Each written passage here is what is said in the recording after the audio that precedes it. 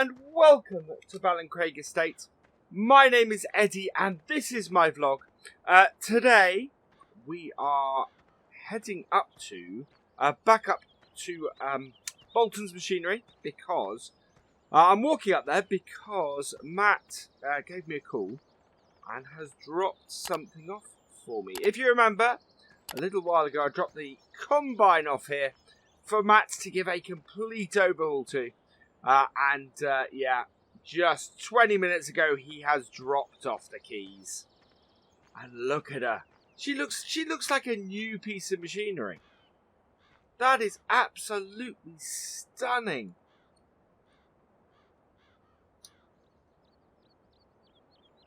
I mean, I'm impressed.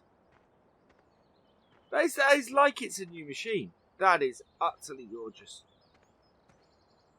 So, we are going to start her up and get her back to the yard. And then we have some seeding to do with our JCB later. So, yeah, let's jump in our pretty much new, from the looks of it, TX34. Wow. He's completely refurbished this. And listen to her, she's purring like a kitten now. That's awesome. That is incredible.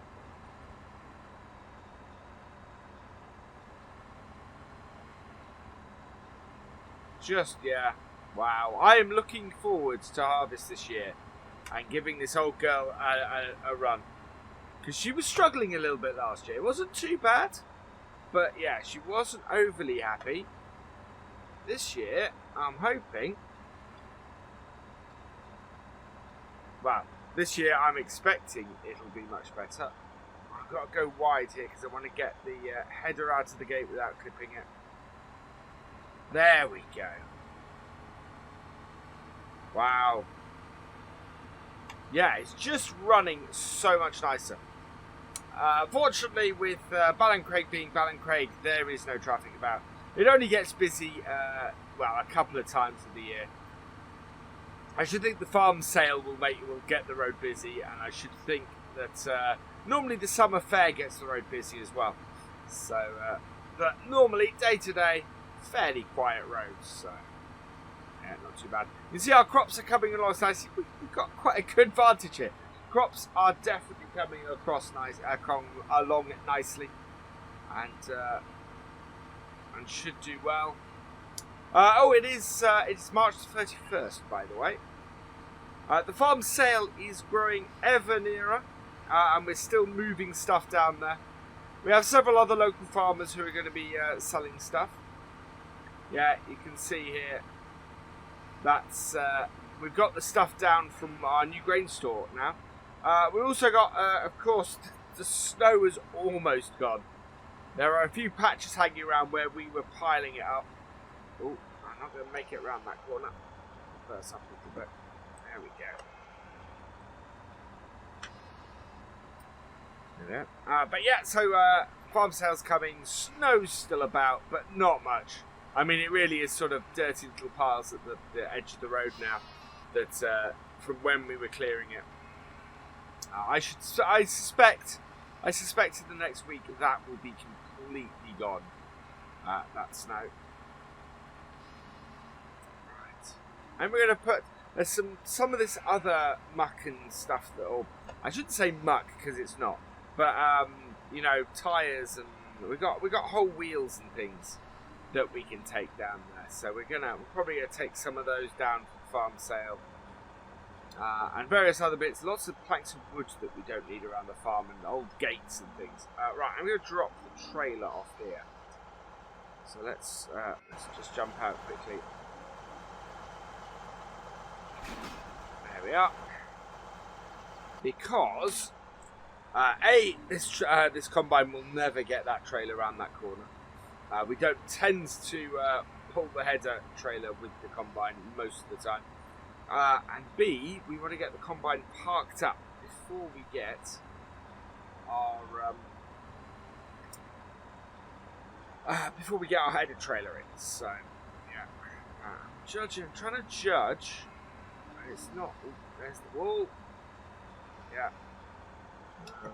Get a little bit further over, I think.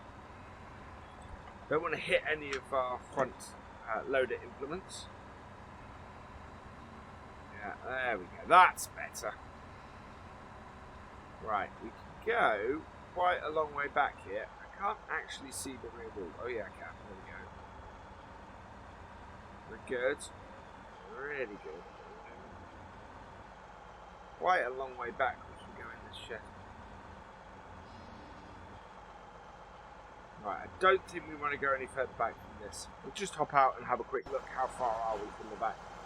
Ooh, wow, yeah, now that absolutely is perfect. So, let's turn her off and turn off that. I'm really happy with that. That's not bad at all. We're quite a way out from the wall. I think we're going to have to reposition that. So we, well, we can tell exactly where we should be, but we are going to have to move over, because otherwise, we're not going to fit our header trailer in here. There we go. That's better. Right, and then we want to get this lined up with about there, I think. Nudge forward slightly, I think. That should do it. Yeah, far enough away from the back. I think we're far enough over now. Yeah, we should be able to fit the header trailer down here. So let's go get our little Massey. And I think this is very likely going to be the last job we do with this little Massey. It is going into retirement, as I've said. I'm gonna ship it away for a bit of an overhaul and a bit of a clean up, because it's been a farm tractor for a lot of years, so it does need a bit of restoration. So I'm gonna send it away for a bit of that, and then and then we'll find somewhere around here to store it. There we go.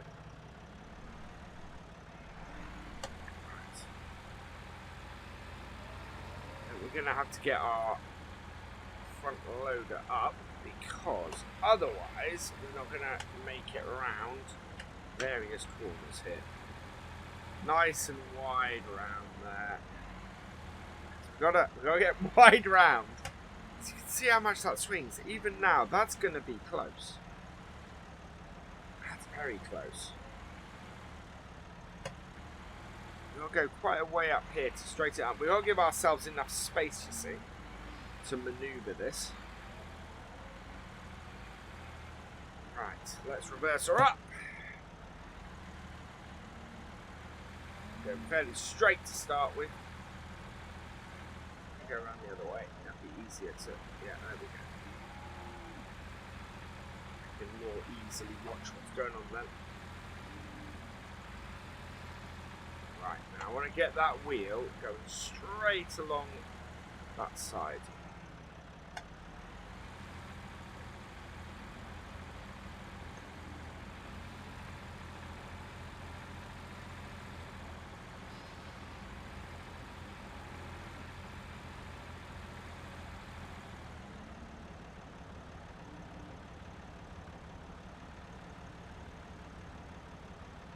Try and judge where I am in regards to the back wall. I think that is probably about right. Let's go have a look. Yeah, we've got enough space to get this in here. Oh no, we can go a little bit further back actually. I want to get as far back into here as possible. So roughly in line with the back wheel of the combine, I think. That's a good place to be. Yeah, that's pretty good. I'm happy with that, so let's detach that. I'm actually going to leave the Massey here for now. It's a little bit in our way elsewhere. So there we go. Right, let's go and find... Here it is. Our JCB. So I had the JCB parked in there. So I've moved it out. We've got the cultivator and the seeder on. While the field we're doing has already been cultivated, this seeder won't work without the cultivator on it. So, yeah. There we go. So let's jump in. Start her up. And away we go. Right, so we are seeding barley today. Oh, actually, no, we're not seeding barley. We're seeding canola today.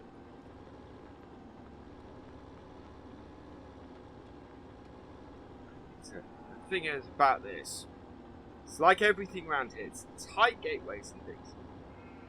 I just need to make sure that I avoid that wall. A rather long implement on the back, but it's all good. Right, so we're going to go up and start. Actually, we'll start this bottom corner of this field. Here.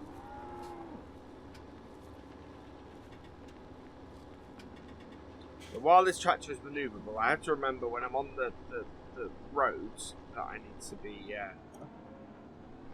slightly thinner setup. Right, there we go. So, lower down.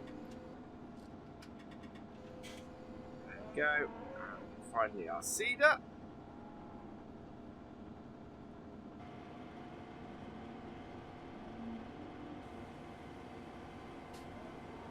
There we are. We are all set up. Let's go.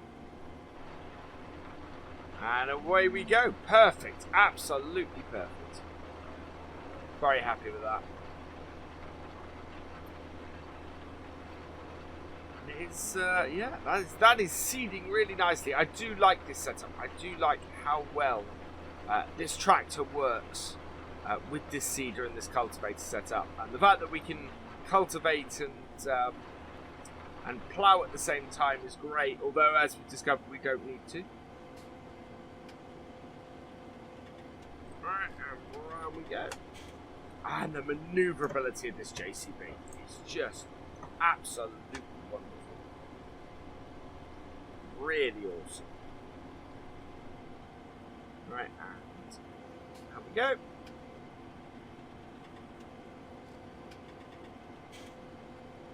And away we go. So we'll keep ourselves nicely on here. We could, I could use the dividers, but the markers. But I'm not too fussed about it. It's a pretty good way of doing this anyway. In line with the wheels and everything. So yeah, I'm not too worried. Right, that's about as far as we can go. And around. And that's the thing. With this being manoeuvrable, we have less headland, which is always a good thing. Be a little bit further over, I think, judging by that. Yeah, there we go. And down, and down, and away we go. So there's a little bit of compacting going on at the front with our seed box, which is helping things a little bit. But mostly it's just, yeah, mostly it's just running along nicely. And it's nice, the seed box is a nice counterweight actually to everything in the back. It means we don't have to have a weight on the front, we just have the seed box, which is fantastic. It is just a really good system.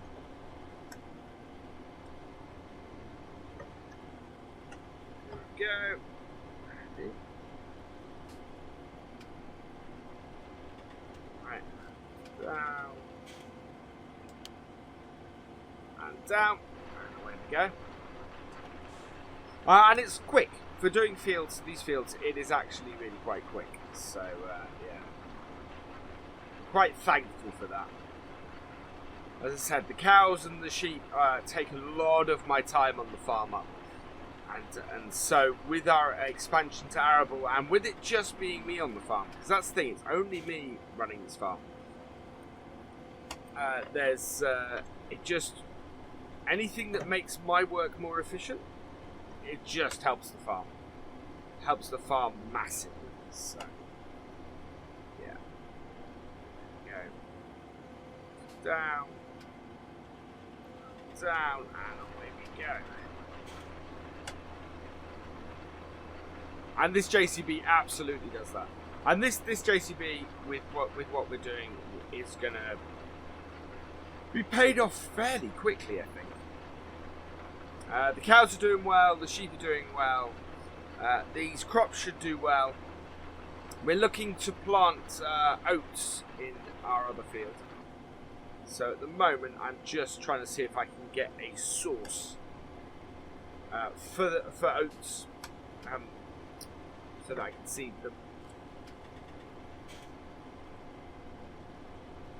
There we go.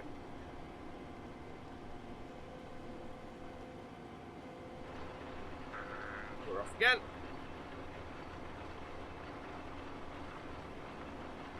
And if I could do that, that would be fantastic.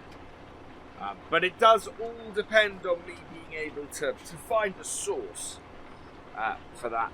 But oats are a fairly widely planted crop in Northern Ireland, which is why I know I can sell them. It's just whether I can find them at a reasonable price for planting them. Because if I can't make enough money on them, then there's no point. So we shall see.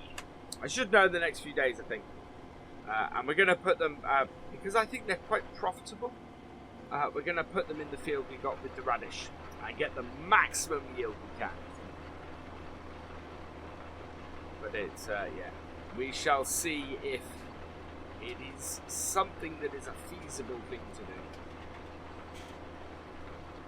Sure, we have got a couple of patches where we've been slightly off the mark, so I'm just trying to make sure that I'm a little more accurate in my rows at the moment. But it's going well.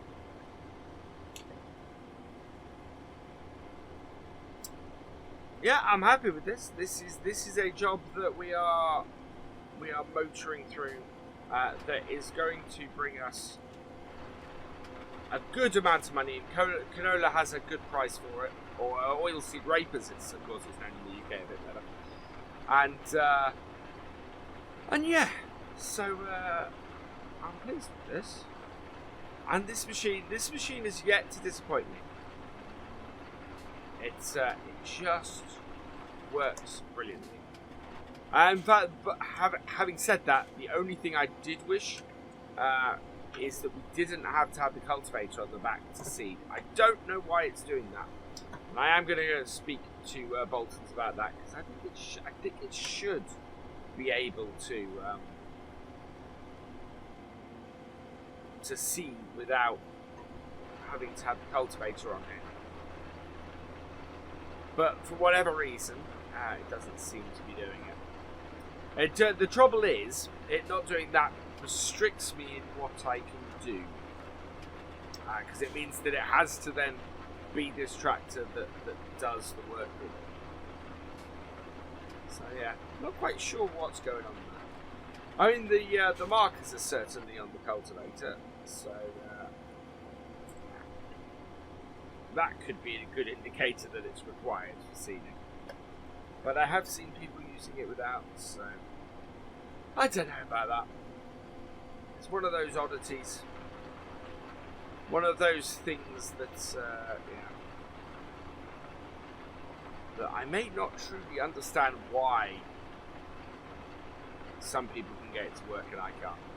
It could be a dodgy piece of machinery, of course, which would be sad, because I very much like both these pieces of kit, both the tractor and the seeder. So yeah, it would be sad if either of them were dodgy. And when we did our test, of course, with all this, we tested it like this. We did a cultivation and a cultivator and seed combo. We didn't actually try it with just the seeder.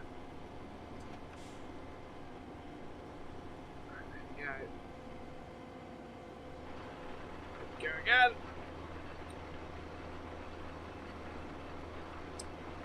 Right, but enough of me waffling on. Next time, I think we may have some progress to show you on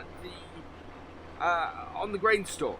Now that we've cleared it out of everything ready for farm sale, they are ready to get in there and start doing some building work.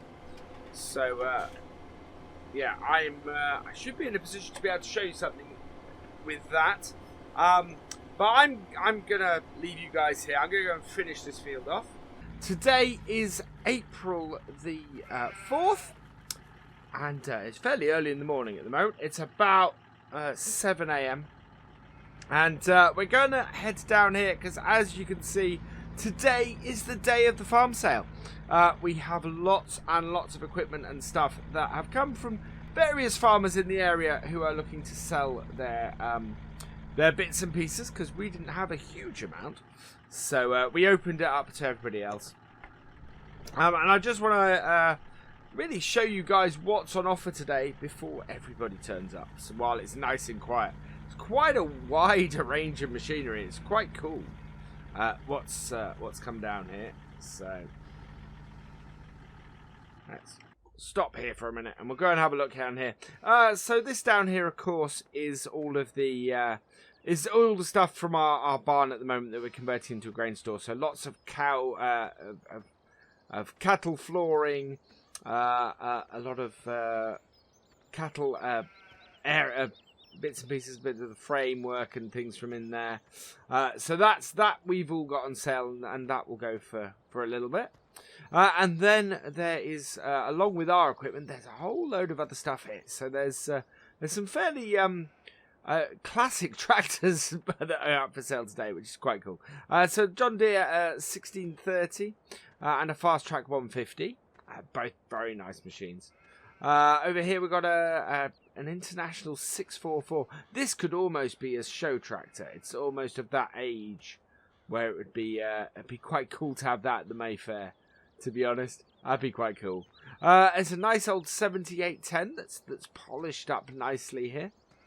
And then there's the tractor that you tend to see all over the place in this part of the world. A Fendt 4090. Yeah, good old tractor this. Very nice. And then we've got our animal trailer that we're no longer using. We have no use for it. The farmer's swiftly outgrown that, to be honest. Then this is our old seeder, the Amazon D9 3000 Super. So we're selling that. That's one of our lots.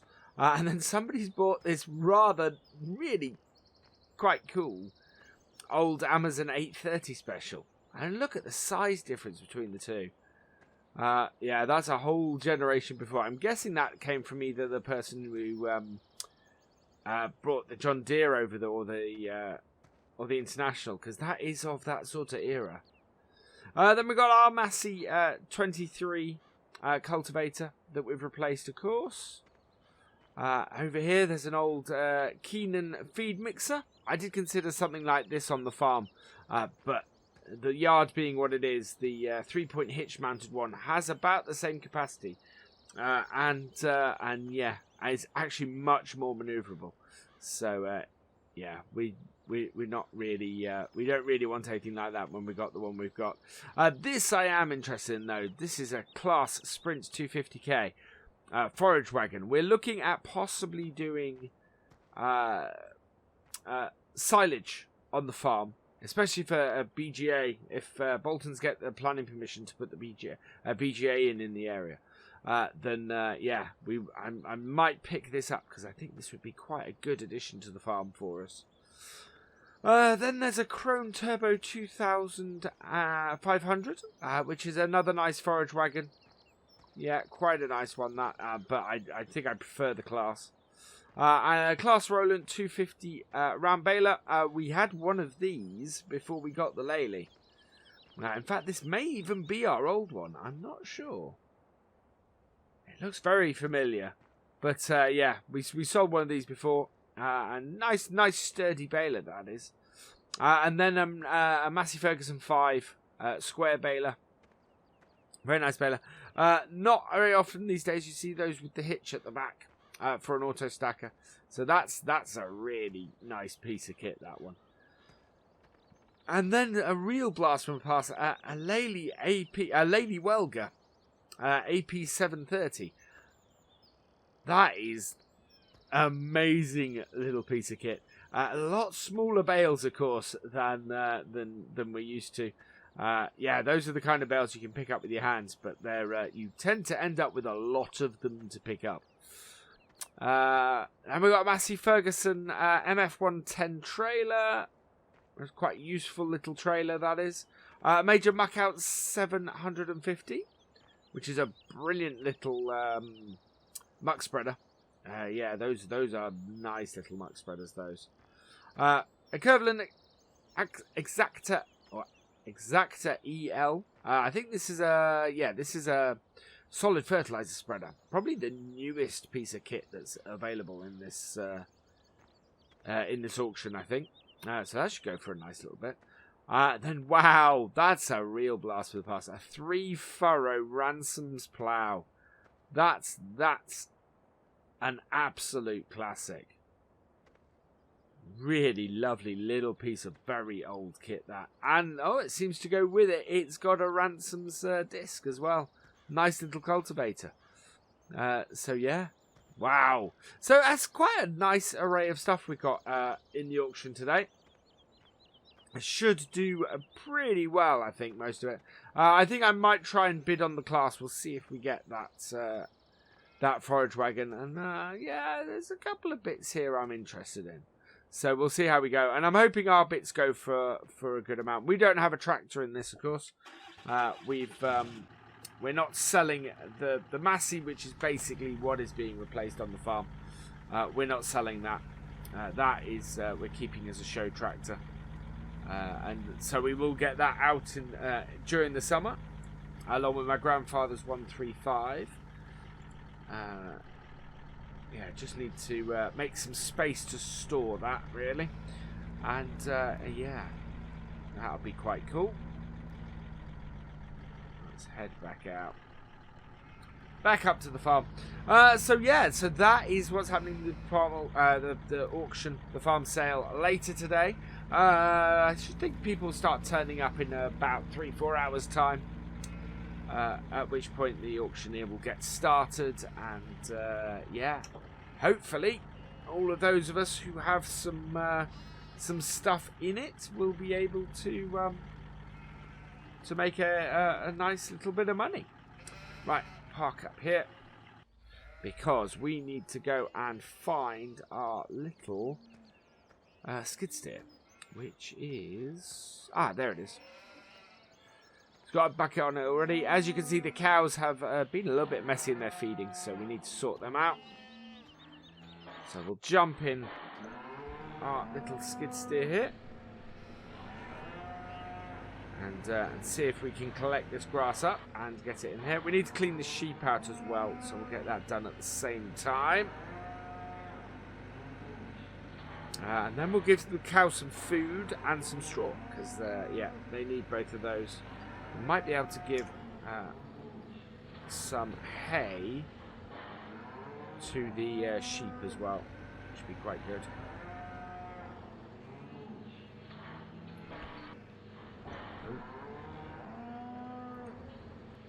There we go, into the trough.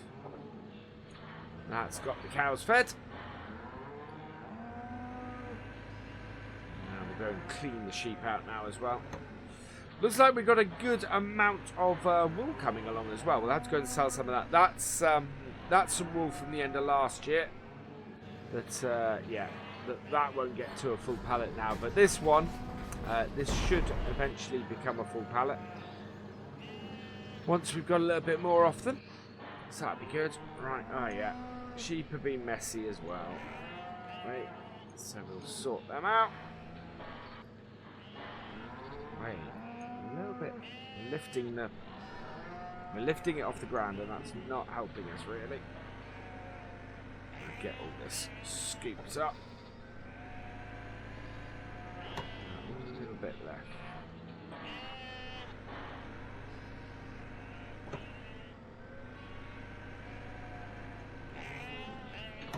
Right, I'm going to tip this in. There we go.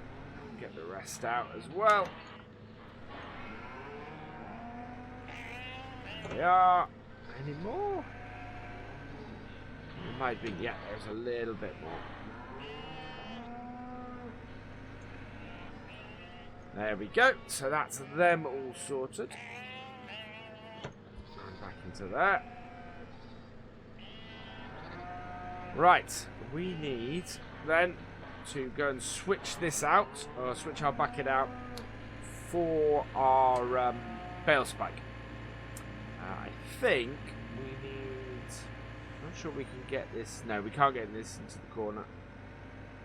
So we'll just park this over here out of the way.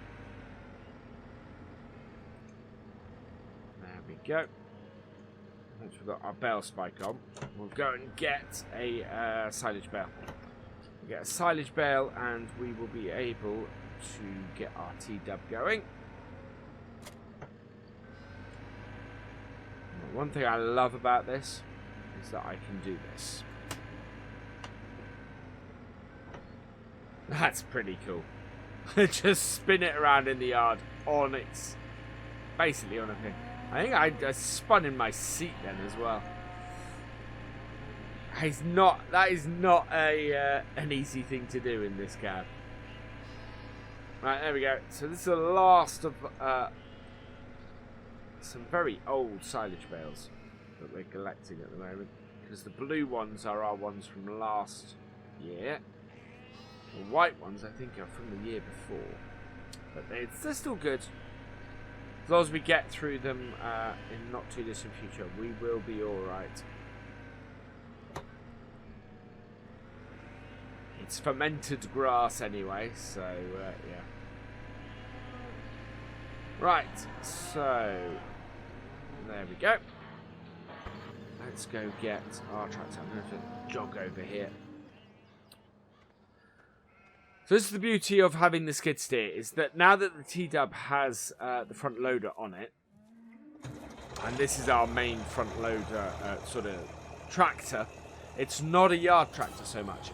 Other than running the feeding, the feed tray or the feed mixer, yeah, we don't actually really do much yard work with the T-dub, which is why we're able to actually retire the Massey. Most of its work around the yard, well, pretty much all of its work around the yard, has been is now being covered by the skid steer, and then the work that isn't, so the stuff in the field, that will be covered by the T-dub. So yeah, it's come to the point where we're not in a position where we need it anymore, and it can be retired.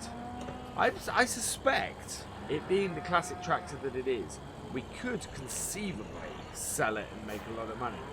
But yeah, I'm not overly willing to do it if I don't have to.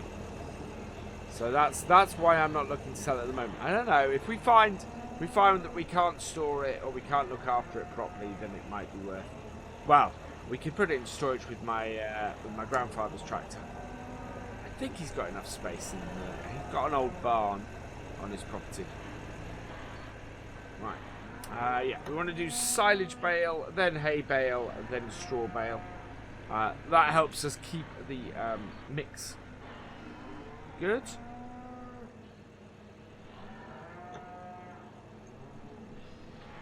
Yeah. This stays on here a lot better when it's when you attack the bale from end on rather than side. But the trouble is, if we unload it sideways so often that we have to be able to do it both ways. I do like this single spike. The single spike does make it easier. The only thing that makes it even easier is the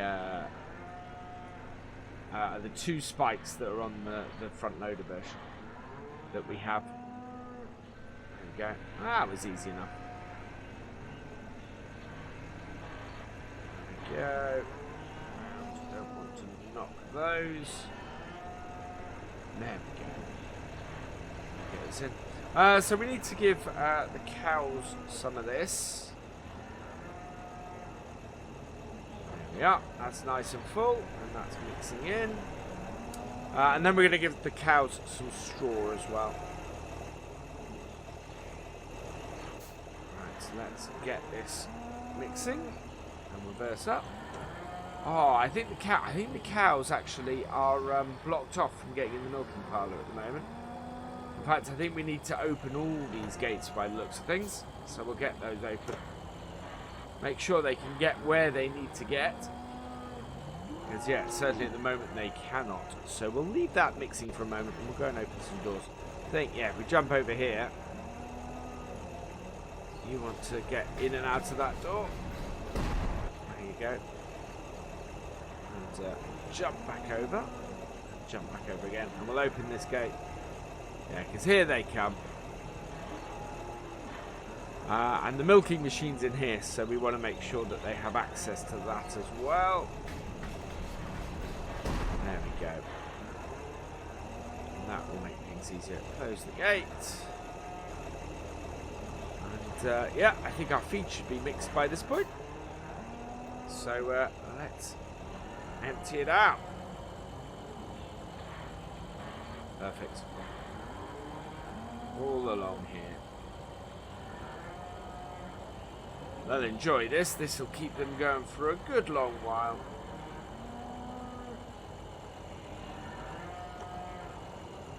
There we go. Right. So that is that job jobbed. We just need to get them some straw now, which would be absolutely perfect for them.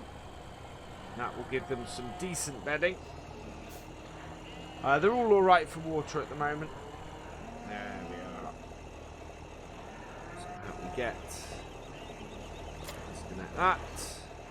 We'll go and park our TW5 back up. So yeah, the crops are coming along quite nicely at the moment. We do need to get spraying them. One of the problems we've had in the past is that we've used this as our spraying tractor. Cannot for the life of me get crop row tyres for this tractor. The TW5 was mainly available in America, and so any crop row tyres I tried to get for it, I'd have to import from over there, and it's just a real pain. I think I can get them for the John Deere, and as the John Deere is now our mid tractor, that is a great tractor to use for that job. So I'm hoping that we're going to be able to spray soon. We're going to have to do some more silage spreading as well. But yeah, it's the winter wheat that needs spraying.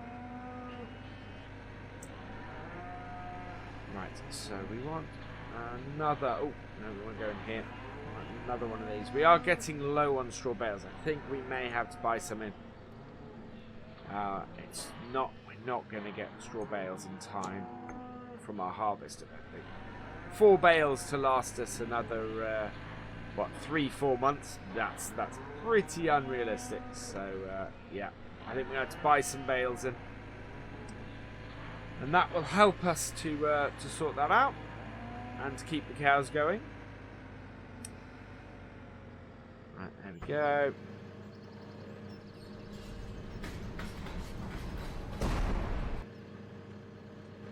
Perfect. Let's put that in the shed. Brilliant. That's all done. Close that up now. There we go. Right, and I think that might be us done. Sheep are all good for food. Cows are all good for food. Yeah. I think I'm going to move where the bales are stored from down here to probably the big shed at the other end. Once we no longer have to store the combine in it. This combine will go up in the new shed. But yeah, that's all good. Let's close down the sheep shed. Perfect.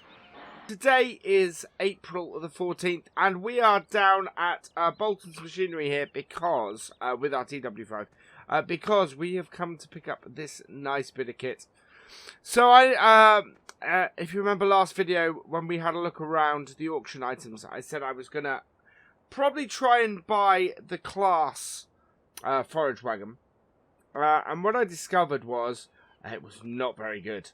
It had the brakes were locked on, and there were issues with that. And the chrome one was not very good as well. It caused power issues with the tractor.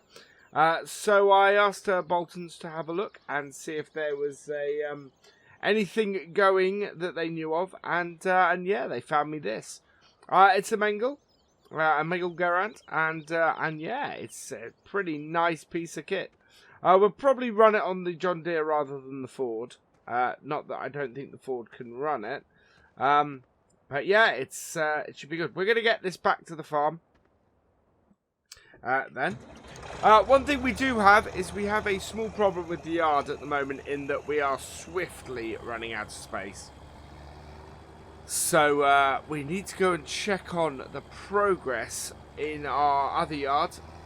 The one that we've had, the cowshed that we've had converted. I think the bays, the bays for the crop storage are now finished, if I recall.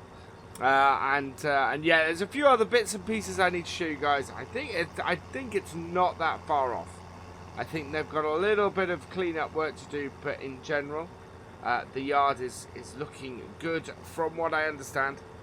So we'll get this back to the farm, and then we'll jump in the landy and we'll head up there and we'll go and have a look, and I'll give you a tour around that. And then finally, we need to go and get planting, because the oat seeds have arrived. So we're going to be planting oats in field 6. We're going to be cultivating in the radishes ahead of that, and yeah, planting oats in field 6. Which is massive. I mean, that's a big thing. I'm so pleased that our suppliers for the oats came through and we can do that. Right, where is... You see this? Where I'm going to put this, I don't know at the moment. Right, our JCB is down there. So I'm just going to park this along here for now. Until a bit later. So we've got very much in the new barn. In the new storage area, we've gone for a very low tech solution. We've not gone with any anything along the lines of. Oh, that doesn't sound good. I think we might need to send this in for a service. So we've got no grain pit or anything, and it doesn't go through a system or anything. We basically just emptied out the barns and created a load of dividing walls in that, so that we can then use those for storage. It also means that it's very flexible, so when we've not got stuff in storage here, and even when we do actually, we should have space. Here we are. Ah, they've left the doors open. Fantastic. And yeah, so here is our new barn space. So we got doors have moved across slightly. They used to be between these two barns here. So we've moved the doors across, and now we have one very nice large door. And then we've got several loading bays here. So 3 loading bays down the side. And then we've got this big loading bay over here, which is probably the easiest to get to, I think. The only issue we have at the moment, I think, is this pillar here. I would love to remove it, but they've told me that it can't be done at the moment. So yeah, we'll have to see how possible that is. But yeah, I'm really pleased with this, and this is going to give us lots of storage space going forwards. We've put some seed in here at the moment, and actually, it's a great place for us to store seed and things like this. But it's a huge space that we've added here, which is brilliant. The other thing we did was there used to be a door here as well, so that has been removed. And then down the side here, we've just covered that space there used to be open to the elements. And as we've got storage space, the other side we didn't want that, so we put some corrugated iron along the side there as well. And then this area here has been cleared out, so we've got a nice extra bit of yard here. And so this is now, yeah, this is now actually a pretty great yard. I'm really pleased with this. It's almost like this would be a good place for us to you know, most of the farm equipment down to. And sort of decamp from the main yard that we have now down to here. But first, I think we will move some machinery and equipment up here. It only makes sense. But it's yeah, this is a good area now, and it'll be interesting to see how we expand from there, I think. But certainly we'll probably winter the combine there, and we'll keep some other equipment and stuff there. We're gonna get some conveyors and things to help load and unload the area a bit better. But of course we need to try and find some specialist grain conveyors for that. So yeah, that is basically what we're doing there. Park up. Yeah, there we go. Right, and let's go jump in the JCB. Plant some oats. I think the best way for us to come at it is probably from the road. I've cleaned the JCB up since last you guys saw it. There we go. Yeah, especially having parked the teed up there, so we'll head down to the road. This is very maneuverable, but the trouble is with all this seeding equipment on it, it is very long. About good. So with that very with that very tight turning circle, you have to be careful that it doesn't just kick the end out. We are completely blocking the road at the moment. There we go. Right. So plan is basically we're just going to seed this field with oats. Now, oats is something that in this part of the world quite a lot of farmers do, which is why I was... Oh, we caught one of our bits on that. Right, there we go. Which is why I wanted to find a supplier at a good price who could do it for me. And once I did, it was just a case of making sure that they could actually supply it to me. And of course we got the confirmation of that a couple of days ago when they delivered the seed for us.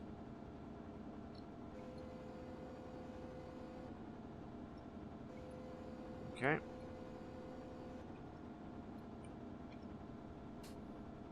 Let's turn it all on. There we go.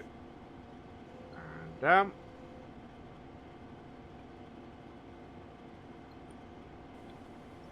And seed is on as well, and away we go.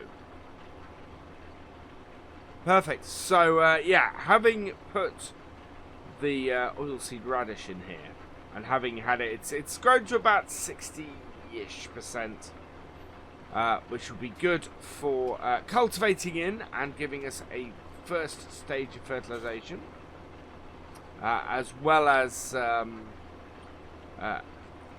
as giving us a good basis on which to grow extra crops. So we should make a decent amount of here, which for our first year of oats would be fantastic. I really want to make some good money off them. And down. Don't know if I actually want to have my front seed tank going down in this. I'm not sure it's the wisest idea. But yeah. So yeah, oats are a very staple crop up here in Northern Ireland. And lots of farmers do them. It doesn't take any specialist equipment on the combine, which is another reason they're great for us. It's a crop we can do without having to worry about having to get extra combine equipment. So like if we did corn or maize, we would have to we'd have to have a new header for the combine. And yeah, I'm very, very eager early on in our arable journey to ensure that we have sort of minimal extra expense for things like extra headers for the combine and things like that. So that rules out a few other options that are around here. For example, it means we can't do sunflowers at the moment. We can't do corn at the moment, as neither of those crops are harvestable with the header we have on the combine. I mean, we could rent the header for the combine, but when we're doing this for the first year, I don't really see the point. I love the maneuverability of this.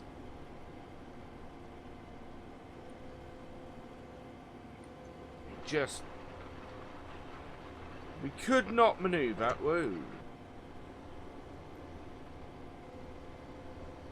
We could not maneuver around this farm with a tractor of this size if it didn't have the all-wheel steering. It just makes a massive difference to getting this tractor about. Anything else, and we would have had big problems. But this is this does the job. This allows us to do the jobs quickly as well. It allows us to get through. You know, we don't have to separately cultivate and seed this field. And I know there are other ones that you can get that allow you to, other bits of machinery that allow you to cultivate and plough as well, and wider ones too. But the beauty of this setup is that we can plough as well if we want. And I think the tractor might be powerful enough to do it. I'm not sure. It's something that maybe at some point I will have to test. Probably not for a while. I think we're alright for ploughing at the moment. We'll see how we go moving forwards though. We're going to have to do a whole round of fertilising soon, I think. We've got crops that are beginning to grow, and we have grass that very soon is going to be cut. I think we're probably going to be trying to do some fertilisation on grass next time.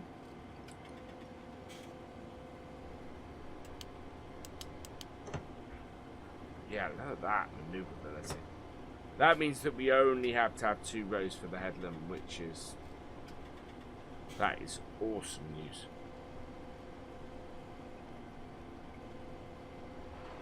Yeah. Yeah, having only 2 rows for the headland just reduces so much of the waste. Although, having said that, we do need to leave enough space for our combine to turn around. So it's not just how quickly this turns round, it is also how quickly our combine turns round. And if we can't get that right, then we have a little bit of a problem, because obviously the combine then, or the combine driver then has a really bumpy ride. Okay. But in general, I'm just really pleased with how maneuverable this is.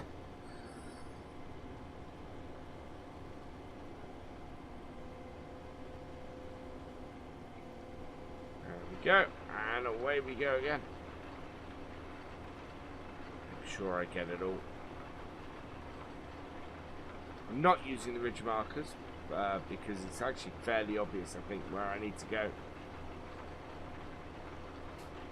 I am going to have to try and do something about that strip that I missed, though, as annoying as that is.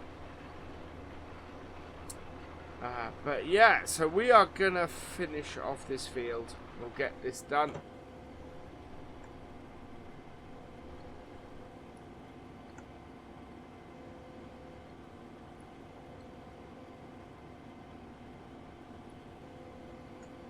Okay. Yeah, I'm not sure I need that front down. I think we might have a smoother time of it if I don't. But yes, so yeah, we're going to get this done. We're going to get this field finished and done with our oats. I think this is the final field we actually have to plant this year. I was waiting simply because for the radish. I needed the oilseed radish to grow a fair way before I cultivated it in. The longer I could wait, the more I was able to gain from it.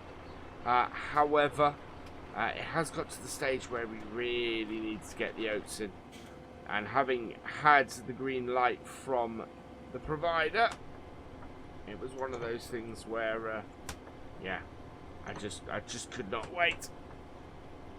And I'm pleased with our new barn. That is just gonna make life a lot easier on the farm. And it was just a barn that we weren't using. You know, it had a little bit of cattle usage, but nothing anywhere near a barn that size would probably be used for. And the thing is, it's a long way from our cow field. You know, our cows are up here. Having that over there, it actually makes sense for us to decamp to that barn now, simply because this then focuses the dairy area at this yard and focuses the arable at the other. But I think we'll see how we go. I don't think I've got enough space at that barn to fit everything, but we certainly have enough space to fit some of our stuff. And yeah, the bays don't necessarily have to all be used for storage, although we do have at least 3 different crops, I think. So we are going to need 3 separate bays to store crops in this year, which may just be the bays down the side, but we'll see how we go. We'll see what our yields are, to be honest. Never really expect more than a single trailer's worth off any given field. I think we might need a new bucket as well for the TW5/15. It's the only way I think we're going to be able to load stuff up initially. As I said, I want to get conveyor belts, but that is... well, eventually I would like to put in a pit and storage area, but I think that's a way off. That's probably a couple of years off. For the moment, we just having somewhere to store our crop. That is a good thing. That's going to allow us to hold it long enough that the price will increase and the price will be better. So that was the aim with that barn. Yeah, money wise, it just hasn't been possible to do the full grain store setup, which is my original plan was.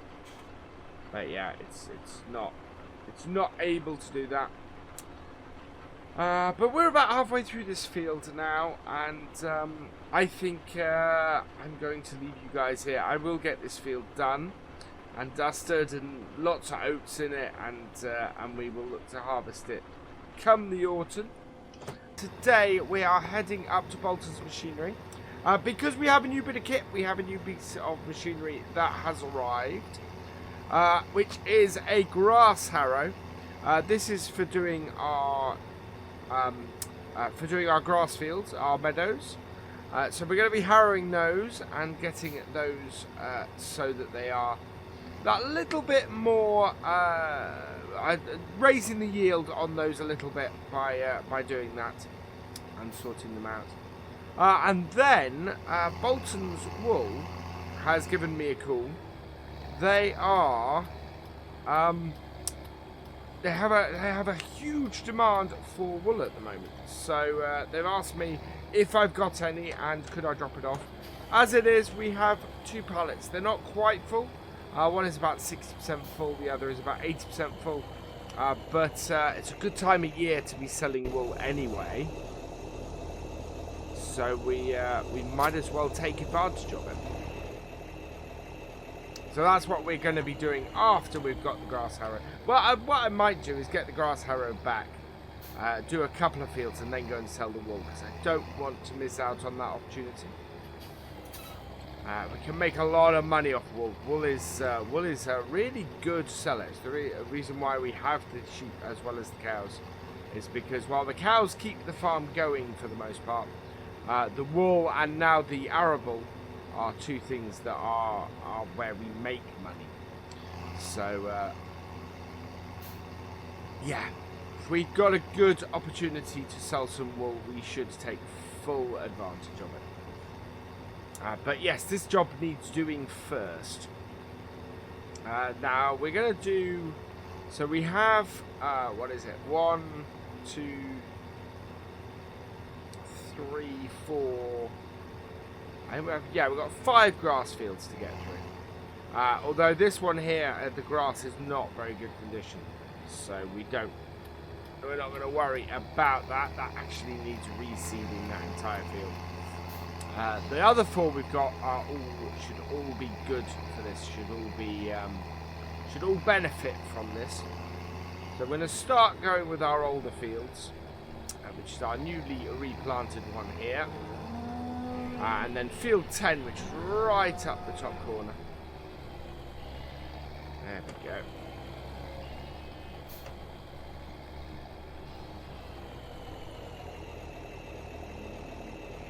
Fortunately, we don't need to worry about care tires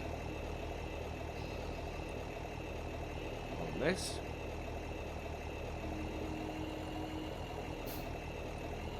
Why can't I unfold this? Okay, I have got it to eventually unfold. I don't know what's quite happening. I think we've got a problem with the hydraulics at the moment. Whether we'll be able to fold it up at the end of this, I don't know. So we may have to take it back to the yard. But at the moment, we've got it done. So let's get it working. There we go. And away we go. Yeah, I don't know what happened there. It really just sort of had an issue. And wouldn't unfold. So I'm guessing I'm going to have to look at the hydraulics when I go back to the shed and see if I can work out what's going on. We may end up having to use a different tractor on it possibly, but it does seem a bit odd. Well, the T-Dub's normally very reliable, so yeah, I'm not quite sure what happened there. But hopefully we can get this field done and field 10 done. If we can't fold it up, we may... I'm hoping we can get it through the gateways. Although knowing this farm, that may be a bit of a tall order from it. But it's certainly harrowing away nicely. And it will up the yields doing this. There's also quite a nice graze roller I've heard of. But it's... which we may try out at some point. May see if we can get hold of those. It's fairly inexpensive as well, so that would be a nice addition to the farm too, I think. Right, that's roughly where we want. Yeah, that's doing a good job. That really is. We will be through this in no time. Although I think I may go and sell the wool after we've done this field and come back to the other fields later. Let's lift that up. Don't want to reverse with it down. Right, and down we go again. So it's always good when you get a great demand for stuff. Always a good time to hold stuff back till, especially if it's at this time of year, when things are selling well anyway. You know, so often the part of the reason why you get a great demand when you do, it's because it's out of season. It's because they have nobody's got any because they've all sold it at the peak of the market, and they suddenly have an influx of orders. Which then sometimes it's worth holding a little bit back for that as well, especially for stuff like wool, which you don't have an issue with holding for a while.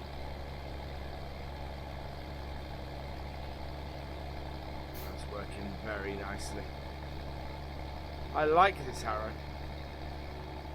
I do just need to sort out the hydraulics on this tractor, apparently.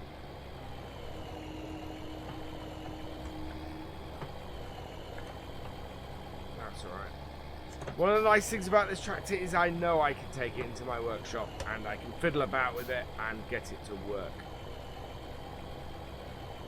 I wouldn't want to try and do that with my JCB. Oh, if that breaks down, if we have issues with that, I do not know what I'm going to do at the moment, other than shell out a huge amount of money. But it is the risk I take for having a much, an increased arable presence on the farm. I need a more powerful tractor like that in order to cover all the work that we have to do, to be able to get the work done in the time.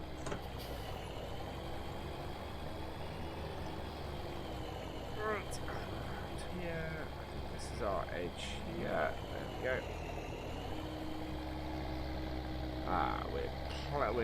I was going to say we're ploughing through this field, but we're harrowing through this field at an awesome rate.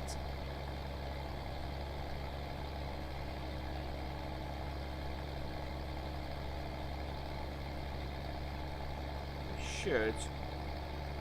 We've got good coverage on it as well. This is great for the grass. This will do the grass no end of good, this harrow.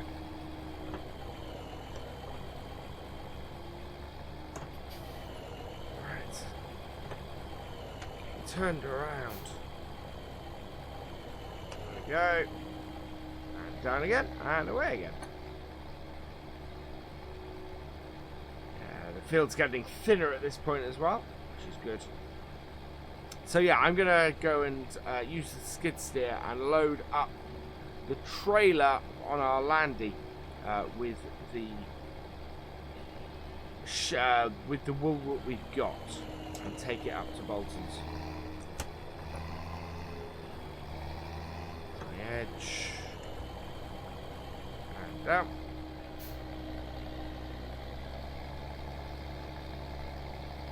Just working the tree.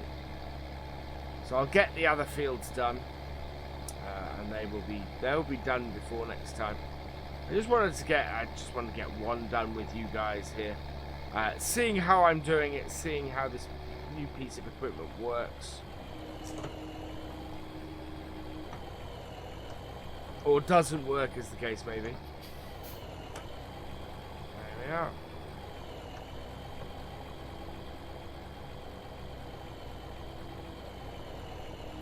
Down again, and away we go.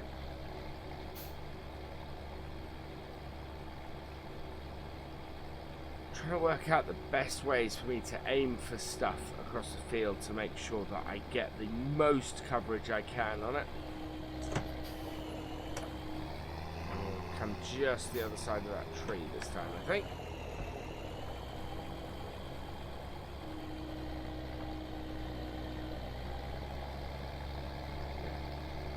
Perfect for doing stuff like this tractor. Not overly powerful, but still very useful for us for doing. I think this tractor is going to be doing a lot of our grass work, you know. So we got our John Deere is about now to do our carting and our sort of general arable work like that. But the JCB, which is, of course is our big workhorse, that does all our seeding and ploughing and everything. And then this T-Dub is absolutely perfect for just doing the grass work, for just taking out and you know, spreading slurry and just keeping this side of the farm running. And it just makes it more useful than the Massey ended up being, because the Massey's jobs were basically taken by this T-Dub already. So yeah, all we've done is finally take all of the jobs off the Massey with the T-Dub, and yeah, let the Massey retire. Right, that has got this finished. Let's see if we can pick it up. And yeah, the hydraulics have for some reason got jammed. We better I hope I can get this through the gateway, because I can get it into the workshop then. But in the meantime, as we're probably going to have to, well, if we can't fix it, then we'll have to take it to Bolton's and try and work out what's going on there. I'm hoping this goes through this gateway there. That's going to be tight. It's going to be very tight.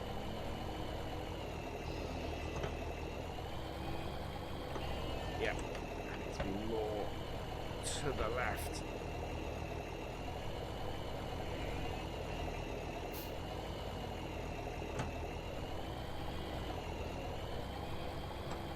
Let's see how close I can get to them. Yeah, this is annoying that this won't fold up.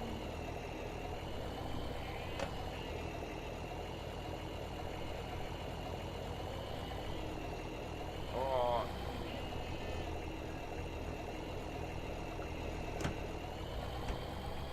Oh, it really won't come through this gateway.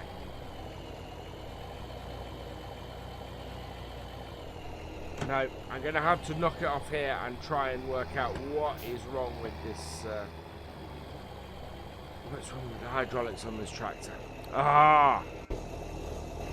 Oh, need to lower it down. But we can't. If the hydraulics on the tractor have gone, then I can't. Well, A, I can't do anything with the front loader. And B, I can't fold that up. So yeah, I mean, I'm getting no response from the front loader either. So right, we'll park this just in here, and we'll have a look at it later. We're not going anywhere with John Deere, but. I don't know what's happened there. That's annoying. That's really annoying. Kind of thing you don't need to happen. Right. We want to load up our defender. Which means doing that wonderful thing of trying to reverse it up. Which is always fun with this defender, because the visibility on the defender is not great.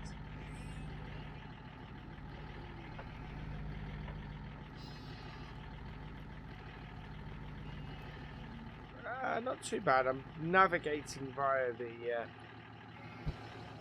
wing mirror. Actually, I'm happy with that. That worked well. Right, let's take this into the yard. There we go. And then we can just park it up here. Hopefully, then just load onto our skid steer. There we are. That's down. Where's the skid steer? Nope. Where did I put the skid steer?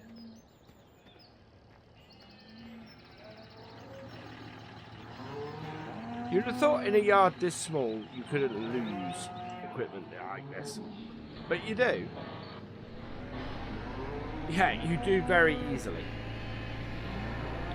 Right, so we got about 60% in one bale, in one pallet, and about 80% plus in the other. So we'll just drop this spike off the front, get our forks on instead.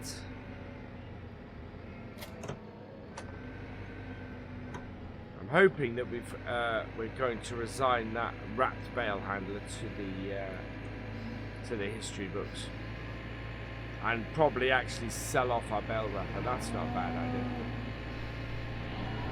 Right, what I love about this skid steer, and the reason why it's one of the best purchases I've ever made for the farm, is that the maneuverability of it is just fantastic. You know, that is not something I could do with any other piece of kit around here.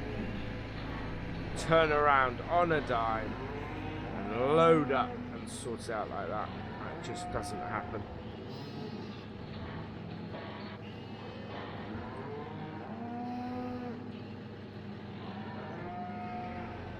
Look at that. Smooth as anything. allows us to get the other one as well. Oh.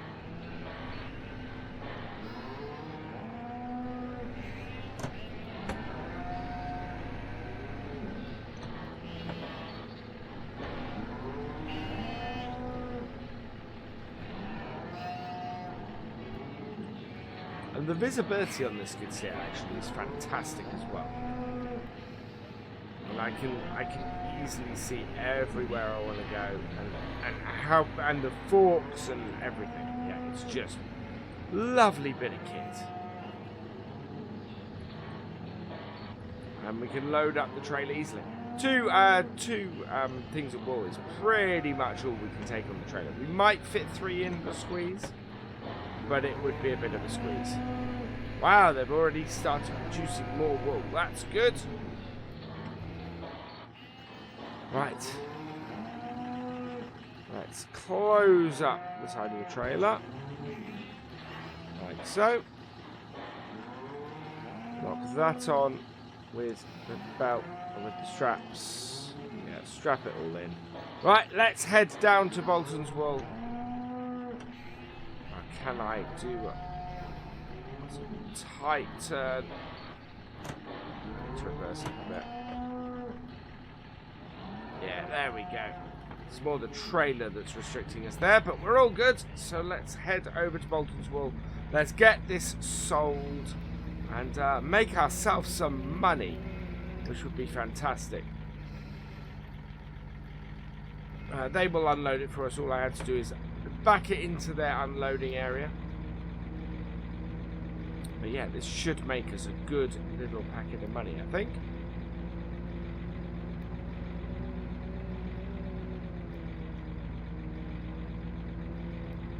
Oh yeah, I'm still considering putting a grain silo in there at our second yard, as I say as I drive past it.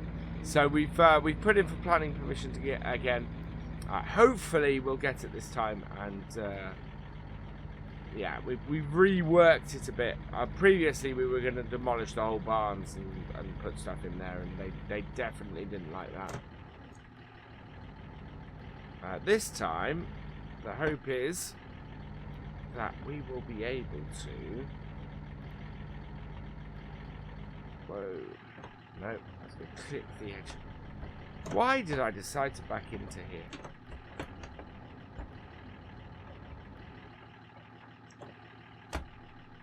It's just going to end badly.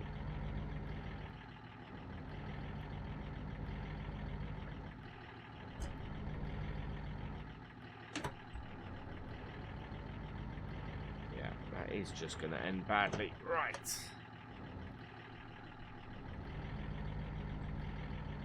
Reversing off a single wing mirror is not an easy thing to do.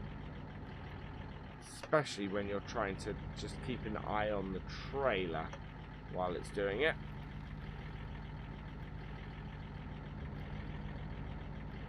Now we're almost into it.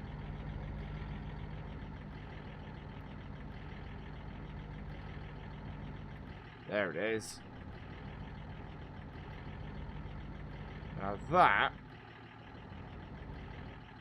is some reversing. Yeah, and that's selling. Good, they're unloading that. I'm happy. That has made us a load of money. Today is April the 25th. And we're starting off today. We are cleaning out the cows. They have been a little bit messy with their food. So we're cleaning them up. Making sure that we clear this back into their feed trough.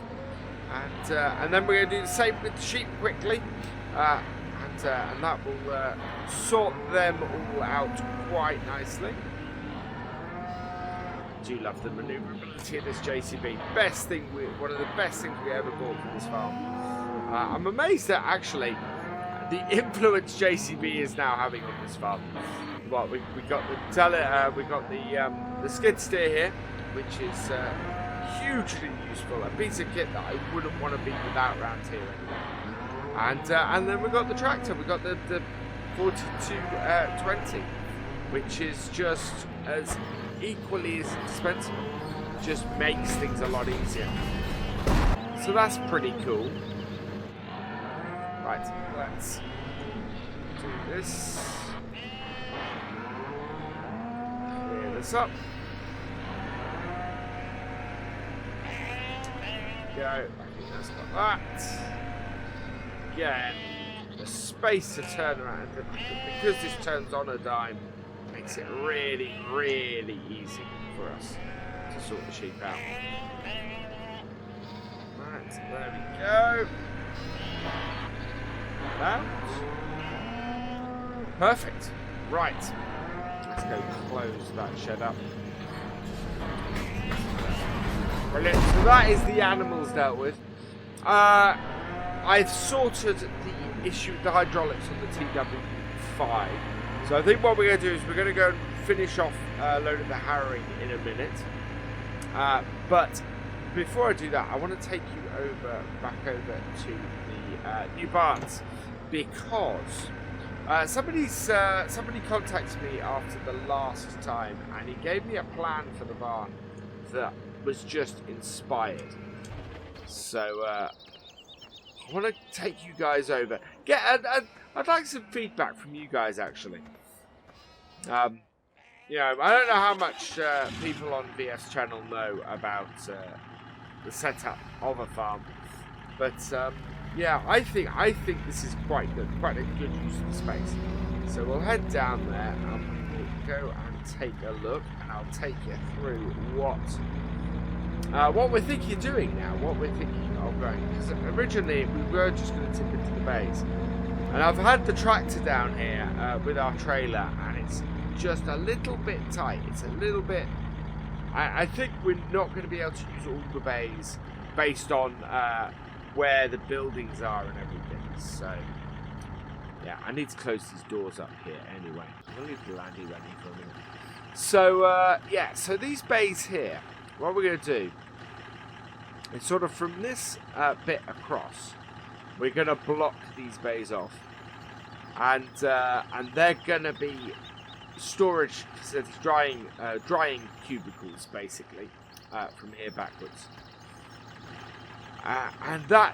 And we will then have a point to tip at here. So you come in here, and you should be able to pull really quite far along here, back up, tip here, and then yeah, it go into one of these four storage silos in here. And yeah, and I think that would just really work. We will move this. We'll move this light along a bit, because obviously it'd be more useful for us to. And we're better off having a light above here, and maybe moving this one, or adding an extra light in above the door here, because we don't have one at the moment.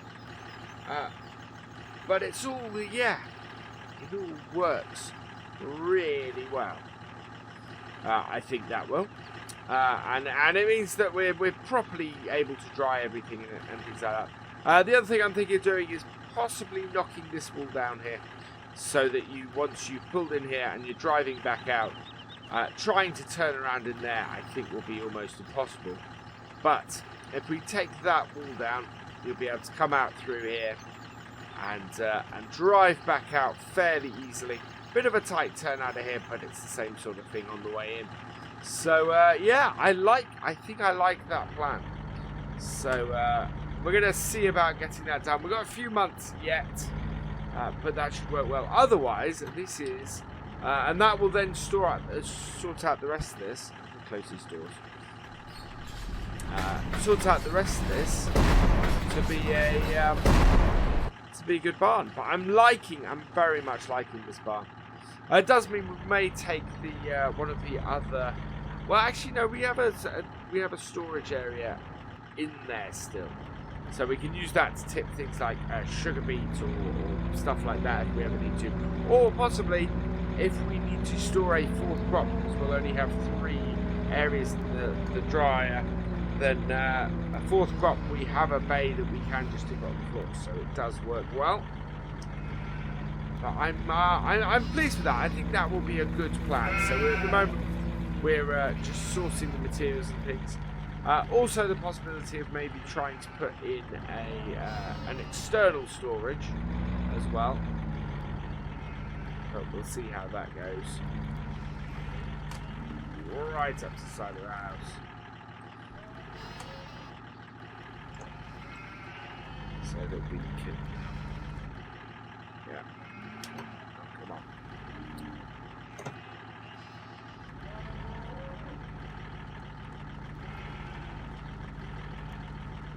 Go. Be able to get in and out the front door. Right, there we are. Nicely out of the way. That'll do.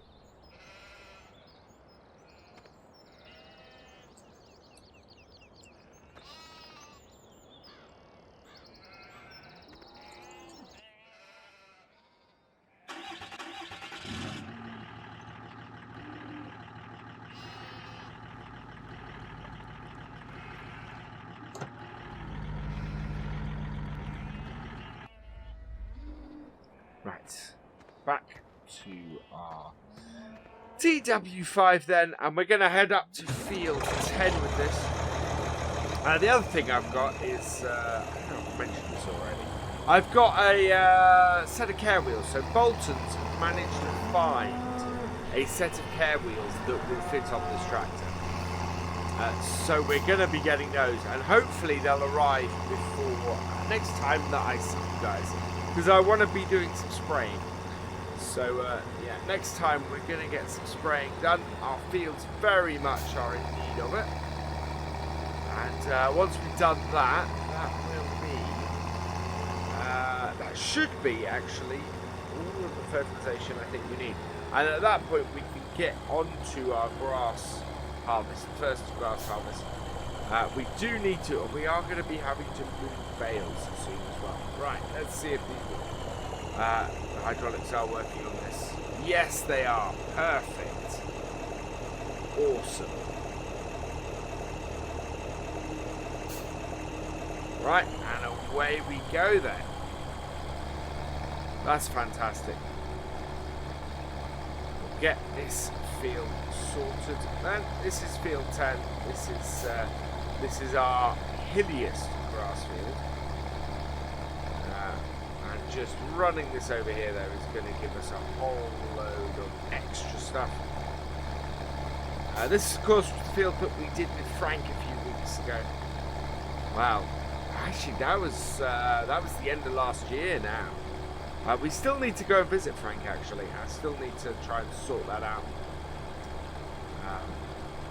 He might need some help with his silage soon, so I'll see if I'll give him a ring and see if he's in need of an extra pair of hands. Once we've got our silage season over here, we should be good. We are gonna do mainly silage actually. We've got plenty of hay bales at the moment, so we might as well take advantage and actually start using our silage pit. Now that we have our forage wagon, I see no reason why we shouldn't. Especially as Bolton's plans to get a BGA, to expand their business and get a BGA installed. Seems to be going well. I don't know whether they're actually going to have any silage pits themselves, but having said that, that wouldn't matter to us.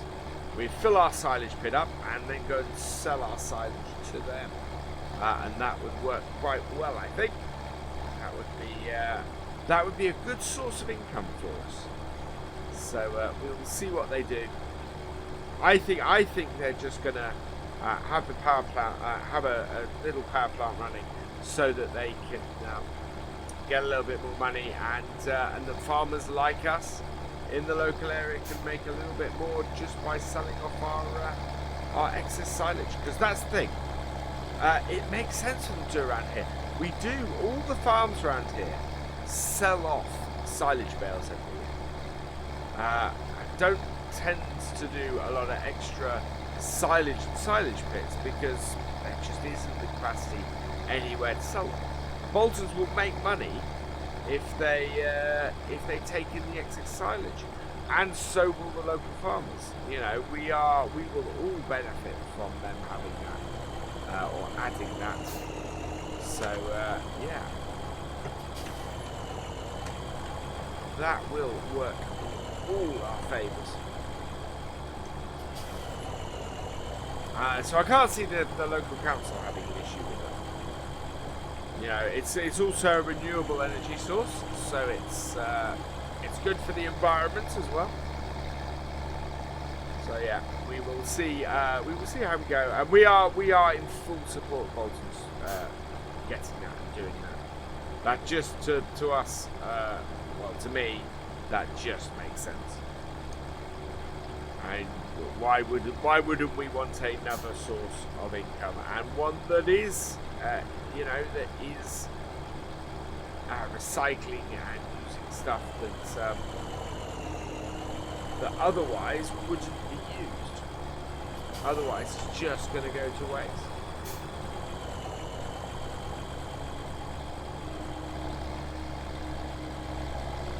You know,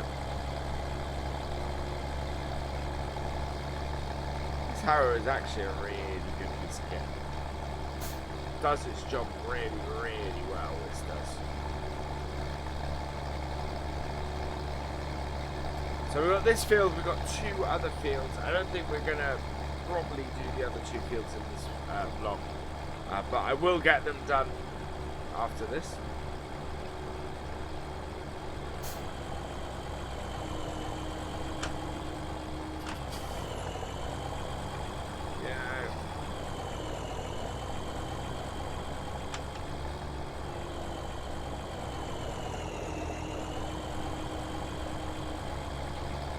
Again, with our tool, that's perfect. So I kind of want to mark where I am. This is one of those things that's not always easiest to see, especially when the grass has got to this level.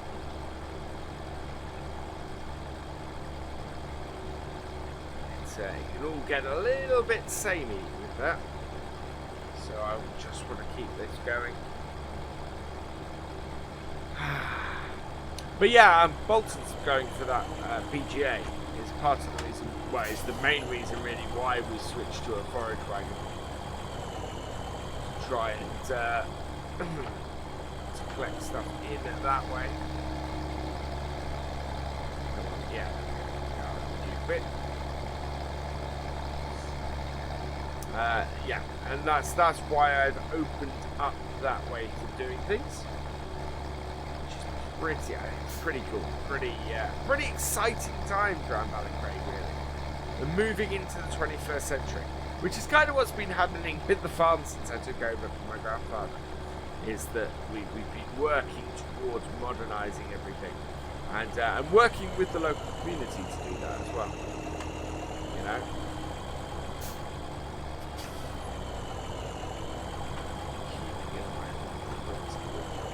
Keeping in at just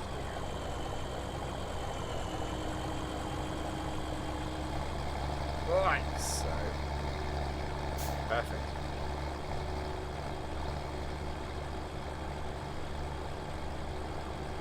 Absolutely awesome. We are running a little bit low. Yeah, definitely. We are getting closer to the gate though, that's good. Working well.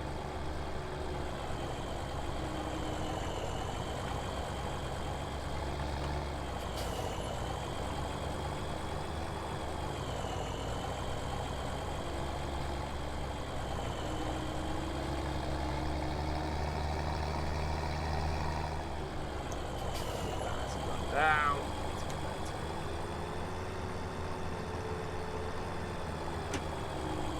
There. Very nice.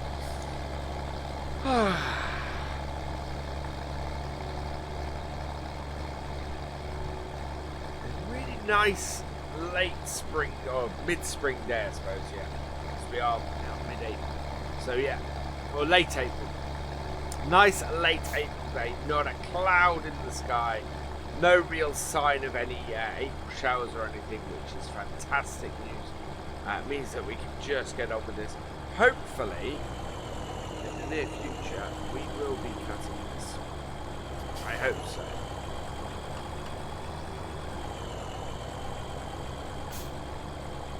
That's it. Yeah. Really want to get into this, get this job done and dusted, and away we go. I'm beginning to recognise the difference between where I've been and where I need to go at the moment, which is quite good. It's not that easy to see. There's a roller that I'm interested in as well that seems to be quite good. It seems to do quite an efficient job. If I can find one second hand, that would be fantastic. But at the moment, nothing has come up, so I'm using this. But this was work well. Don't get me wrong. This is a fantastic arrow and does the job that it is absolutely. Wait, what happened there? I must have caught the tool.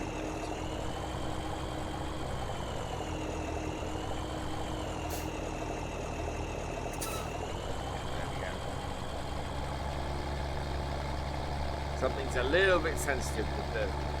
Again, I think it's an issue with the hydraulics. Something is just a tad sensitive on it, which is a pity. It really is.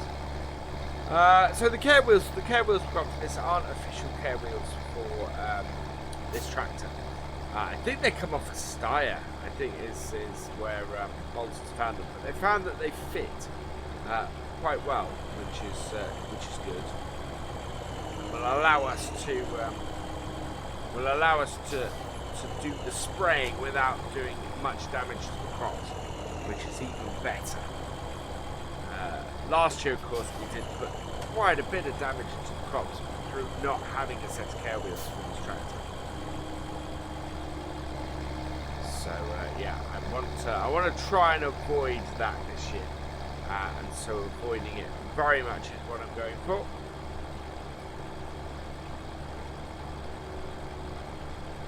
Right, but it's working. Yeah. So I'm not worried about the care wheels at the moment. I actually got pretty wide tyres on here at the moment, sort of, which in itself helps protect the grass because we're then spreading the weight of the tractor over a larger area, so it's less. It's not so bad as far as compacting things. So our pressure is more evenly distributed.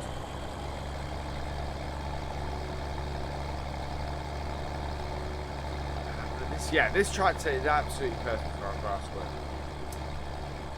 But I think we've got a fair amount of field to go, so I think I'm going to leave it here with you guys. Yeah, we're just going to work on this field. We're going to get the rest of this done.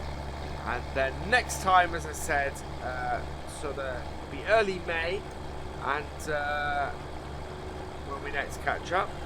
And what I'll do is we'll hopefully have the care wheels on this tractor.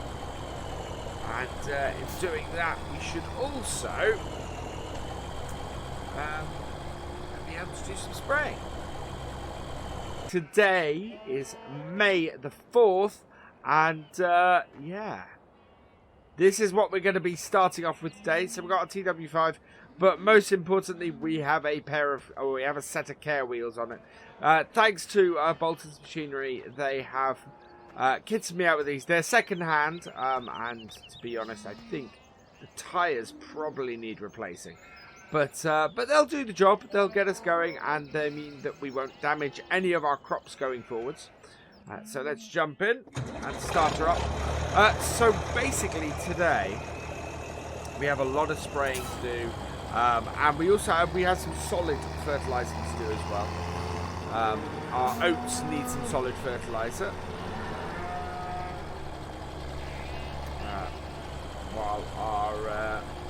While these fields here need some liquid, so we're going to start with the liquid fertilizer here.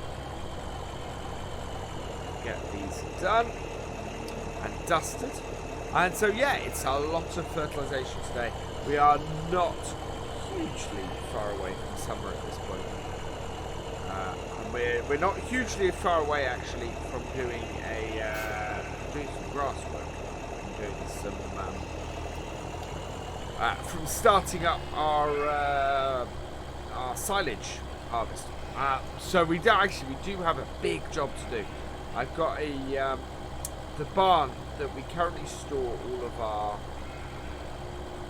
of our bales in, all our straw bales and our hay bales, is of course the silage bin.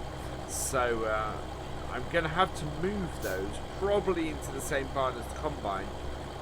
But the big problem we've got is because we're continuing to work on our new grain store, the new barn can't really take anything. In fact, we've got some fertilizer up there that I need to move out of it. So the downside is, of course, that I don't have the space to work on it. So yeah, I'm gonna need to clear that out and clear the space in there. These gear wheels are working really well. Looking after the crop really nicely. It's not unlike last year where we didn't have any and destroyed a whole load of crop. This year it seems to be going quite well, which is fantastic news.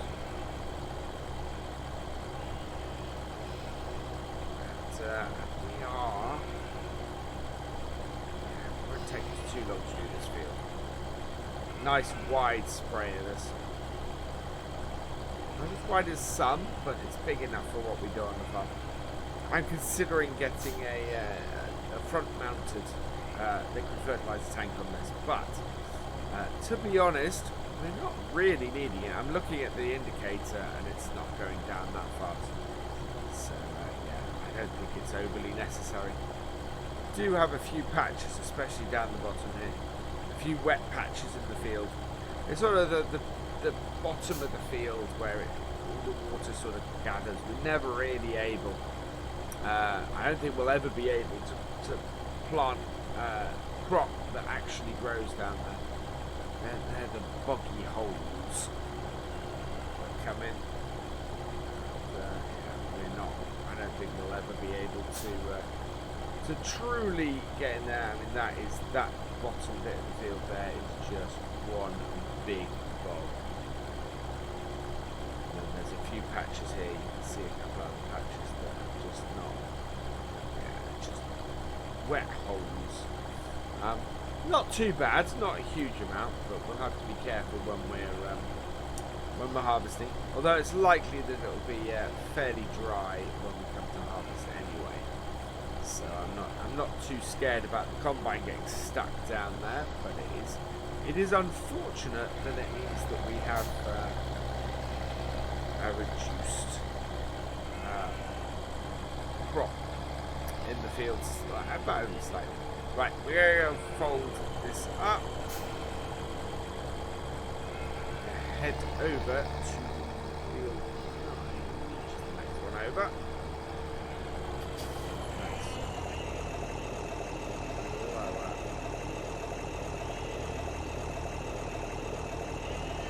That. Go. It's all well and good having it like east. So we have got a little bit more work done the grass fields. The grass fields aren't quite ready to cut yet. I think it'll actually be the beginning of next month that it'll be ready to cut. It's going fairly slowly, unfortunately.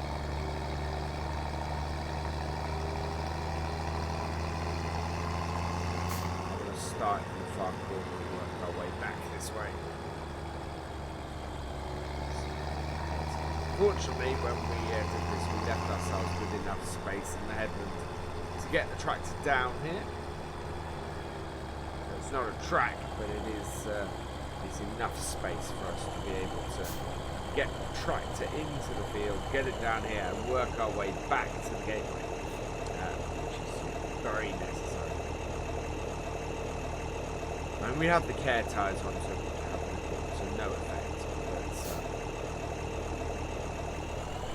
it's still better to not have to risk that. And the thing is, we won't always have care tyres for getting to the edge of the field.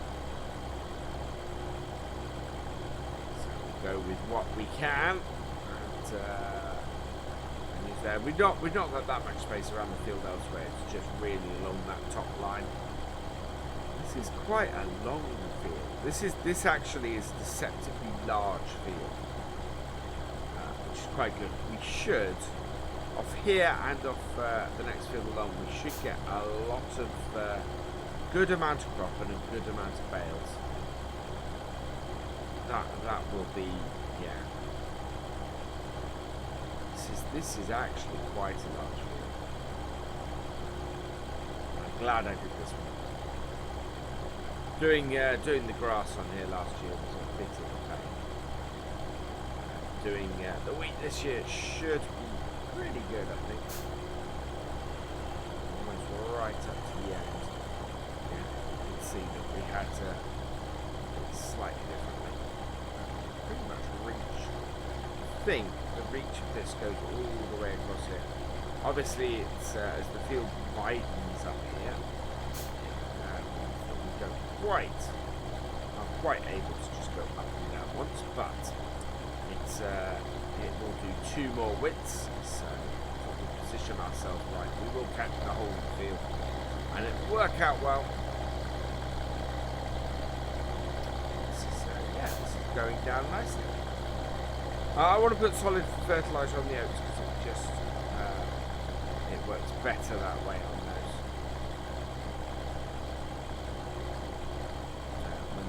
When they're initially growing, I want it to be a little bit slower release.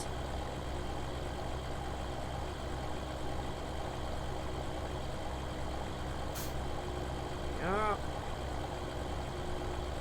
I'm loving how the farm is developing, how we've come in just the last 18 months. Farmers has come along great guns in the last 18 months. We're looking at having a really good year this year. We've got a good set of crops. The farm is expanding nicely. A little too far out, I think. This way.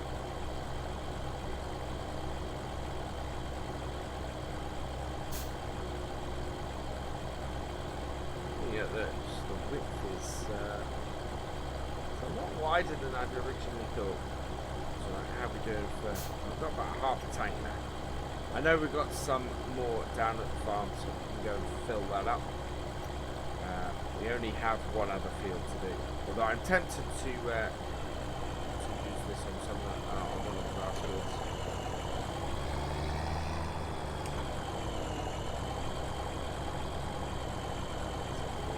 Allow us to get the grass done. To be honest, not really the right stuff to put on the grass fields, so yeah, not going to do that. We need to probably solid. Well, no, actually, what we need to put on the grass fields is some slurry. That's the job that needs doing. We end up doing that next time. Just need to encourage them that last little bit of growth, ready for working. Give us a nice, good yield grass for our first full-on silage harvest. So not a silage bale harvest, but an actual silage harvest. Because yeah, we want to get that rolling. Boltons seem to be doing well in their planning permission request. Nobody's challenged it. Everybody seems to think that it's a good idea for the village to be a little more self-sufficient. Of course, none of the farmers around here have a problem with somewhere to sell their excess silage too. So yeah, we're gonna keep going with that, and of course it's really useful for us because it is basically opposite the exit to the farm at the top, at the other side. So yeah, I have no issues with it. It's not going to bring any big lorries or anything else like that to the roads because the local farms will produce everything that new heating plant, the new BGA will grant, and there is stuff that we will get back. So yeah, it's all very positive, which is a good thing to see. The community sort of embracing a bit of change, which doesn't always happen in rural communities like that. Fold that in. Turn it off.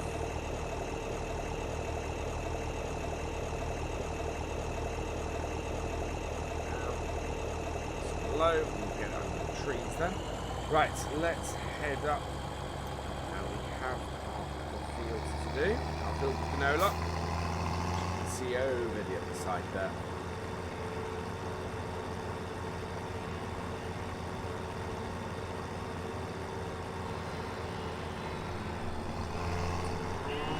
Getting a nice amount of wool back again, so we should have another full pallet of that in the near future.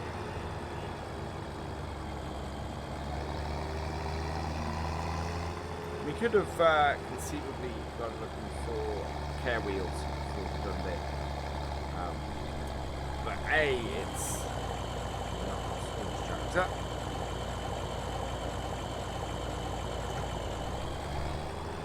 Suck something up. There's a hole there. Yeah, we've only got about a third of a tank left, but this, as I said, is our last field. Got a grass field that's through there. We'll check on that as we go through. But as you see, this canola is a lot lower.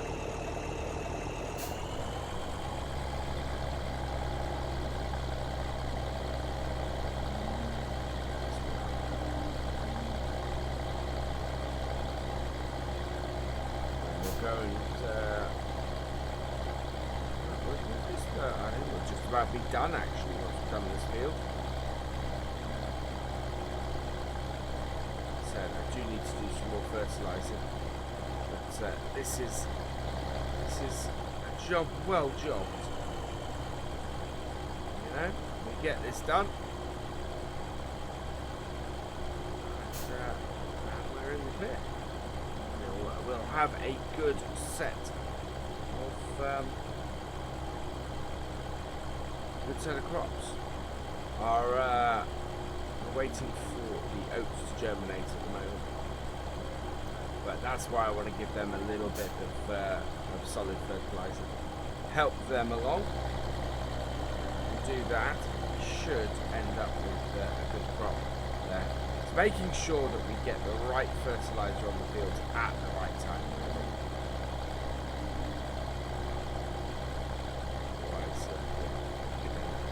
Sorts of problems. Crops not growing properly.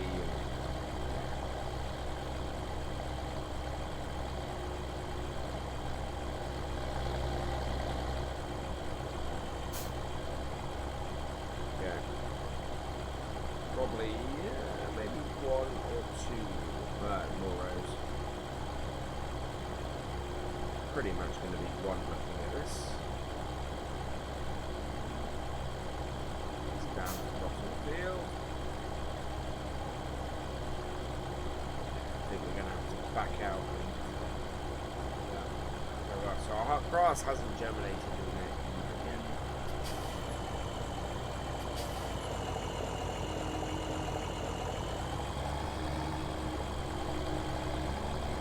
Off.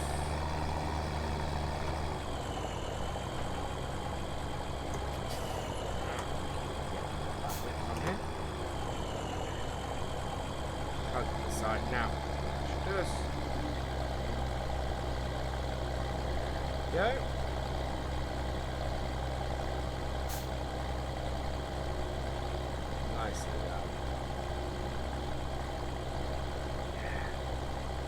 good increase on yield from this.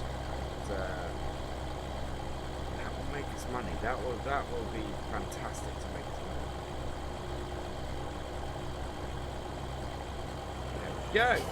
So that is all done. So that's our 3 fields that needed doing with that today. We do have, wow, getting fairly low on,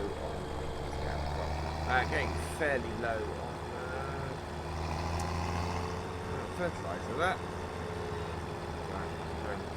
down here. I think we have enough. We have a. We'll get all the fertilising done today, so we'll get this on the back quickly. Get our solid fertiliser on. Just whip around our other fields. Fertiliser's there. I don't think there's anything in it, unfortunately.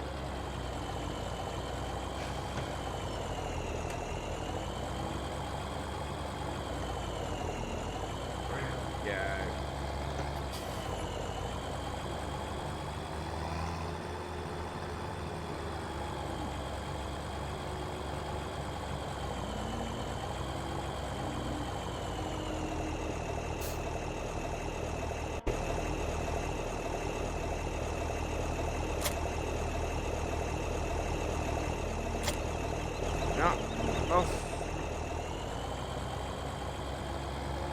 Solid fertilizer.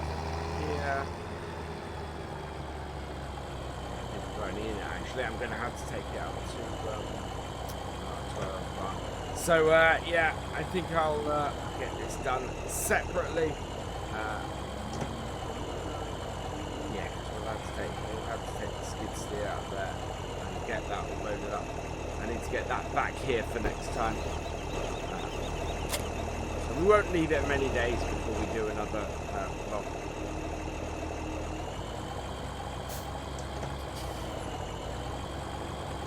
I need to get this filled up. Well, actually, oh no, we don't have a set of ports for this. Otherwise, that would be perfect. Just drive this up there and load it up. I don't think bolts have a set, so yeah. I need to get the skid steer over there with our trailer and get those all back here. So until I've done that, I can't really use this. So we'll just park this here, and that's really all we can do today. I'm going to have to go over there and get it all loaded up.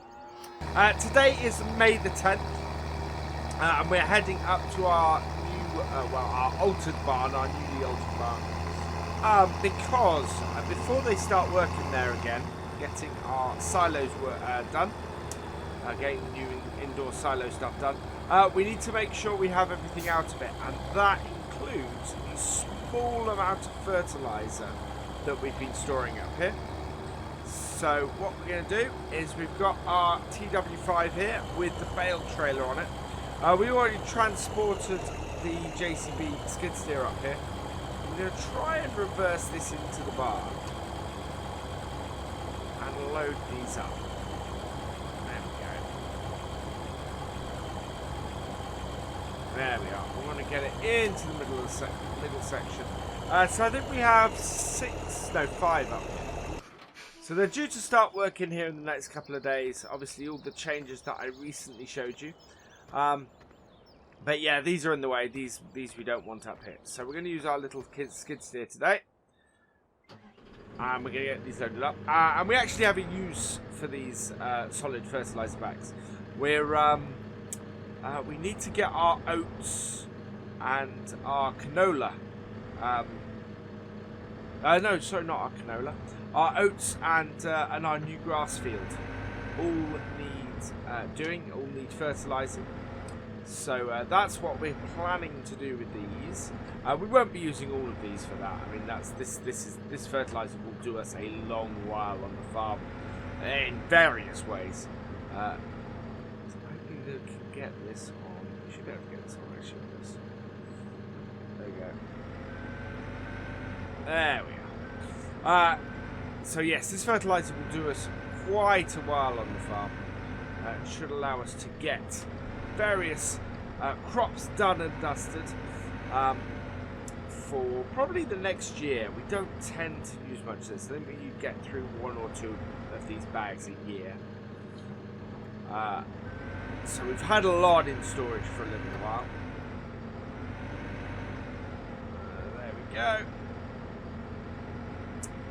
So get these sorted, get these over to the farm, and then get our solid fertilizer sprayer loaded up. And hopefully we might be able to get that done today as well. We should be alright with the tyres we've got on the T-Dub for this job. Because it's first stage at the moment, because they've not actually really germinated yet. The tyres we got on the T-Dub should be okay. I'd be more worried when we actually have growth, but we don't have any yet. Or no noticeable at the moment. It's still germinating, but then that's fine.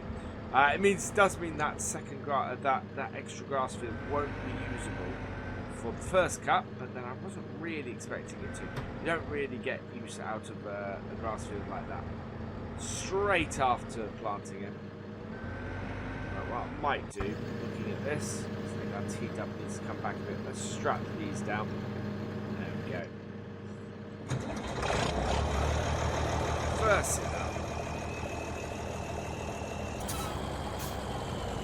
Yeah, just need to make sure that I have full access to the trailer. We're loading over the wheels first, because that's really how you should do it. Keeps the weight distribution in the right place.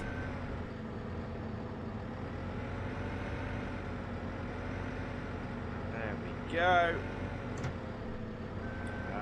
Yeah, I don't need to get it too close. We've got plenty of space on here.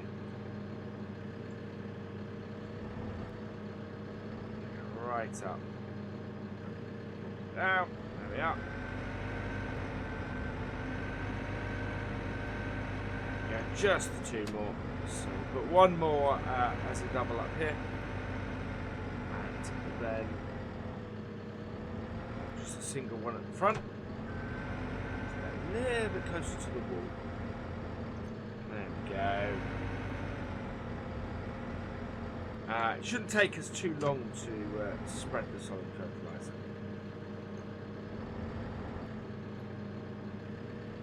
I don't think. There we go.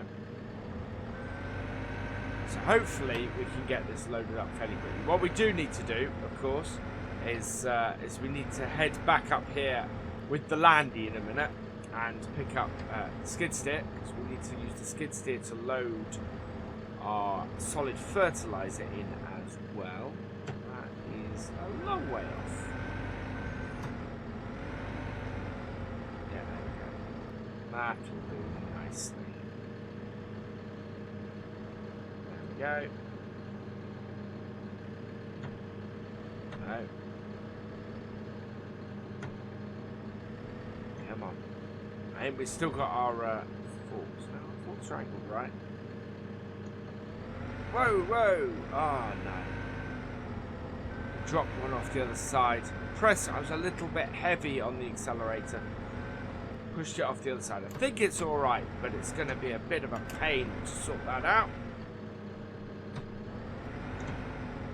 Oh, sometimes accelerator on this is just that little bit twitchy. And you end up just zooming forward when you don't mean to. Especially when you're having issues getting a pallet off in the first place. Yeah, that's fallen off rather annoyingly. Should be able to get around the other side and sort that out. There we go. Put that there back. Yeah, they're not wanting to come off.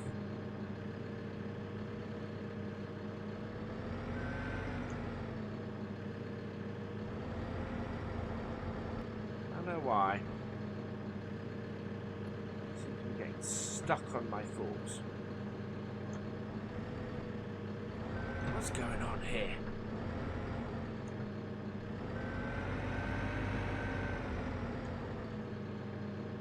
I think we got it too low. There we go. Right, let's try this again. Maybe we got sort of jammed underneath them. What I'm hoping is that...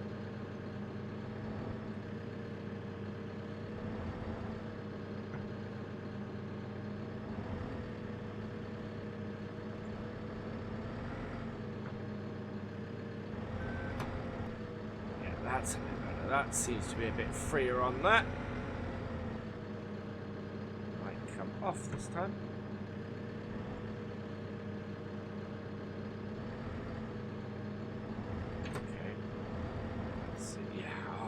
How did I manage that? Right, there we go.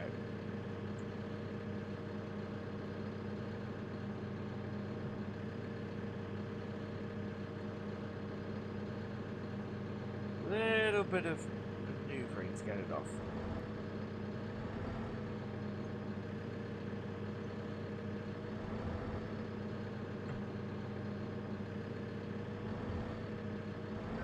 There we are. Perfect. Right. Fortunately, we can't do that on the other side. We're going to have to pull the T-dub forward slightly. I think. At the moment, we can't actually get out that last. But what we can do is pull ourselves far enough forward, you know, to get it there.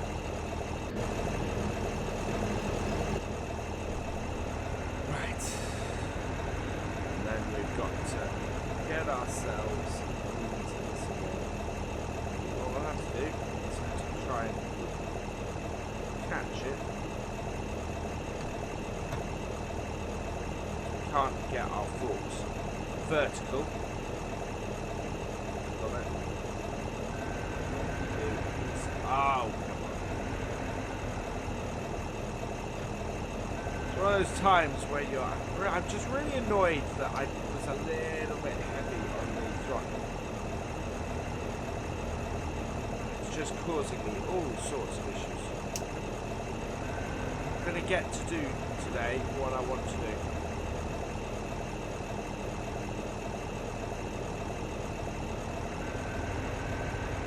There we go. Just a case of just nudging it over, really. Right, and we'll try not to knock the other one off the other side.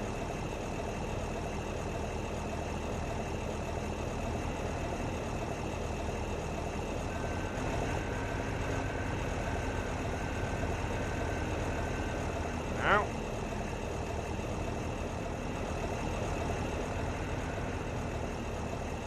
Not being heavy on the floor.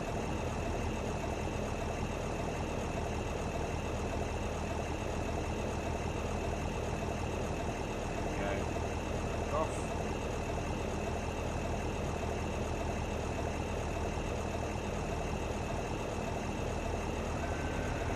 There we go. Just gonna very carefully just nudge that on.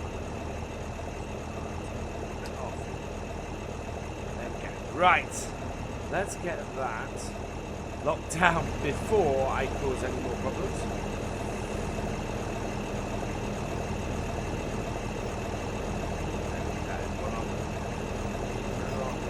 There. Might as well put that in one on there. Hold on. There we go. Those are very well held down now. Right, so this is, this vlog mainly is going to be us just transporting these back. Maybe I can get one field done for you today, but we do need to get that skid steer back quickly if we're going to do that. So we'll run this back, get this in a position where I can unload them, and we might be able to get it in a position actually where I can unload them. And then make it so that we can then easily load up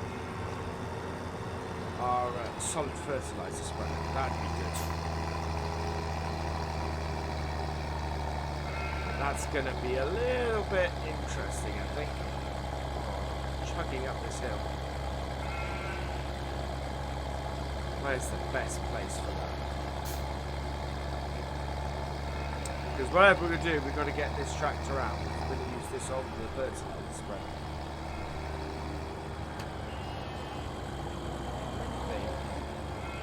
Yeah, to pull this round here like this.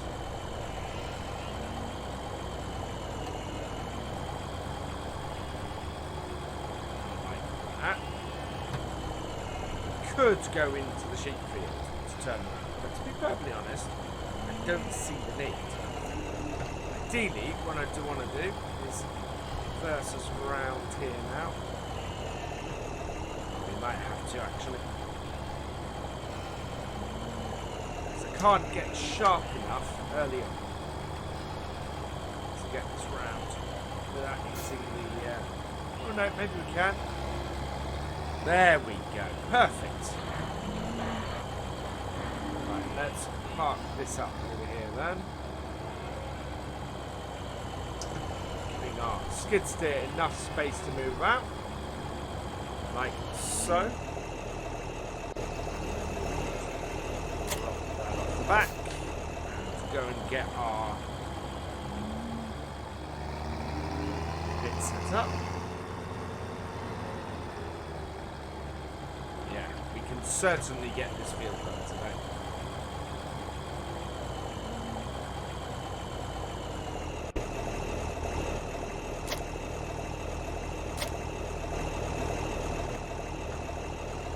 Just turn this and put this here. We can go and get our skid steer and load this up. There we go. Turn that off. And we'll then run back to our landy over here. Now the landy I think needs a service. It's been playing up a little bit. Yeah, you can hear it's not starting that well. So we need to give the landy a service at some point, I think. The trick here is going to be manoeuvring this trailer in this small yard. I'm not looking forward to it. Go.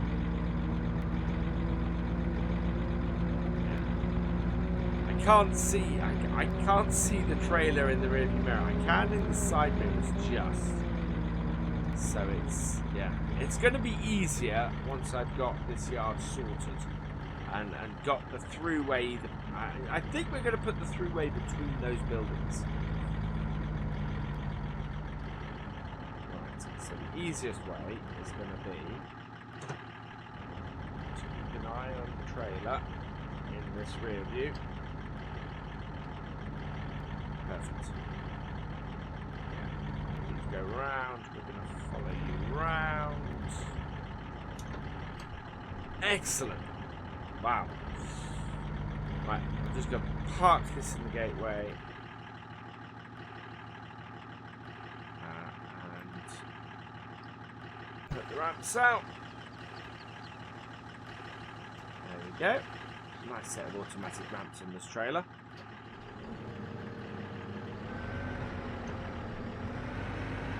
Right, just load our skid steer up.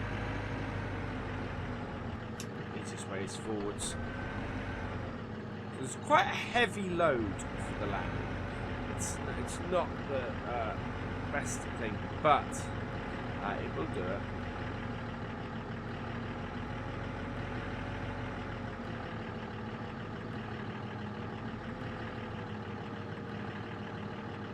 Go. Now we can actually bring it back a little bit. It's actually a perfect length for this. Great way to get the skid steer about this. There we go. Right. So we will fold up the back.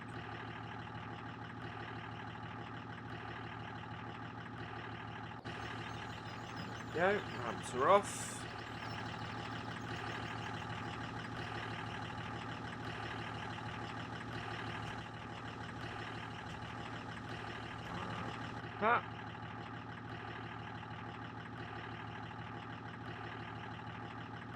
And away we go.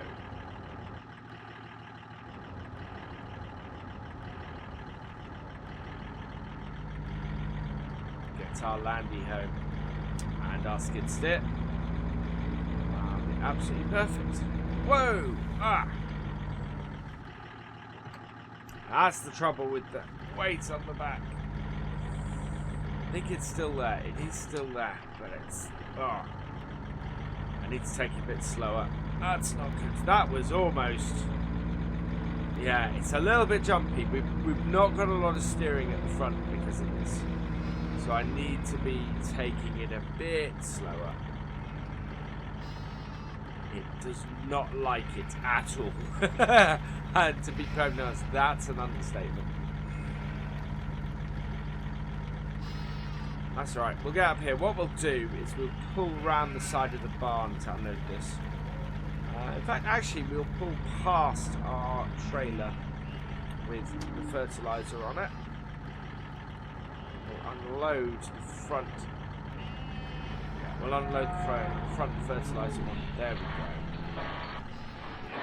Not a fan of this trailer of that.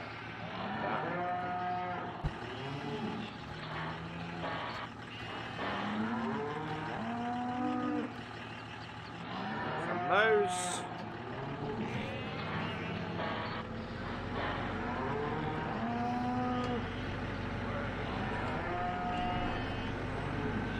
There we go. Right, I'm just going to pull those in quickly.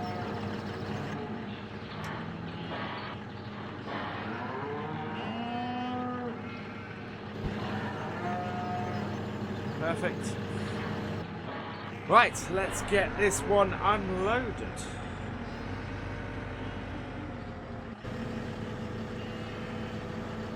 Yeah, I'm going to take this front one for this job.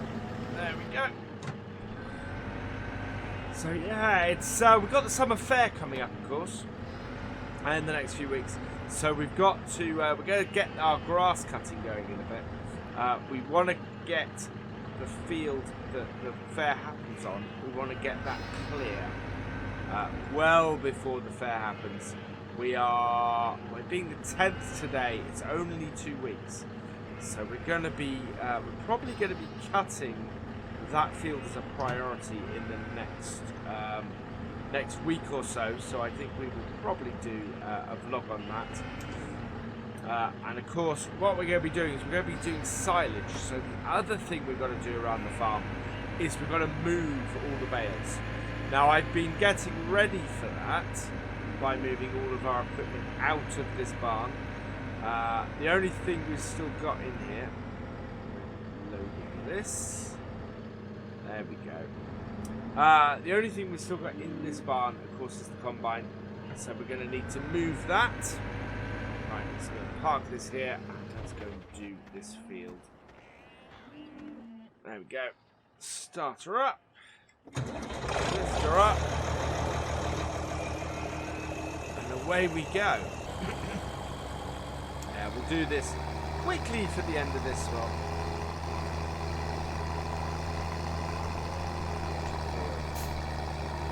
So, let's get the headlands done first. Quite wide, this, which is why it's not going to take us too long.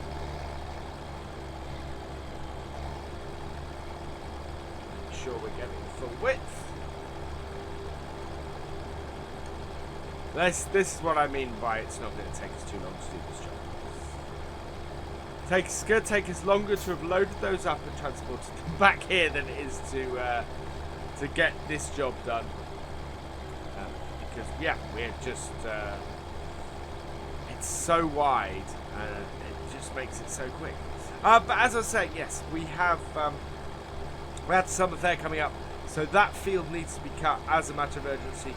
We are going to be making silage off it, actual silage, for the first time in a while. It's the first time I took over the farm from my grandfather.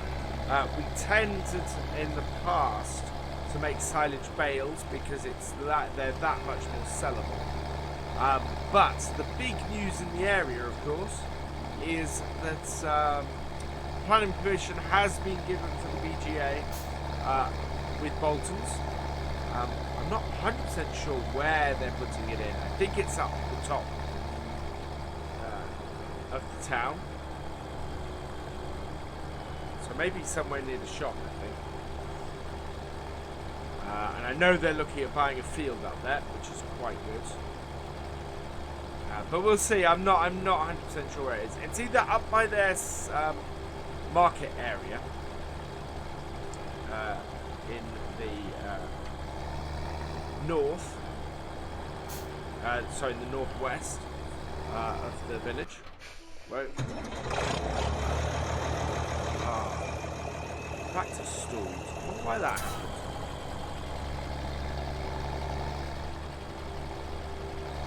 Or it's up in the town near the shop, sort of on the southeast corner of the town. So we shall see.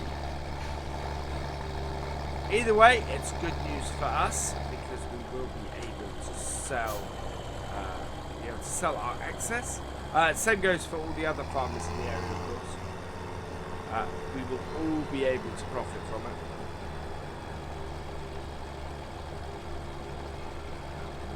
Which is nothing but good news, really.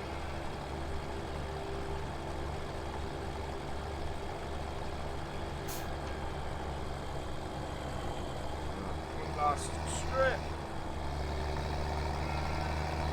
Right, and then we'll go and get the one up the top. Plenty left in our spreader. Right, last one. Here and it's up the top, which is why I'm actually glad I didn't put the Land Rover down here now, because it means we can easily head up here and do this. Getting these fields fertilised is of utmost importance. Good yield on the oats and a good yield on the extra grass field are going to make a massive difference. I'm actually looking, with the BGA coming, these two fields up here, I'm actually looking at the moment. The amount of silage we could make if we included those two fields would be fantastic. And we could create a huge number of hay bales as well. You know, and looking also at possibly increasing the size of our cow flock.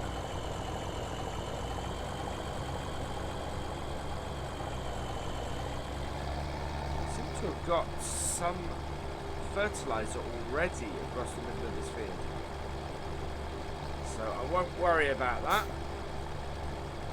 Certainly these headlands need doing that. Yeah, there seems to be, that's a bit odd, that is. Seem to have got some fertiliser on this field, but not all of it. Not quite sure how that's happened. That's alright, we can easily rectify that at the moment. Got a small patch at the bottom here we're going to have to come back and fix. Otherwise it's great. So this is a grass field. This is all being turned to grass. Here.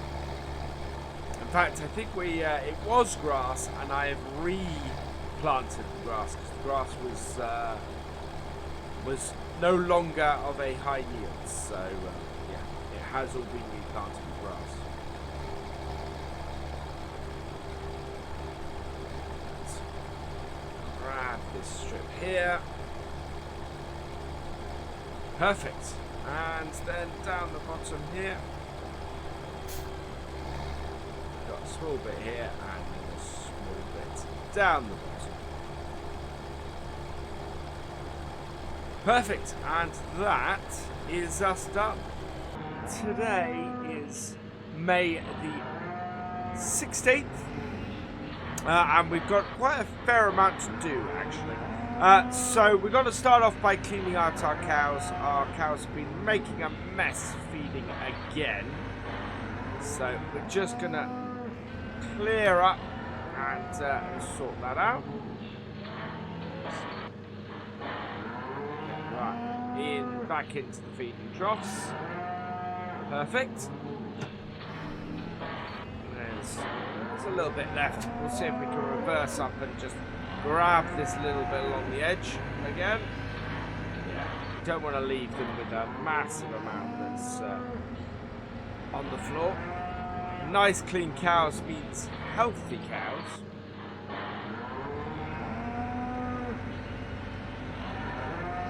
There we go. Has that got all of it? I think that might have all of it. One last check, guys. A little bit there and a little bit here. So let's get that. Perfect.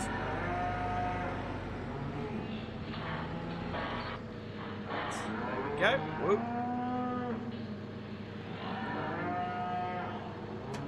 Oh, I've got it jammed underneath the... There we go. I hate it when that happens. I hate it when I get it jammed. So we get grass right up to the edge there, and you get it jammed in the workings, and you just cannot get it out. I need to go and check the bucket actually. Check I haven't done any damage to it. No, we seem to be alright. That's good. Yeah, I hate it when it gets caught underneath it like that. Jams in there so hard that, as you can see, it lifts the whole machine up. But yeah, with the cows clear, we move on to our next job today. Our next job today is that we need to move our bales. So we need to move our bales into this shed here. This is because we're going to be doing silage for the first time in a couple of days' time, actually. We've got it planned in for the 18th, which will probably be our next vlog, I think. This is because the summer fair is coming up, and we need to go and get the field that it happens on, which I think is field 12. We need to go and get that sorted and ready for that. So the first thing, of course, we've got to do there is cut it. We're also cutting now before the grass is sort of at full growth everywhere, because that will allow us to have 3 cuts this year. If I leave it any longer, then we will definitely only get 2 cuts out of it. So yeah. So we need to move all of these bales out of here as we're about to use this for the job that it was originally designed, that my grandfather built it for. We're also going to be getting a new piece of equipment for this skid steer that should help us to use it. And it is, yeah, today is all about getting these bales stacked at the back of the shed. I would love to have moved the combine, but of course our place for storing the combine is up in our new shed, and our new shed is not finished. So we cannot combine up there yet. That's alright, we don't have a huge number of straw bales left, so we're alright. We're gonna put the straw bales in here with our hay bales, but it should be that we can put the straw bales in such a way that they are still accessible, and the hay bales are still accessible as well. Right up against this wall.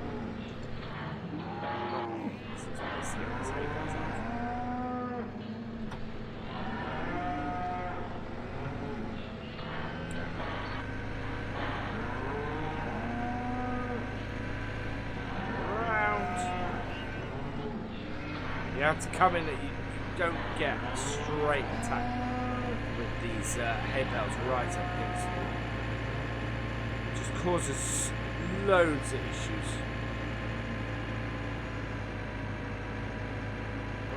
Around and in.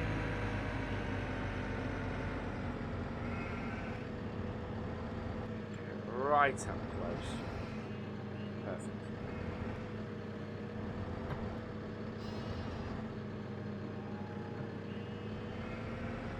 Ow. So we're gonna go. We're gonna do stacks of 5 with these. So the same as they are at the moment. Stacks of 5. I think it's 3 deep that they are at the moment, so it shouldn't be too bad. And then we're going to get the straw bales out at the front.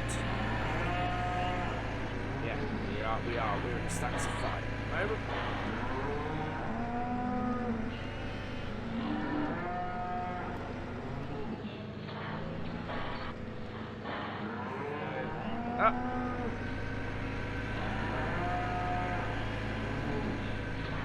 we're going to be doing hay for our second lot this year. So hay in the summer, silage in the spring and the autumn. We should get plenty of hay bales for what we need off from the summer cut. And of course in the summer we will be getting plenty of, hopefully plenty of money from the silage. Ideally, we need to find somewhere to store our spring silage cut, because we want to get it gone by the autumn when we do our second cut with silage. Having said that, there's nothing to stop us still doing silage bales come the autumn. Other than the fact that I'd really like to sell my silage bale grab, because it is one of the most horrible pieces of kit to use.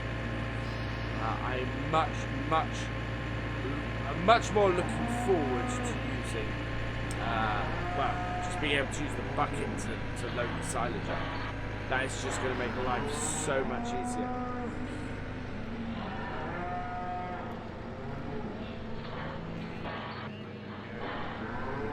Wow, we are actually more than 3D. We started off at 4D. So that's quite something.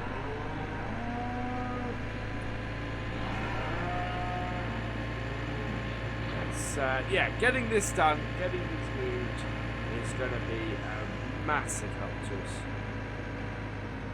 Just hoping that end one hasn't moved too far over.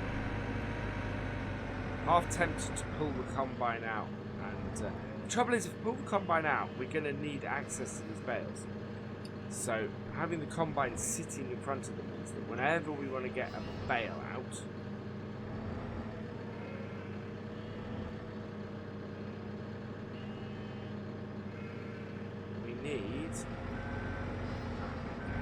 we're going to have to move the combine, which is not what I want at all.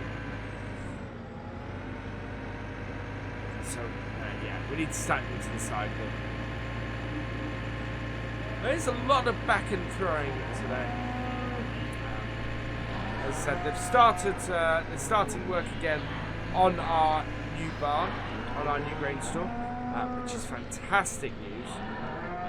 They're knocking down the excess wall that they put in that we actually didn't need in the end. They're just going to open up the whole barn. Sorry, they're knocking down the exterior wall, so the one between the buildings. There's a whole load of clearing out going there. Should be much easier to turn around. There's a suggestion that maybe putting another gate in, or putting a double gate in up there. We shall see. I'm going to go and test it once the wall is knocked down with the trailer. I'm also looking at possibly replacing our trailer. The trailer we've got is nice and new, and okay, but it does hold a lot. It probably holds more than we need with our combine.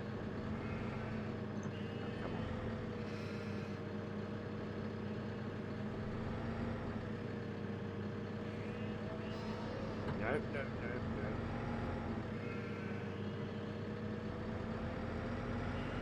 There we go. We'll just nudge that bottom one back in the next bale. It's always a little bit tough stacking bales like this. The bottom ones always want to pull over for some reason. They don't compact quite right. I don't know what it is.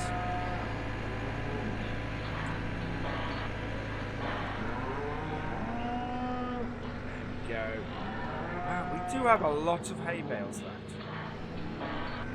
which is good, actually. It's very good. It means that we're less reliant on whatever's kicking about, or having to buy new stuff.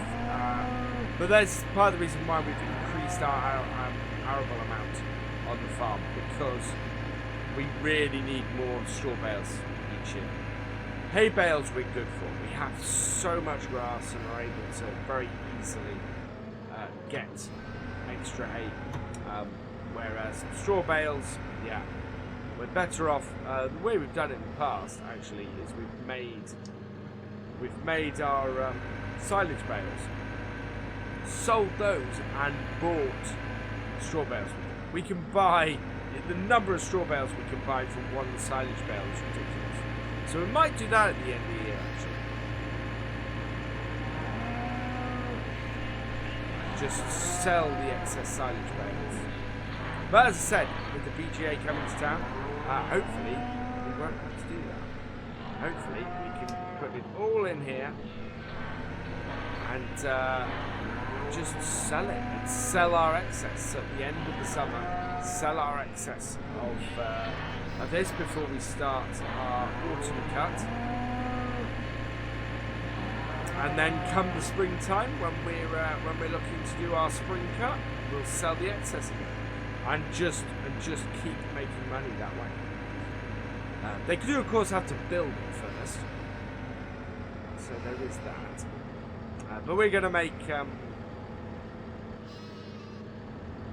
If they haven't built it by the end of the year, then we will just make silage bales. We do have a whole load of silage bales that I'm considering selling anyway. Because obviously they're not of a massive use to us if we're going to have silage in our silage pit. But it's good to know they're there. I'm looking at increasing the number of cattle we have by quite a bit.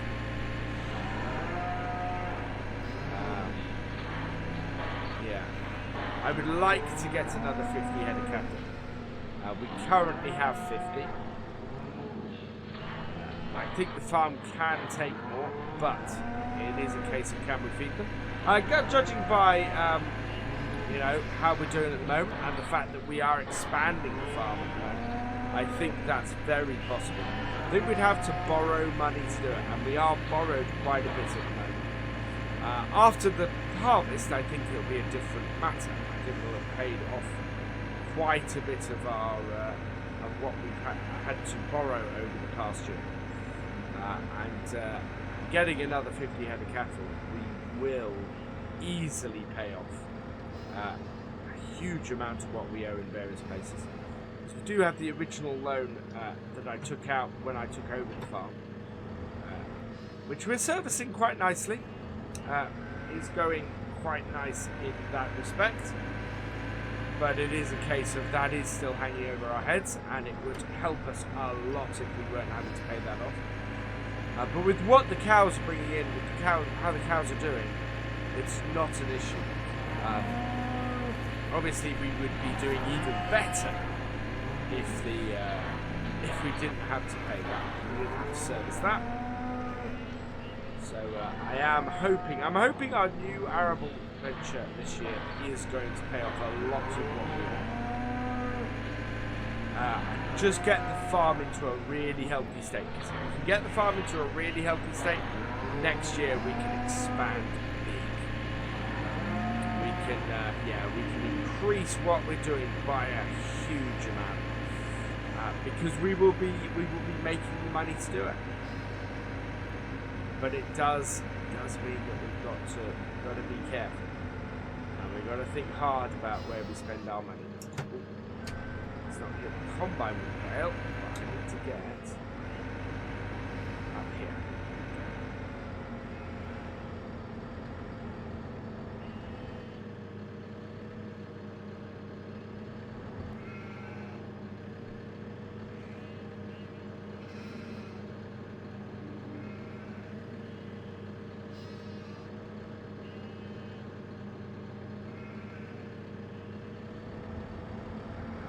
Yeah, getting better at this. That bottom bale hardly moves at all then. We can keep it nice and flat as we pull out the bales, and we end up doing really quite well.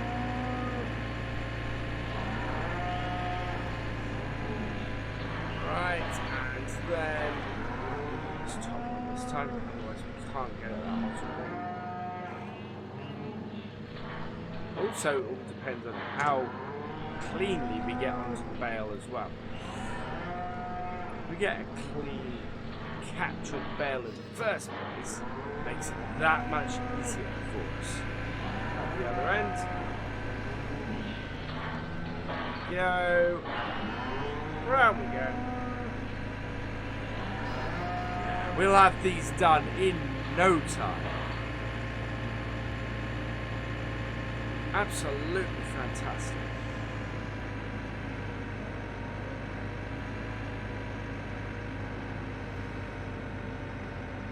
We just need to be careful about that.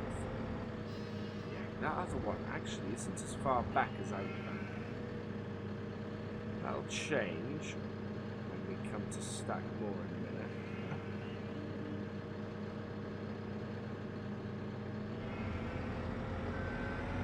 So we'll push it back when we put more bales in front of it. Right. Almost there. 2 more off this row and then just back 5 and that will be us done. And we will have cleared, well, we'll have cleared all the hay bales out of here. Clearing the straw bales out of here will take no time at all. Partly because I think I'm going to need to give one of them to the cows. Anyway.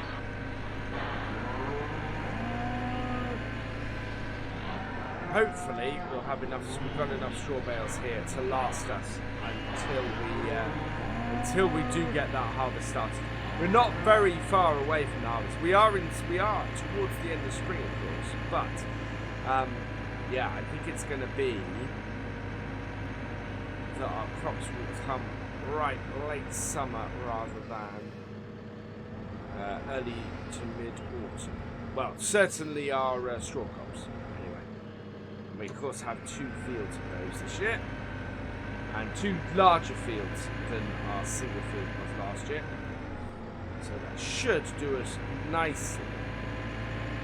I'd like to buy the ArkAngil road, but first I do want to buy the grass field we've got above our cow field and the grass field up right at the top of the farm. So we then own everything on the estate that was part of the estate this side of the road at that point,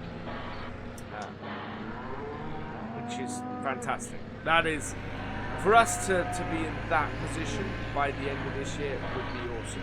For us to own most of the estate as it was before my grandfather had to sell off, that would be a massive comeback. That would be a huge comeback for the farm. To think that you know, we were down to,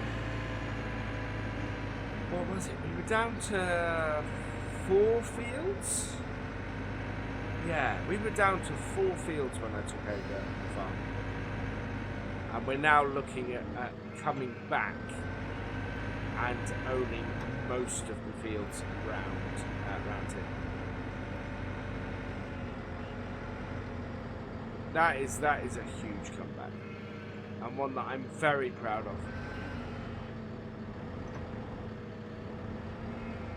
You know, very much part of my 3-year plan to rejuvenate the farm has always been to end up owning as much of the estate as we can and farming as much of the estate as we can by the end of year 3. And to own all of this side of the road by the end of year 2 is going to go a long way to that. But we should see, because as I said, I would like to pay off a lot of the loans and debts and things that are still outstanding on the farm, including the one I owe to my dad for the fast track. Although he does say it's an investment in the farm, I should really pay it back. Because then it's just me. Then I've succeeded out here. So. Fast track BLX demo actually is really cool on that. For the price. Right.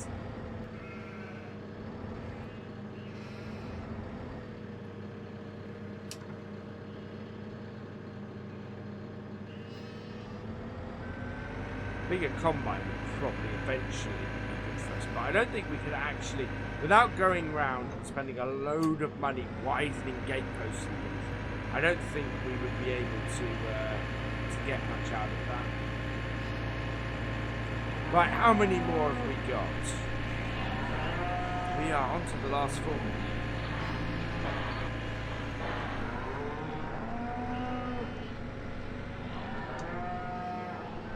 There we go.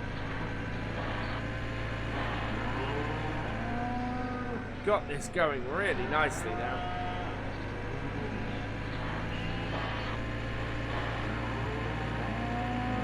I think we're going to take a picture of our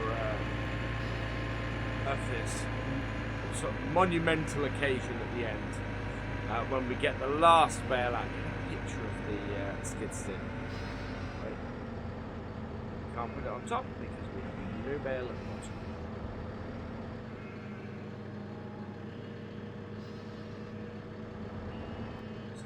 That.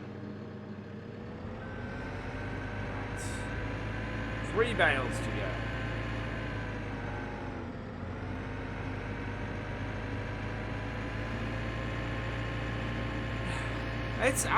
I'm feeling good about this. I'm feeling very positive about the farm, and the summer fair is going to be a real celebration of that.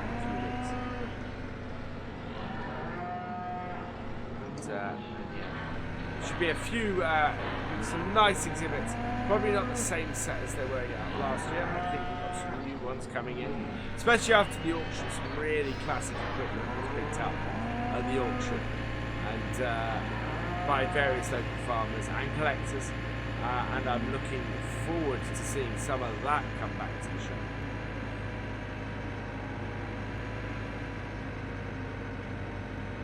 Right.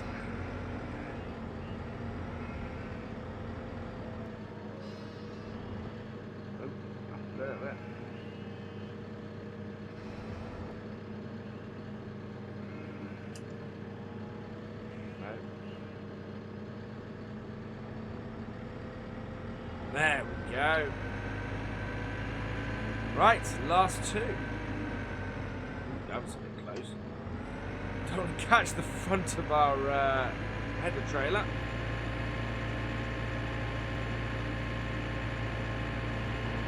Right, so here we go.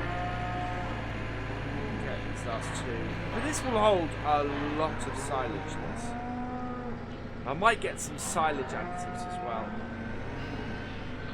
So, well, we need to, our first set, we need to do grass for the sheep and the cows. Our first load up the field we're going to use for that. The second and onwards amount we will use for silage.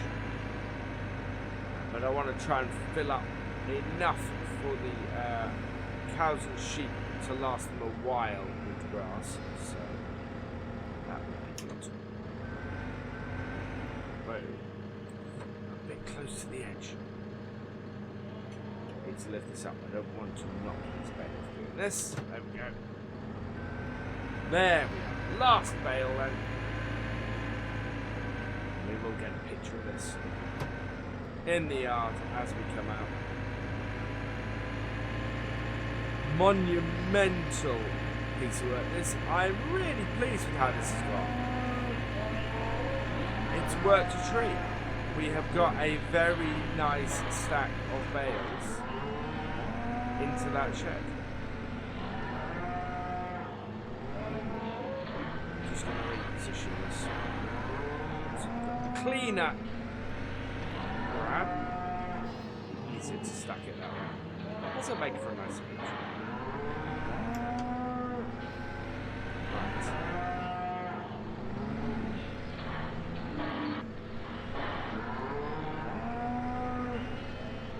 There we go. Let's get out into the sunlight.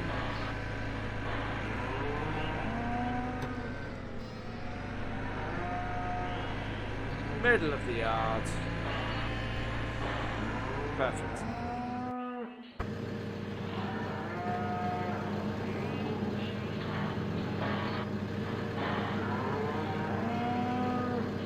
Monumental, that. Really pleased. Right, let's go. Let's get this last bale loaded, and then we're done. Oh, job well done. I'm really pleased with that. I'm going to move the straw bales in a moment, but for now, I'm just happy to have all of our hay bales out and done and dusted. Like so.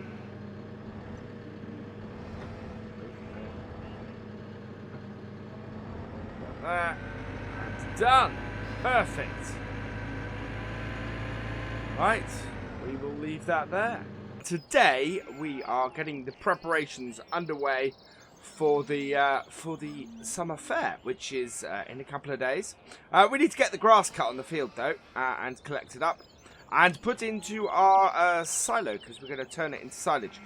We got a new piece of kit. We've got the Class WM 270F. We bought this second hand. A lovely little mower. It's a little bit weary. It's showing its age a bit. I think the bearings are going on it a bit, so it needs a bit of a service. But for us today, we need to get using it. We got it on our 7810, and yeah, it should be a cracking piece of kit that gets us going a bit faster and gets this job done a bit quicker. I'm trying to sort of get things done a bit quicker, as we now have so much grass. We do have a lot of grass that we have to get done at the moment. Yeah, I really want to get it moving as quickly as possible. So this is our field that the summer fair, of course, comes to. We've got that dead patch of grass in the middle, where the stand sits during the fair. Let's back off because I'm not making it through that. There we go. We need to close this gate.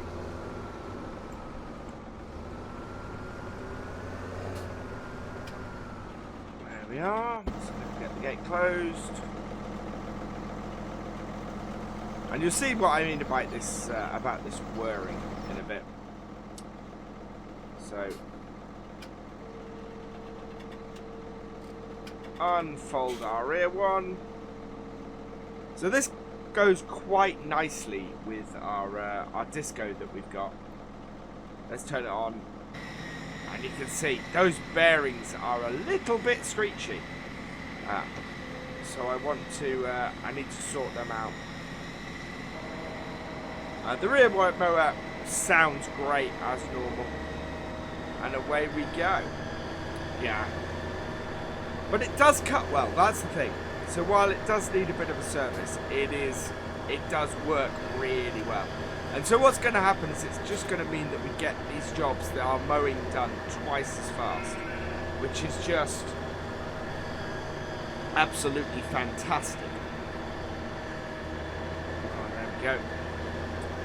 And in doing that, it's going to save us time. It's going to bring stuff in. I think the work is due to start on the BGA in the near future. I don't know whether it's less of a classic BGA or a BGA that you find in other places, and more of a mini power plant. It's a mini power plant that's running on silage. So it won't have all the things that a BGA normally has necessarily, but it will have the ability to turn our silage into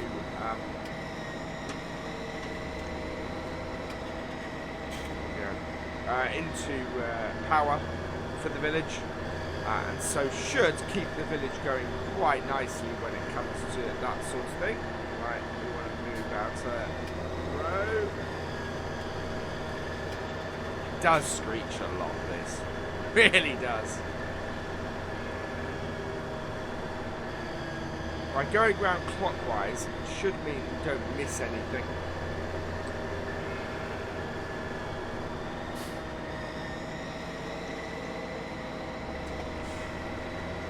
Back.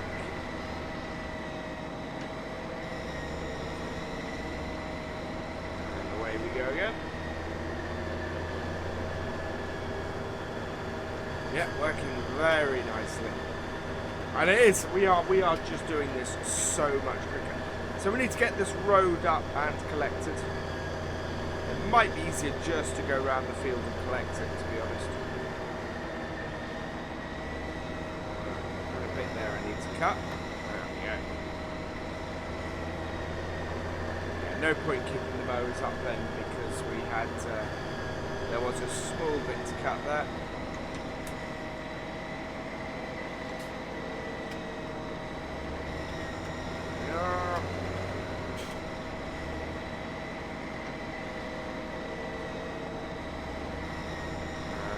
Again. Right, now that I've done 2 rows around here, that should be enough.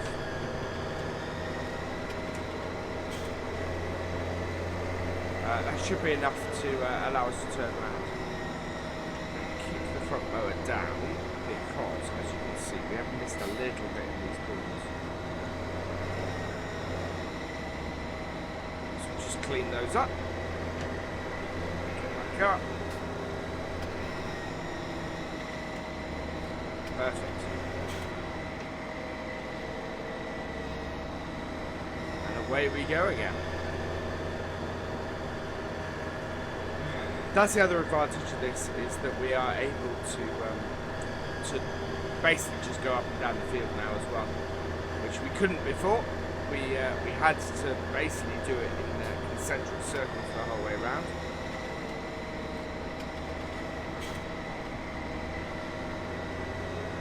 Here.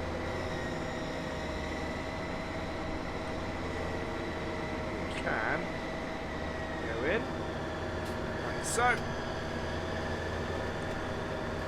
and it means that we can just do this so much quicker with this. And you can see the spot where the grass is just not growing properly.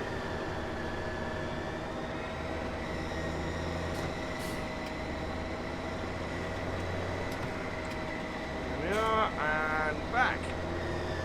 So yeah, it's really looking forward to the fair this year. Should be a whole nother set of old farming equipment. We saw a lot of it in the auction recently, and we sort of raised awareness of the fair in the auction as well. So the people who won stuff or bought stuff, we let them know that very welcome to show it off at the fair, and a lot of them were collectors who bought it, you know. So that was a nice thing to come across. Reverse up and get that little tuft. No point in leaving that. Go. Get out again. Get all that. Yeah, that's good. Perfect.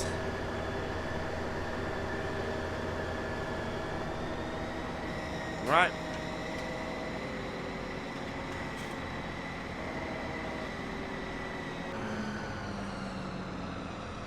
Fold that up. Fold that up as well. Let's head back up to the yard.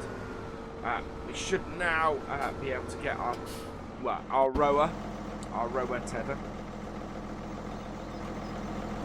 I just need to check it hooked up, check what it's set up as, get it set to the right thing.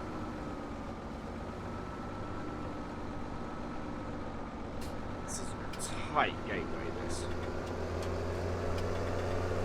but it does work.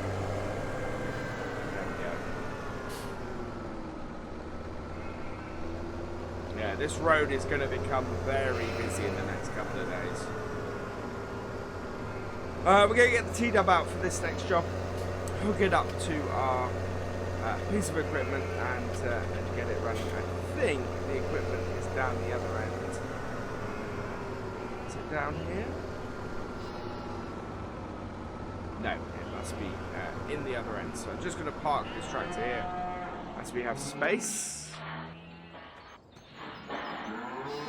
Cows are doing well. Don't need cleaning at the moment, which is good. Where did I put the T-dub? I think I had the T-dubs in here.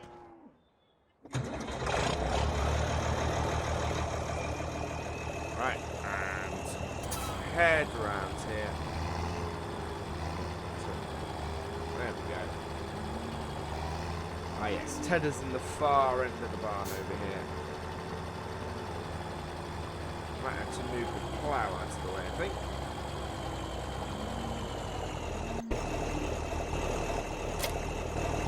It's okay.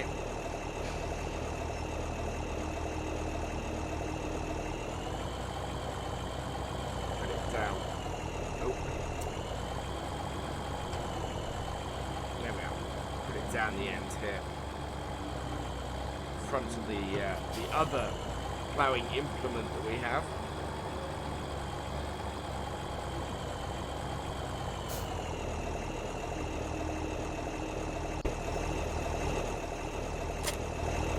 Go.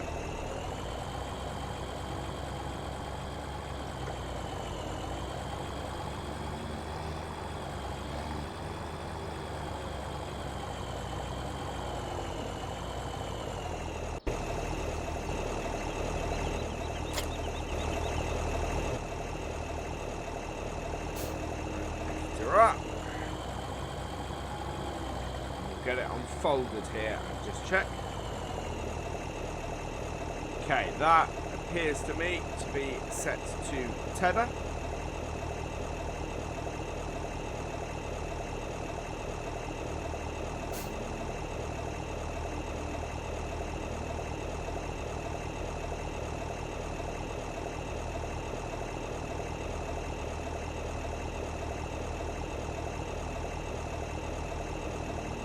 Yep, that's set to a tether, and whoa.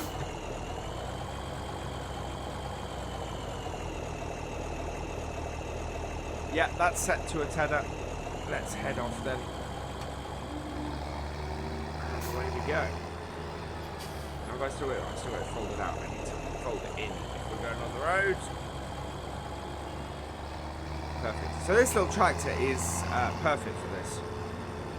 Taking over from our little Massey, of course, as which used to do this job, but this will handle this absolutely fine.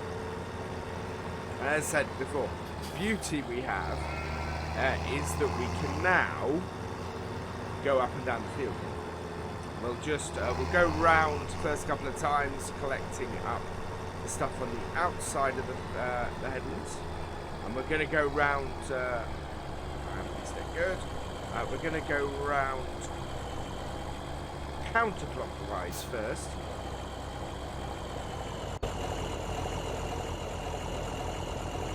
And then we'll go up and down the field. Okay, we'll just throw that closed. Unfold it. Oh, I haven't connected up the PTO.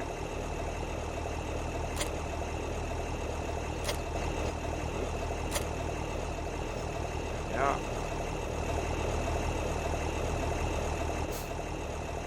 And turn it on, put it down, and away we go. And this is still a cracking little tether come rake.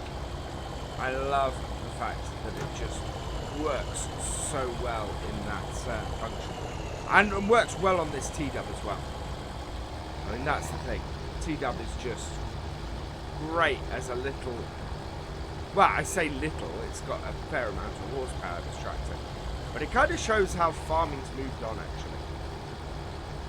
Whereas this would have been a sort of a standard use tractor on a lot of farms when it was first created. Now it's lots of places we consider the yard tractor. Not enough horsepower to do the jobs that modern tractors are expected of. Even on this farm, you know, it's been superseded by our 7810, and that has meant that it is doing a lot less work as a result. I think all of this is probably going to fit in one forage wagon trailer. We'll hook the forage wagon up to the well, I don't know, maybe up to this. I'll lift that up. Go at the end. There we go. Good to finish in this corner, I think.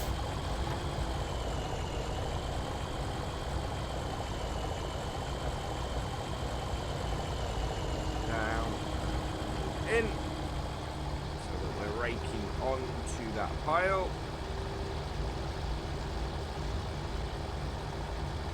Just make things a lot easier. Yeah, be a little bit wider, but as long as it's doing the job, that's all good.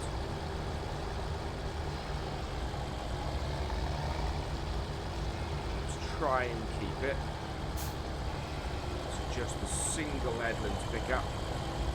We should be able to do. The thing is, you can only really compact 3 rows into one with this tenor. With this rake. 4 rows is a little bit difficult.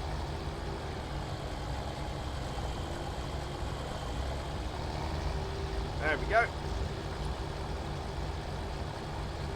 Right, we just need to row up the rest of it.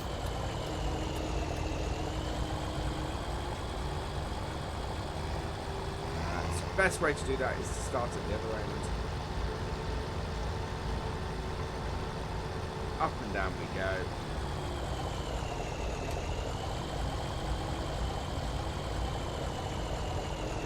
There we are.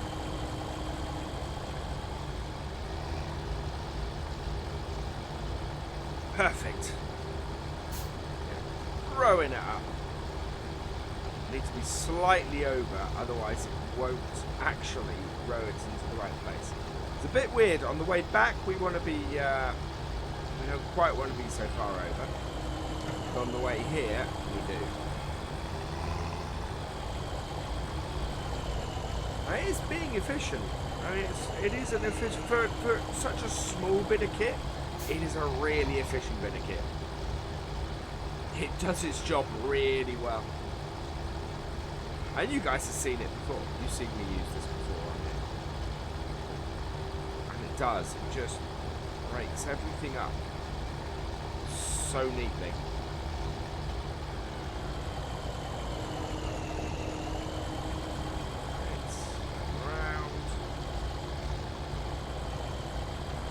Finished up in no time. And then we'll just go grab our forage wagon, get it all up.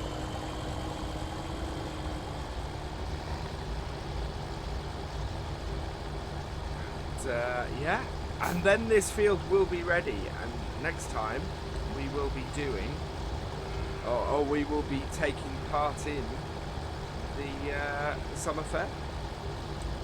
Will be first time we'll have had the our little Massey out since its retirement.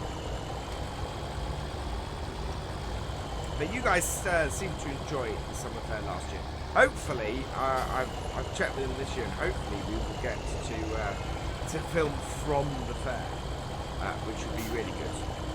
I'd like to film it with people here this time, and not just us hanging about.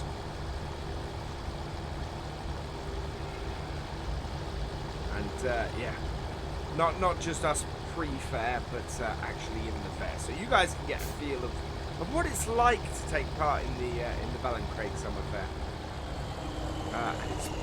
It's promising to be bigger than ever this year, which is just so exciting, really exciting. Right, I think we've got more than a couple more rows to do. Go and get our forage wagon, collect that up.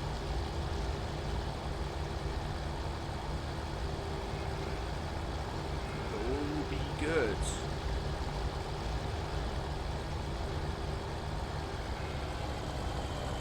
Yeah, and we're going to be doing a lot more silage over the next few weeks. So we'll probably take do a few episodes, a few vlogs where I go into doing this a fair bit, get everything cut and rowed up and into the silage pit, because we have plenty of hay bales at the moment for our cows, so I'm not worried about doing any hay at the moment. And we actually have a lot of silage bales for our cows at the moment. We could conceivably sell those off and get some more money. I'm very tempted to do that, because it would contribute, with all the bales we've got left over from last year, it would contribute immensely to us getting a new field, getting another grass field, which would make a massive difference to the amount of silage we can create. Right, last row, and we're going to get our forage wagon. Get this collected up.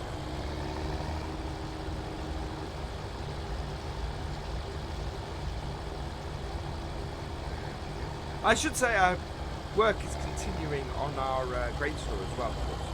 So the big reveal of all of that will be happening soon. And off, hold it up. Absolutely perfect. That's worked wonders, that has.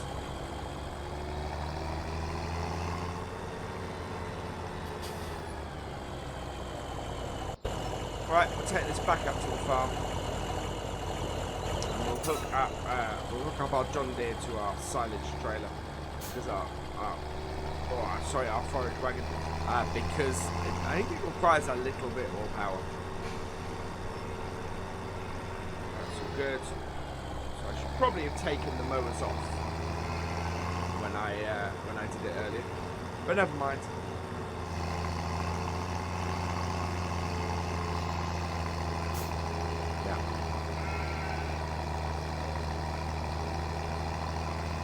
We're holding off a few days on the rest of our grass fields because what we don't want to do is cut them before we can get the maximum off, and it's a bit late this year. Right, so start this up again, and just go and put our mowers away. Sometimes it's just easier to drive around this yard backwards.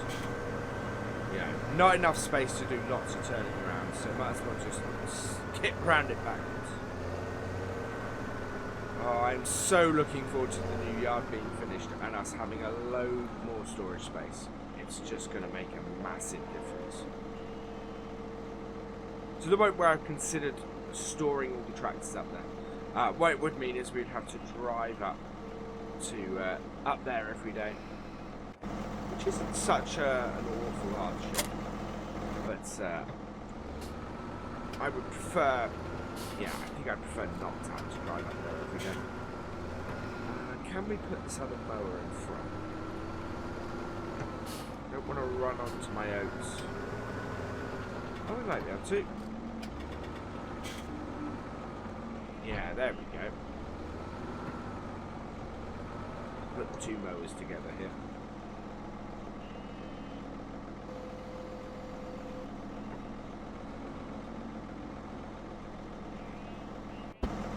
There we go.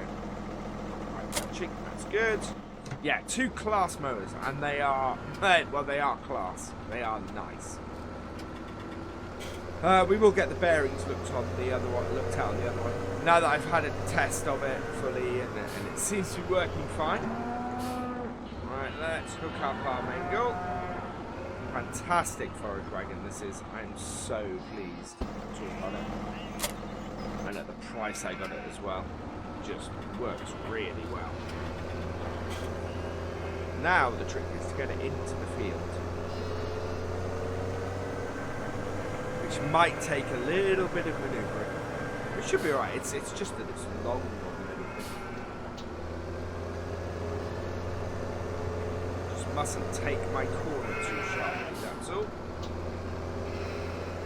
And I'm hoping, that we're far enough from the gate with our row that we'll be able... no, we're going to have to close the gate. Right, so we're going at an angle. Yeah, that's what I feared.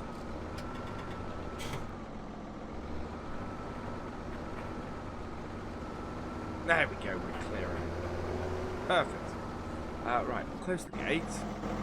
We'll get round the headland. Right, closed.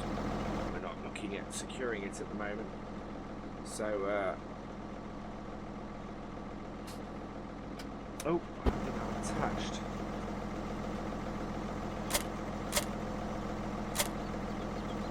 Go. It's got it. Oh, loud pieces. Go.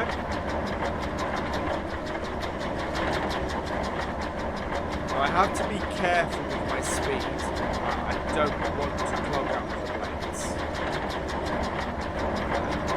These Bengals are known for that. They are fantastic shooters, but yeah, they are known for clogging the lanes if they're too fast.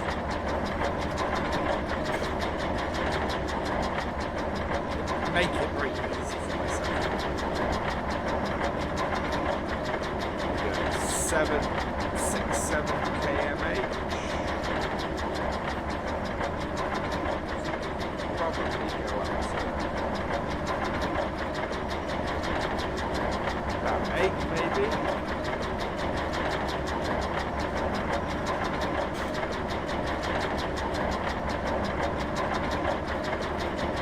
Even at 8 it won't take us very long.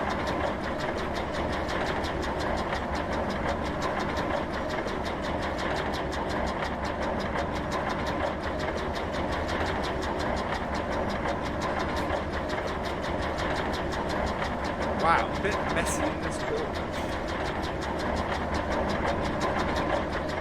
That'll do nicely, very nicely.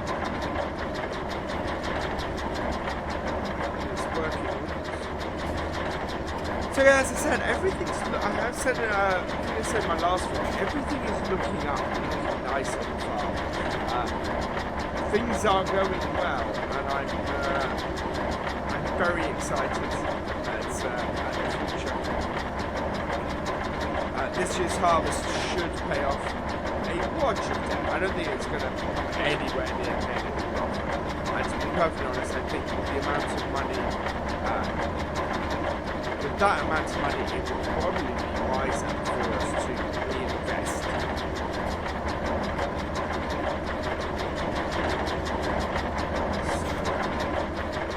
That's probably what I'm going to do. How did I miss that? That is not as easy as it looks. I'm going to have to drive up to that side. It's at the end. It's not a huge amount of grass on it.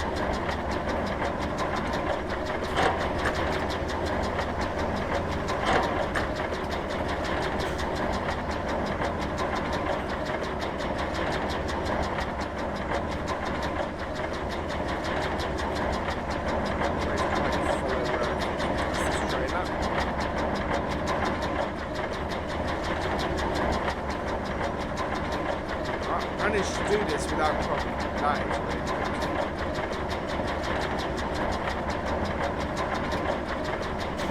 Go up to 9 kmh, I think that will be fine. We've not got a huge amount of grass going into it, so that's why I'm too scared of coming up.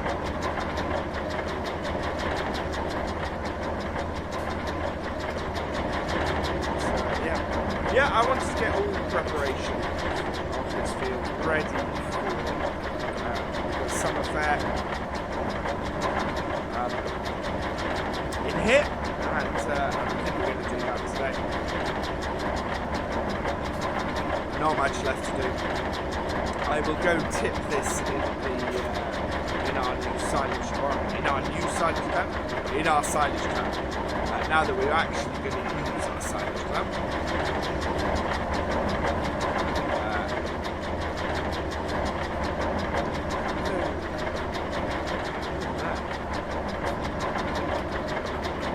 Might need a little bit of weight on the front of this tractor to use this in future. I'm feeling a little bit rear heavy at the moment.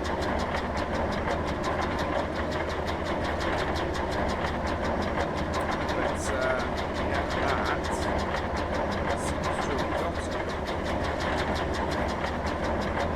Just going to go up here and get this last little bit. Yeah, definitely rear heavy.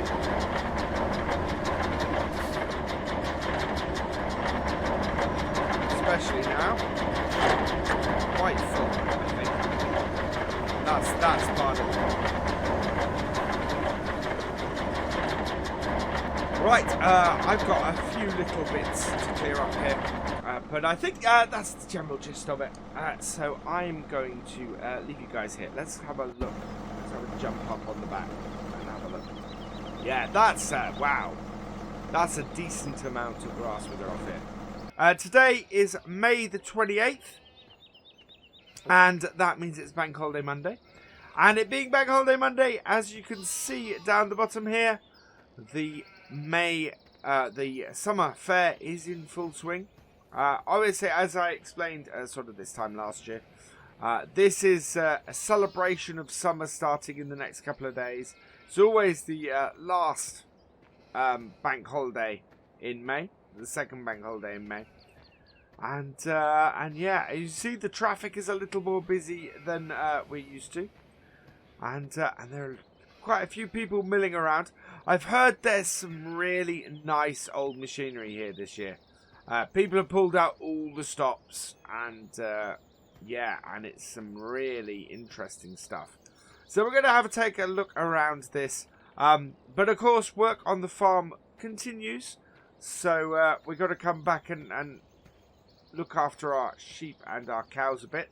So we'll head back after we've had a look at this. And I just... wow. There's some lovely stuff here. Obviously, you can see our Massey's, my grandfather's and mine, in the middle there. But, wow. Let's have a look through this. Let's start down this side here. In fact, let's have a look at these two first. These are some pretty old mowers. Well, sort of scythe cutters. A nice old John Deere 37. And looks like a Ford scythe. Those are... wow, those are some really old classic pieces of kit. Those are beautiful. Looks like an old John Deere 34 muck spreader. Look at those flails on the back. Those are quite something. For a machine of that age, that's intriguing. Look at that old PTO as well. Tiny compared to the modern ones. Hello. Is that David Brown 996? That's probably... oh, what else have we got here? Oh, maybe the International as well. That's probably the most modern tractor here, looking at these. And that's what, from the late 70s, early 80s? Ah, Fiat 120C. Wow, that's that looks like it's seen a bit better days, but otherwise, nice classic piece of kit there. Oh, whoa! Look at that. That is a combine harvester. A very early combine harvester. Look at the spout on that. That's... I'd love to see that working. An old John Deere 30. That's quite something, that. Again, look at that little old PTO and just... I bet that's a beautiful thing to see in motion, that is. Absolutely glorious. Wow. What's this here? This is... oh wow, this is an Oliver. This is an Oliver tractor. You don't see many of these about. An Oliver row crop. Wow. That's beautiful tractor. Hey there. And that's this is a man. This is an old man tractor. That's in fantastic condition. Beautiful piece of kit. Oh, as is this. Is that's an A-class John Deere. Again, really classic old tractor. People have pulled out the stops this year, and that is beautiful, absolutely beautiful. As is this grandfather's Massey 135. We saw a lot of this last year, and this one, of course, we've seen in action because this is our now retired Massey 240. Brilliant. Fordson Super Major. That looks to be in good condition too. Beautiful old piece of machinery, that.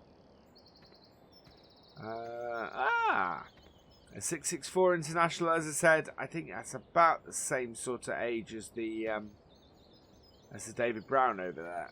Sort of late 70s-ish. Nice tractor, that. Oh, wow. And then we got a Farmall here. A McCormick Farmall 300. That's got to be an import. And of course it's an early International.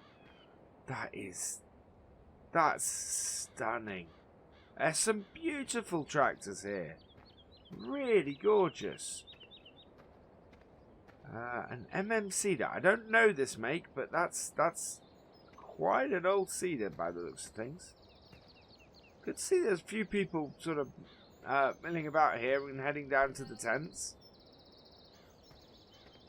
Ransom disc. We saw, I think these two may have been the two from the farm sale a little while ago.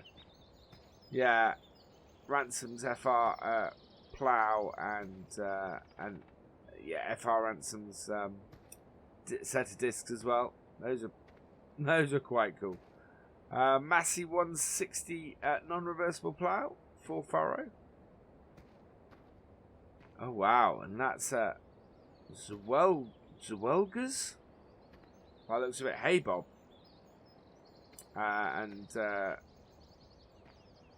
Is that that must be a rower as well. That's quite cool. Wow, I am impressed by all of this stuff. They really have pulled the stops out this year. I'm blown away by this John Deere. That is lovely. Not quite as in great condition as the Farmall up the top, but still lovely. And that combine, that is just... To see one of those, you do not see many of those about anymore. That is just utterly beautiful, that. But yeah, we can't stay down here all day. As friendly as everybody is being, we need to head back up. But it's, yeah, wow. That's just... I'm impressed. I think I might pop down to the tents and have a mingle with people a little bit later. But, yeah, that's... I'm impressed by the machinery on offer this year at the summer fair. It's quite an impressive lineup. Right. Oh, wait for the car to go. Actually, we're best off walking along this side of the road here. There's not a lot of verge on the other side. And although the road isn't that busy, we do have more cars coming down here than normal. Right, we're all clear. Let's head back up to the farm. And we're going to get our own classic, our TW5 out now. And we'll give the, well, actually we'll get our skid steer out first, because we need to give some hay to the sheep. And then we need to give some mixed ration to the cows. And hopefully we'll have some. We'll be cutting more grass in the next couple of days. So when we do that, we will go down and give the grass some grass to the sheep. There we go. Start her up. I'm blown away by that. There's quite some stuff in that in the fair this year. Really interesting bits and pieces. Right, we'll put this one next to the other bale spike.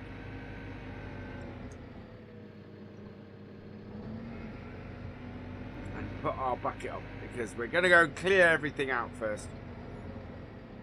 They're all messy eaters. And quite frankly, the grass is better for them at this time of year. So we might as well give them the grass that's kicking around their feed troughs before we get the rest of the food done. Yeah, look at that. Just got to make sure we don't get trapped as we have done before. Just in case we're not getting too close to the edge.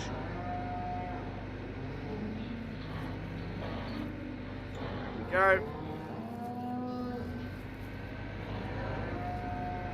Done a nice bit of clearance.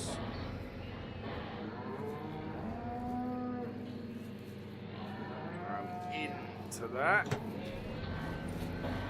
Right, we're going to do the same with the sheep now.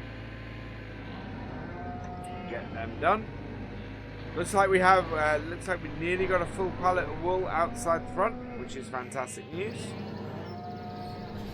What we got here? Yeah, a little bit of grass here to pick up for the sheep, and then we can top it up with some hay because we don't. Unfortunately, we don't have any grass because grass does not keep well.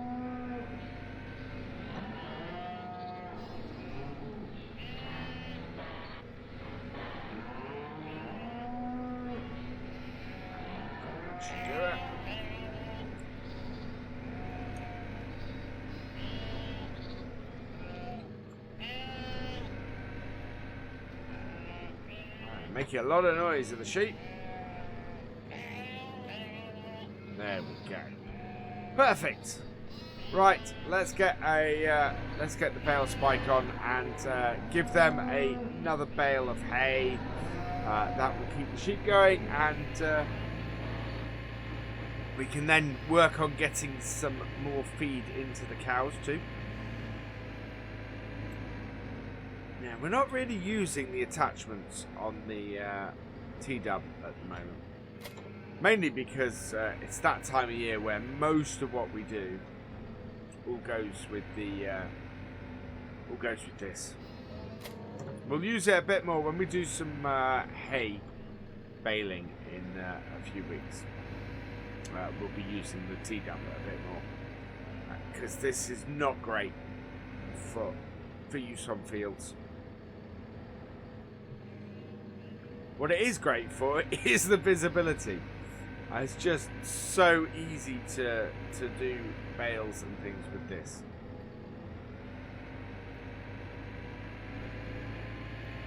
And we'll do mixed ration using, well, no, here with our mixer we have to do one of each, is the way it's set up.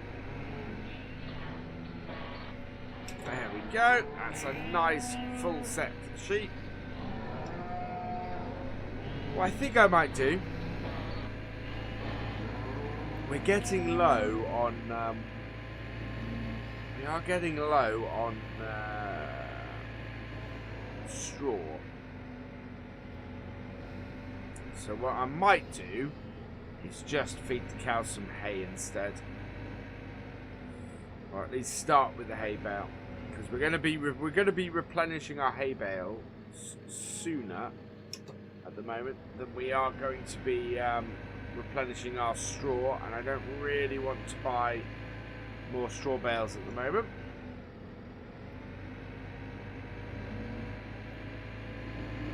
So another bale of hay for the cows will go down well, I think. There we go. Maybe give them one more. We've got 50 cows, so they tend to be a little bit ravenous. I think we might need to give them another bale of straw as well. Yeah. Once we get the combine into its new home, this will be a lot easier. We won't need to store the straw and the hay in such close proximity like this, which makes it difficult for us to get our hay bales out. Obviously, because we've got those straw bales down the side.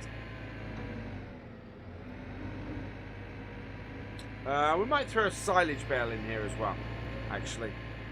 It's not giving them mixed ration, but it is keeping them fairly happy. There we go. We're going to get a silage bale as well. This is where it not working too well on the not concrete ground goes down badly.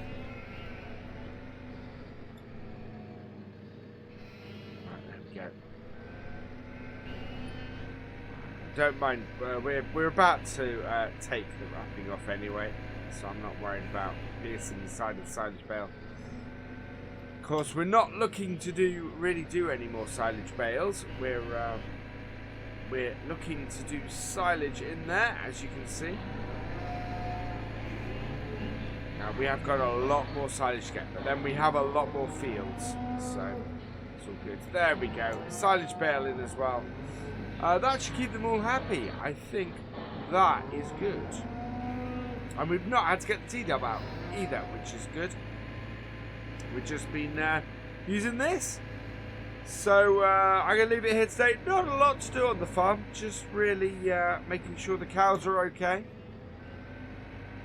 And yeah, that basically brings us to the end of the spring with the summer fair.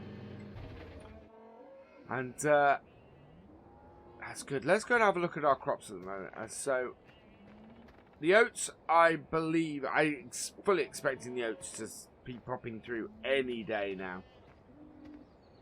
But everything else is looking good as well, nice and healthy. Yeah, that's all good. This is our, I think this is our canola, our oilseed rape.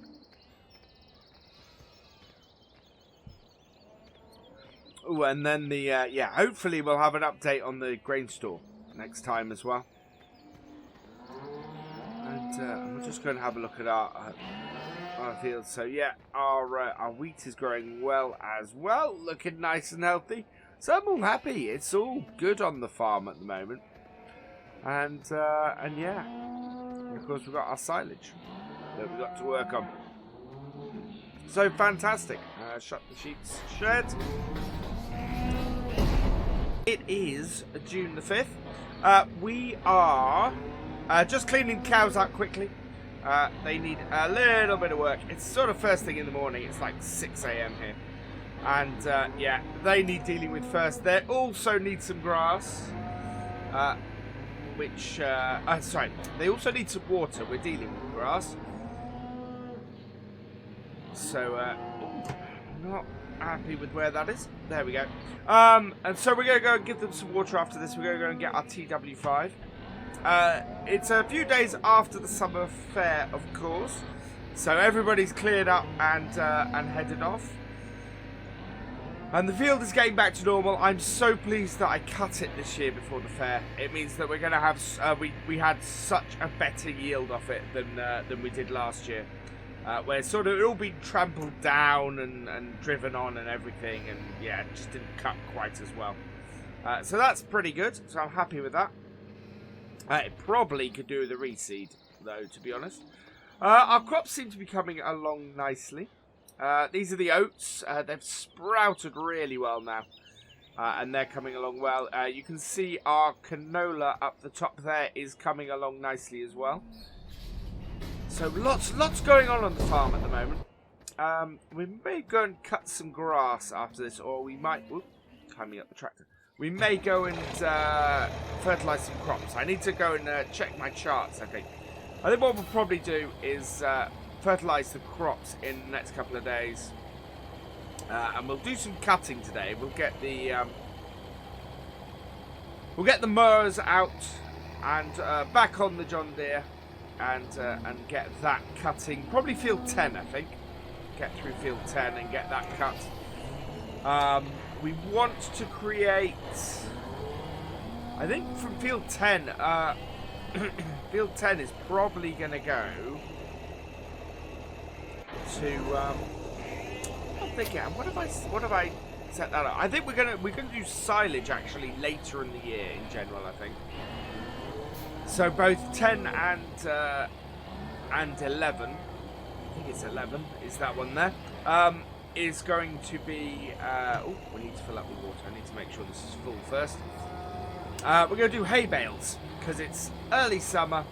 It is the first full cut of the year. And so we need to, yeah, filling out. That's good. Excellent.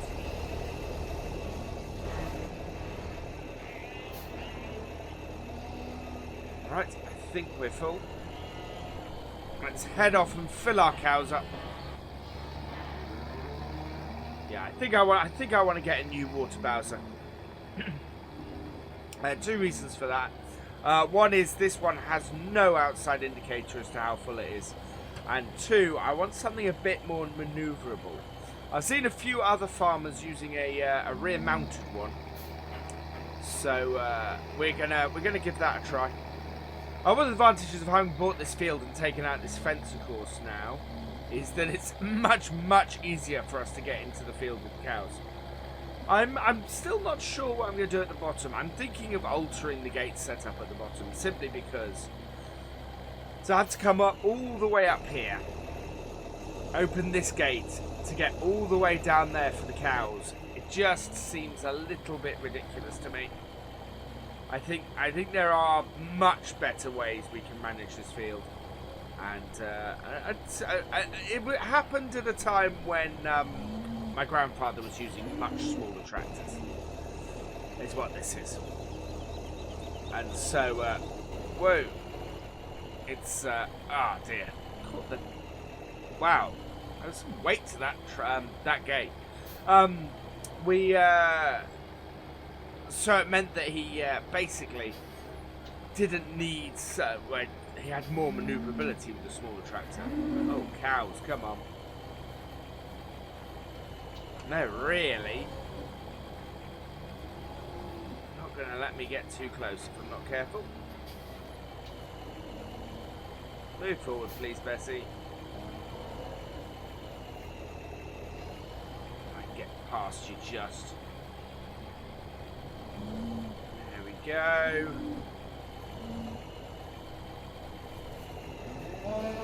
Oh, you're gonna... There we go, filling it up. I'm gonna take all of that, I think. Yeah, the cows are definitely doing the whole thing of getting in my way at the moment. Come on, you lot. Good to see they're doing well. They're bringing in, milk prices have gone up a little bit.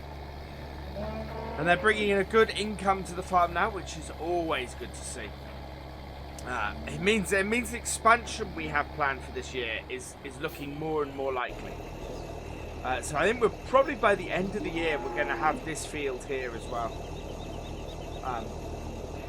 And it's this field here and the top field are the two that are not that are this side of the road that still aren't owned by us. So that is great news. Oh, come on. Much better without that fence there. So much better use of this field. Oh, let's not have you escape, please. There we go. Right, let's head back down to the farm. I think we're going to go and get the mowers on the John Deere. Actually, we might quickly just pop in and give the sheep some water. I'll probably have to fill the tank up first, though, I think. Despite the fact that we've increased the amount of space in the yard, we do still have this a little bit of a manoeuvrability issue. There we go. We can still get this water tank back. My biggest problem with it is that it has no indicator. That I cannot tell where the how full it is. I had to kind of listen to the. I mean, we can listen to it as to when it gets full and when the pressure hits. And at that point, we can just sort of, yeah, there we go. Don't know if you guys heard that, but the pressure hits up, we disconnect it, and away we go. And that's the only way to tell when the trailer's filled up. And of course, I then can't tell, you know, how much is left in it after I've filled up the cow or the sheep's water trough. It's just too difficult to do that. Sheep are being nicer. Sheep have kind of got out of my way. Our wheat is looking great. Our winter wheat is really coming along nicely. I should think that is not too far from harvest. Another month or so, I think, and we'll be getting the combine on that, which is great news. We'll get us that'll get us more straw in, and we desperately need more straw. Oh yeah, look, the sheep absolutely need water. So we'll draw up beside this.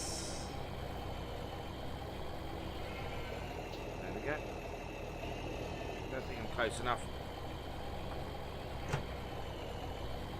Do that properly.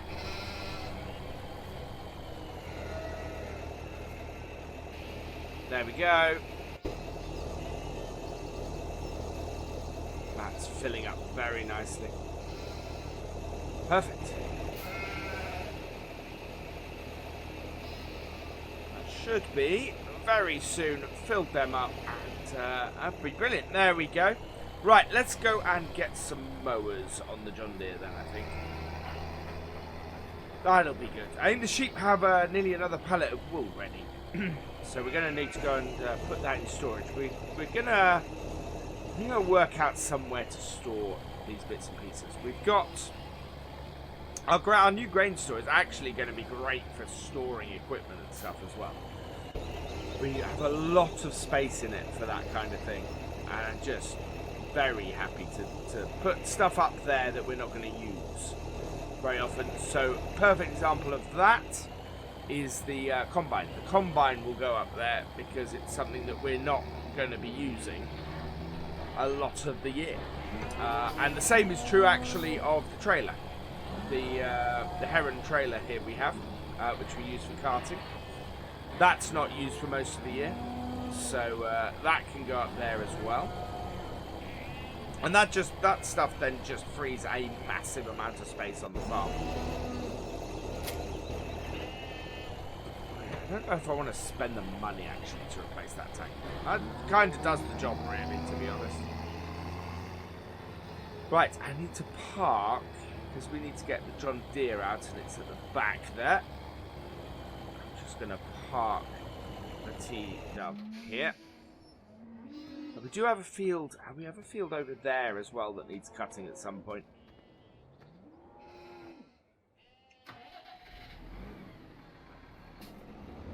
There we go. We're also storing our excess fertilizer in here at the moment. Now we might end up using our JCB to do the fertilizing, simply because oh no, I forgot, I've got narrow wheels for the T-Dub now, haven't I?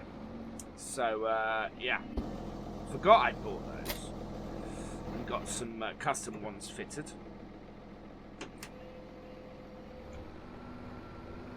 There we go. What I have discovered is that we had an issue before.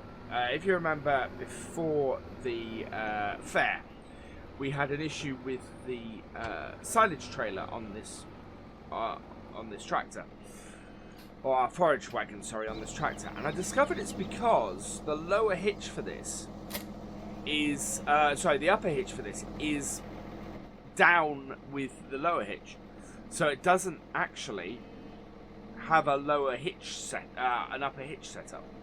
Means that the whole thing was just scraping along the ground. Now what I'm hoping is when we come to do silage later in the year, what we'll be able to do is use the T-Dub to pull the silage trailer, because that does have a proper upper hitch. And as a result, we will be able to use the trailer properly.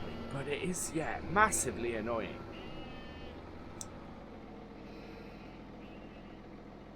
Right, pull that, put that down, turn it on. Oh, that really does screech.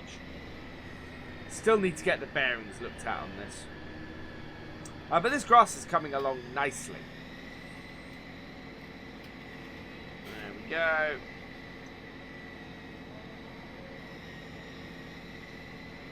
And while we're here, I'll go and shut the gate as well.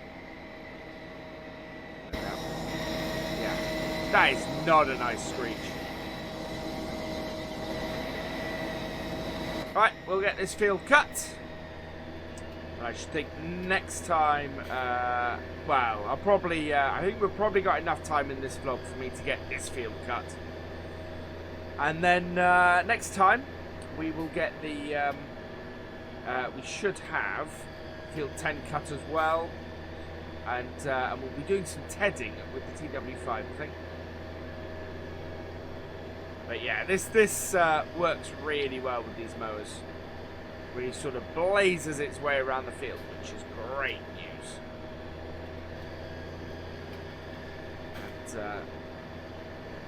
cuts really quickly. So a field this size, it's not going to take us very long. We should definitely get this done in today's vlog. We may even move on to field 10 and get that started a little bit. But yeah. There we go. Round the tyres. Round the end of the field. And on to our next go round. There we are. So I'm just going to keep going in a circle. Easiest way for me to cut this. Allows me to line up on the left hand side with the front mower. It gets a bit tricky going the other way. I know some people do end up just cutting a couple of headlands and then going up and down. Yeah, I prefer to just keep going in concentric circles until eventually I just finish the field off. Just for me, it's the easier way of doing it. But we are deep in. Well, that's the thing. We're doing hay, but this time of year you get a lot of silage done as well. Go. And up.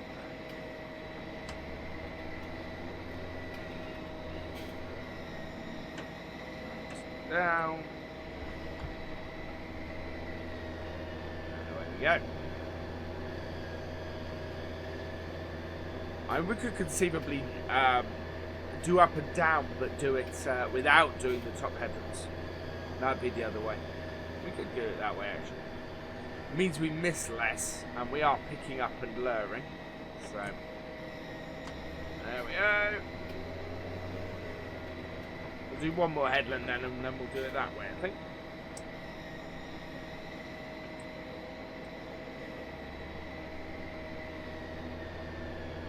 That'll give us enough space to turn, and it means that we'll keep things a little bit more neat, actually, and just that little bit more easy to manage come at the end.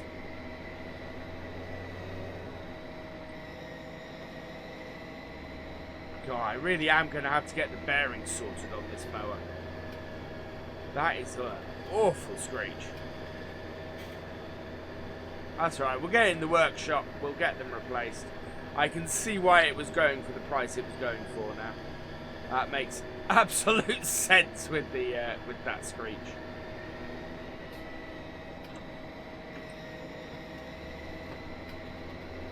There we are.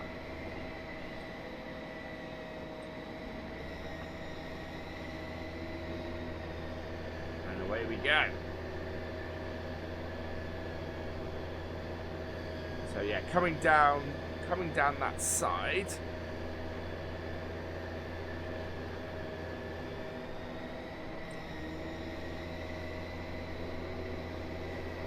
We're going to sort of be working in a triangular motion.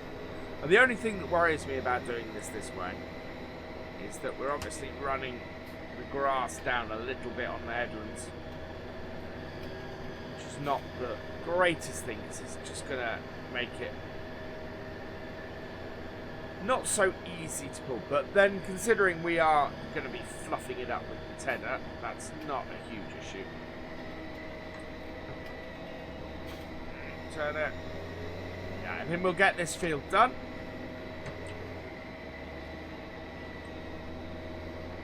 And then that will do us then. For this vlog, I will then get I'll get field 10 cut today as well. But yeah, we'll do it off camera. Don't want to do too much grass work for you guys. While I know a lot of you actually, like to see me doing grass work. Too much of it will be too much. So yeah, and we do a lot of grass work on this farm, really do. Oh, the other thing I haven't talked about actually. The BGA plans for Boltons have been approved for a small BGA power station. Whether it will produce any digestate, I don't know. But it should allow us to at the very least, sell our silage, which is all very exciting. Really excited about that. I think they're going to try and do a ground level one, which will be useful. It means that we don't have to try and use anything to. It means we don't have to get any conveyor belts or anything up there, or have it tipped and then shoveled in. It should all basically be load it into a trailer and take it up there. I'm also investing in a new piece of kit for the for our skid steer, which will allow us to use the skid steer to do the silage compacting.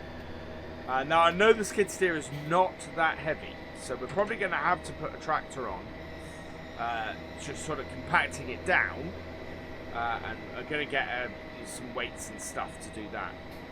But it's more the leveling out. So we've got a piece of kit that we can use to level out the stuff, and we're going to be using that. Let's just get that. There we go. Brilliant. So turn that off. And turn that off. And fold it up. Brilliant. So there we go. Let's pop out and have a look at our lovely 7810. Today is June the 14th. We are heading up to Bolton's Machinery because we're going to pick up the first of 2 new pieces of machinery that we have ordered. 2 new pieces of equipment. And they basically replace a single one. And if you haven't guessed which it is, that's it behind us here. Our little sit windrower and tedder combination piece of kit we are getting rid of. It's not quite as wide as we need anymore. So the 2 pieces of kit we're getting are both a little bit wider. They are they're both Kubota and they're both 4 meters wide. So we're just going to park this up and unload it here. Boltons are going to put it up for sale for us. It's a little bit dirty, so I think they're going to give it a clean as well. Right, just jump out and detach it. There we go, and detach it. There we are. Right, and then we'll get hooked up to our Kubota here. First of the tedder.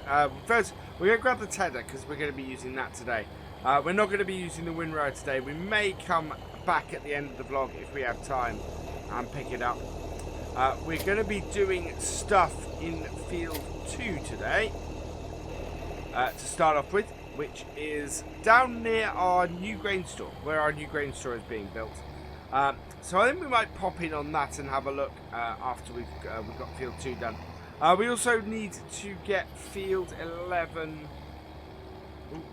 Yes, field 11 and field 10 both need doing. Those are the ones you saw me cut last time. Oh no, actually we only cut field 11 last vlog. But we've since cut field 10 and field 2. So those all need tedding. With our wider tedder here, we'll probably get through at least 2 of those fields today. But we will see how things go. I would like to get all 3 of those done on the vlog, if I possibly can. But, you know, it all depends on how well it goes, really. And I do want to sort of show you guys how the grain store is progressing. From the reports that I've had, they're making good progress. Not built the external tipping point yet, or the external unloading point yet, but they've started to get the sort of the bases of the actual stores in, which is great. Mostly concrete work that they've done at the moment. Going into here. There we go. So this is field 2. Something that somebody asked me in one of the comments, which I've tried to find out, is if the fields have any names other than the numbers. So I did ask my grandfather, and he couldn't think of any names on any of the fields. So it might be an interesting thing to do, actually, rather than going around and saying, "Oh, this is field 2," or this is field 11. If you guys have any ideas for any names of the fields, what we should call any of the fields, that'd be quite cool. So put that in the comments, and VF will let me know the kinds of things you guys come up with, and we can go from there. We can see if we can maybe name a couple of the fields. I think would be quite good. Because yeah, I do tend to call them numbers, and it's not always, well, I call them by their numbers.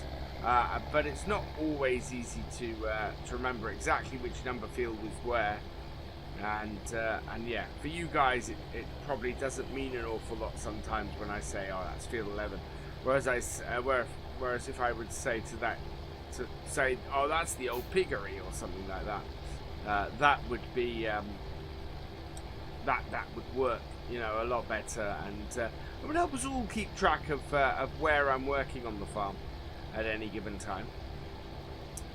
But yeah, I think that'd be quite good. I quite like these Kubotas.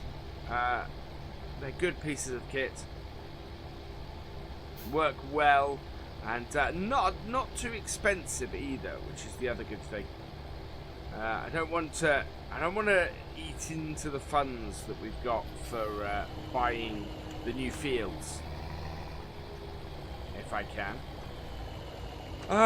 Just thinking, new fields wise, we're still looking to buy the 2 remaining fields on this side of the road. I should think by the end of the month we might be able to, which is great because they are both grass fields, and as a result they are both harvestable at the end of summer, because we're still at the very beginning of summer at the moment. So we won't get 2 cuts out of them. Might get 2 cuts out of them, but not 3. And you see the next field over, of course, is the field that we planted with grass, reseeded with grass, because the grass have got a bit old and not particularly producing a great yield anymore. So we did reseed that with grass, and that seems to be growing quite nicely. So I think we'll get 2 cuts out of that this year as well. So yeah, we are doing a lot more grass work as we expand, which is great news. I also had somebody ask if I was going to sell the bale wrapper, because obviously if we're doing silage in the silage pit now, we shouldn't have a need for the bale wrapper. I had a long hard think about this, and I think we are still going to create some silage bales. I think one of our fields will still do silage bales in, and this is simply because we're going to want to empty the clamp before we can do, or the pit before we can do the next season's worth of silage. So that then leaves us without any silage, having sold it all off. So having just a few silage bales about, just to really keep us going, I think is a good way to go. Silage bales cost a lot of money, of course, so it's better for us to make them on the farm and just hold a little bit of that silage that we're making back, so that we can do that. So yes, we are for now going to keep the bale wrapper. It is a fairly old bale wrapper, and we're not looking to use it an awful lot.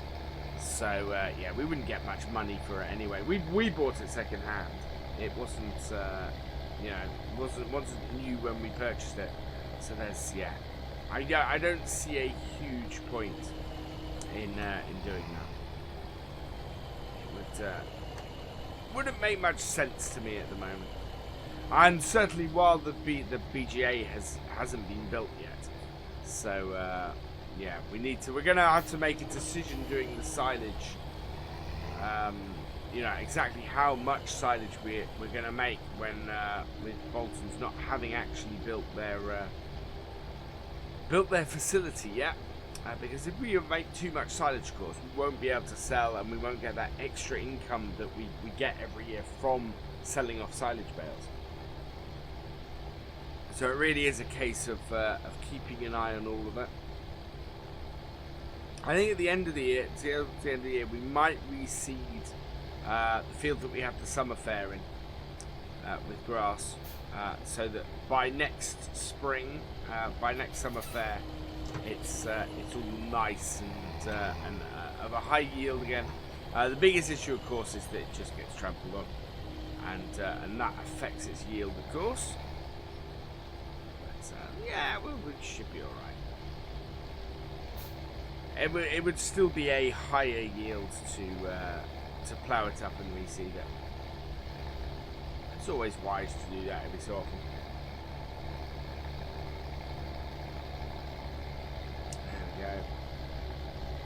It's not going to take us too long to do this field. I think we'll get. I think today we're going to get this and field 11 done. I will head up to field 10 after I've recorded the video and go and get that done as well.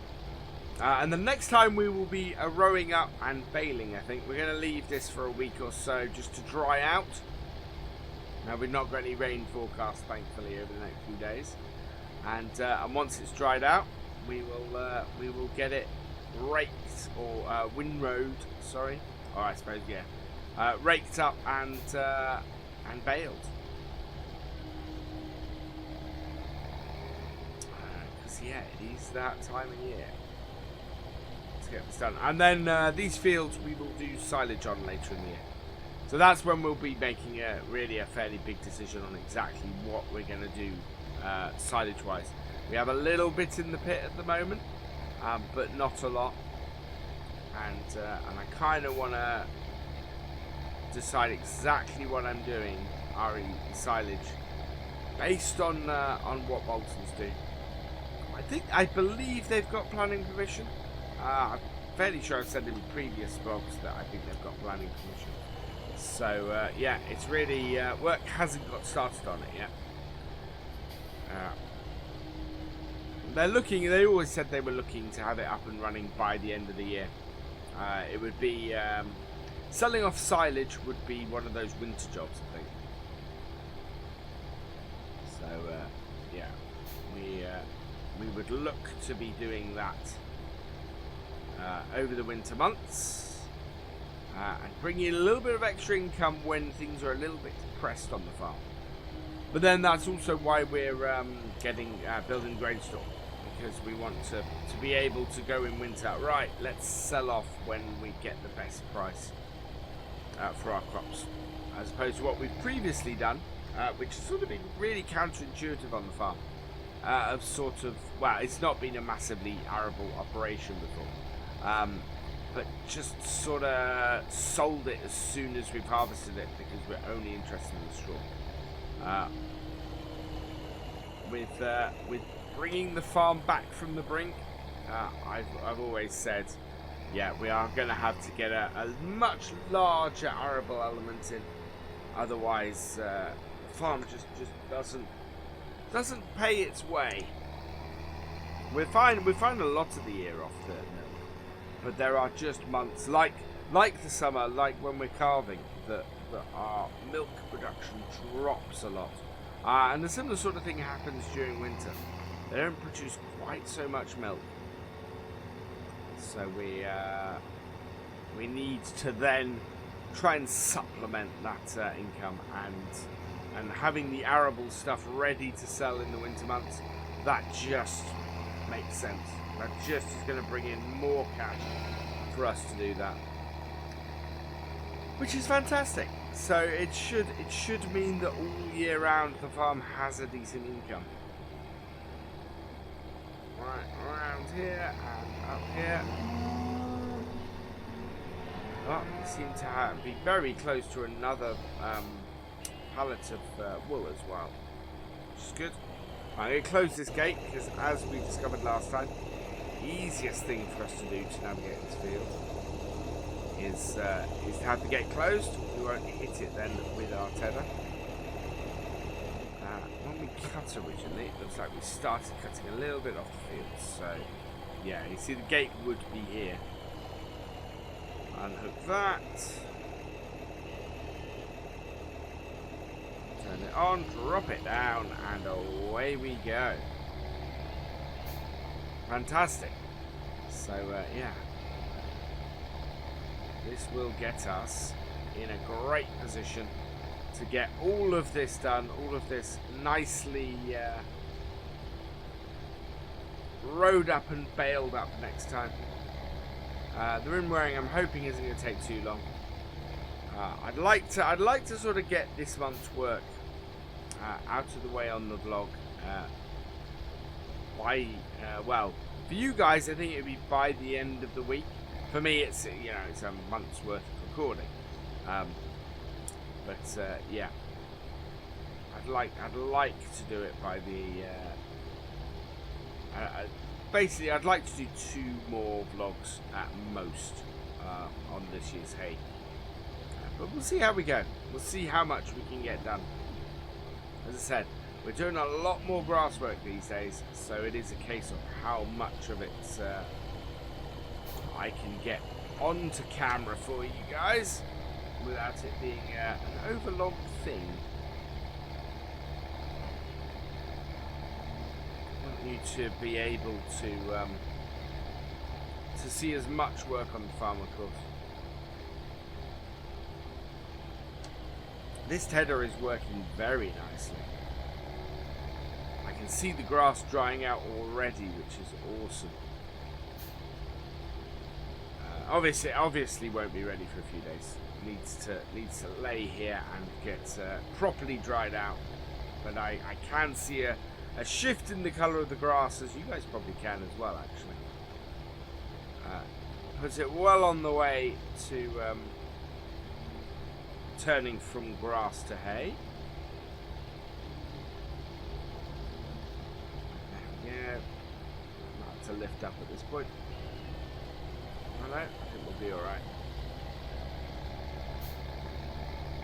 Yeah, there we go. All good.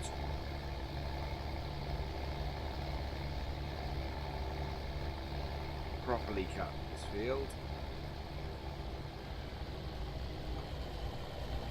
When it feels properly cut, it's just so much easier to work.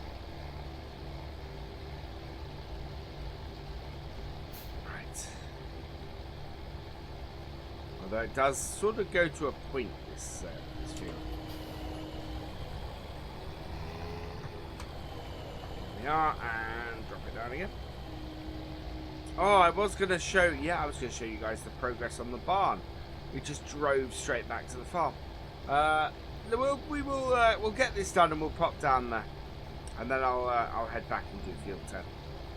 But yeah, I want to show you guys what's happened, because we have knocked down a wall as well. So yeah, there has been progress, and it'll be a good test actually of us driving the tractor through and seeing how easy it is to manoeuvre between the buildings now that that bit's been removed. I know a few people have suggested that I widen the gateway. And it may very well be a case of widening the gateway. Take a little bit of hedge out and just getting it widened up a bit, just so that it's easy to get out. The other thing to do, of course, would be to put a second gate in. Is maybe opposite the buildings, put a second gate in so that we can drive in and drive straight out. Which might actually afford us some space to then do something else with the yard, I bet. Because then the end of that building essentially becomes redundant and gives us somewhere where we can add a little bit of useful stuff. I'm always looking for places to store our equipment, because we are kind of busting at the seams now. You know, we got 2 more pieces of equipment here. With this tedder and with this with the rake, and yeah, it's gonna be a squeeze to get it in. I've got to work out Well, this could obviously go where our old one went, but even that is not a great place because that is in front of the mowers, so it makes the mowers a bit hard to get at. So I prefer not to cause that issue. There we go, and up.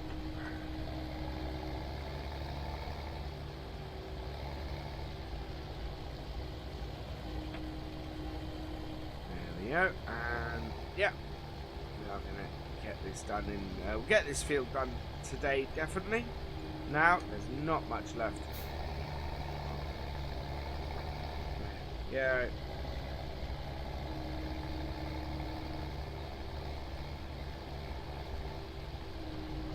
Right, and then last little bit, and then yeah, we'll head back out the other way and we'll go and have a look at our new grain store. Might even be worth actually taking this tractor back to the yard. We'll jump in the landy quickly and have a look.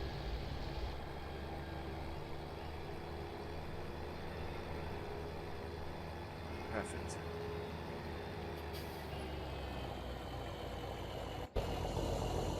Wow. Up. There we go.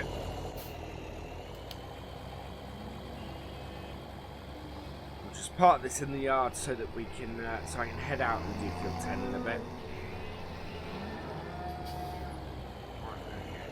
Turn this off. I'll just take a short break and I'll jump in the Land Rover and yeah, we'll head over there.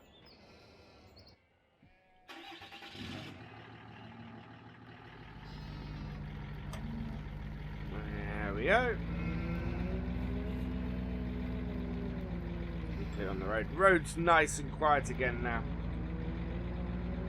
Now that the summer fair's been and gone, yeah, traffic has died down to the nothingness it normally is. Right, here we go. So yeah, what we can do now,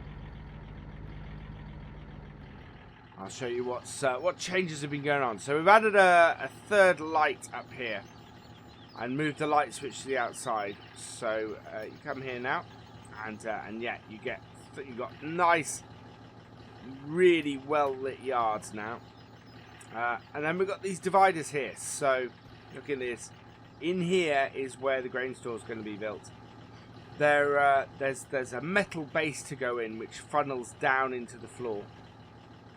And yeah, and then that will then feed pipes that go to outside for loading up. But it should work. It'll work really well. That I think. Lots of space in there. Even though it's what it is while it's not high, it is wide. We're going to put our loading section or our loading area here, but we've not got that installed yet. And we can't drive around because we've got the roller in the way. We knocked this wall down and didn't move the roller. So yeah, so what you'll be able to do now is you can drive your tractor around here, up here, reverse in, and yeah, you'll be able to unload at this point. So I'm really pleased with that. I think, and yeah, I think we'll end the vlog here because I'm happy with that. Oh, the only thing is, as I was saying, right. So you come straight out of here, of course. This is quite tight going around here and out here. So yeah, I think we might look at that. Then we might look at whether it's worth putting a gate in here, or whether it's worth just widening this gate so that you can, you know, maybe up to about here-ish, so that it's easier to get in and out of the yard. But we'll see how we go. Today is June the 21st. It's been about a week since we did our hay that we did in the last vlog. So we're heading up to field 10, and we're going to go and row field 10 up, and then hopefully we'll work our way back and row the other two fields up. Lots of good suggestions last time for, or in the comments, BF tells me, for the last video for possible field names. So I'm still considering those. Let us know. Keep letting us know. Let us know what you think. We want to go around the field counterclockwise, actually. Otherwise, we won't be rowing into the middle of it. And yeah, keep them coming. Keep letting us know. And yeah, we might see if we can name some of our fields in the near future. Unfold our tether. Down it goes. On it goes. Oh no! I know what I haven't done. Let's attach up the PTO. There we go. Right. On it goes. That's better. And away we go. So yeah, we're going to get this all rowed up, and then next time, our next vlog, we will, I think we'll probably be getting all this baled. We need to, yeah, we need to get all of this hay in, all of this hay baled and stored. We're not any rain forecast for the next few days, which is good. So we're not going to have any issues with the rain sort of damaging the hay we've done and undoing all our good work. But it is something we want to get it up off the ground before we do have that issue, before it does get too wet. But as I said, long range forecast is pretty good. We're in for a pretty good summer from that point of view. We're also looking at starting harvest soon, so I think we'll get this baled up, and at that point I think we're likely to be getting the combine out and getting the harvest going. Now, of course, the thing we got with that is we need to give our builders, our constructors, a bit of a nudge, because the grain stores are falling a bit behind at the moment, and I'm not liking that. Our crops are coming ripe a little bit quicker than we expected, but still, you know, the grain store is supposed to be ready, so we need to give them a bit of a push and get that finished. But I will show that to you guys once it's done.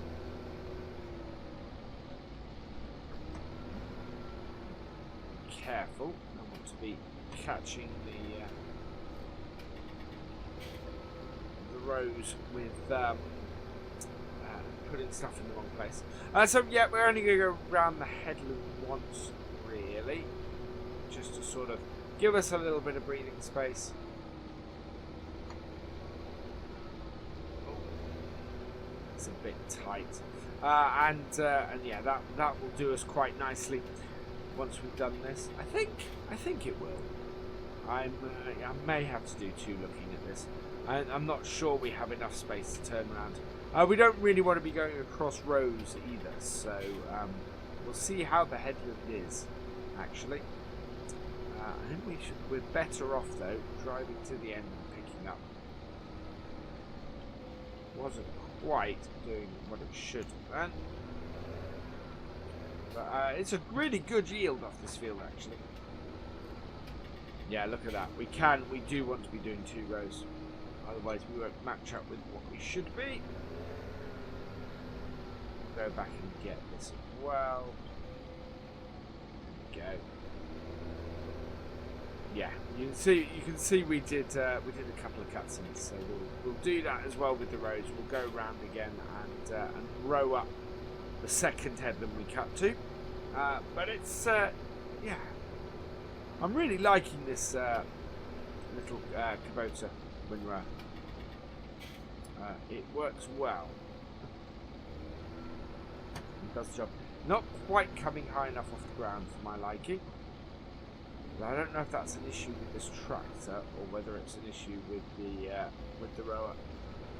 Because I've discovered this tractor. Well, this tractor does have some issues as far as it's up a hitch. Certainly, we know we can no longer use the forage wagon on it because it just goes to the wrong place and digs the forage wagon into the ground.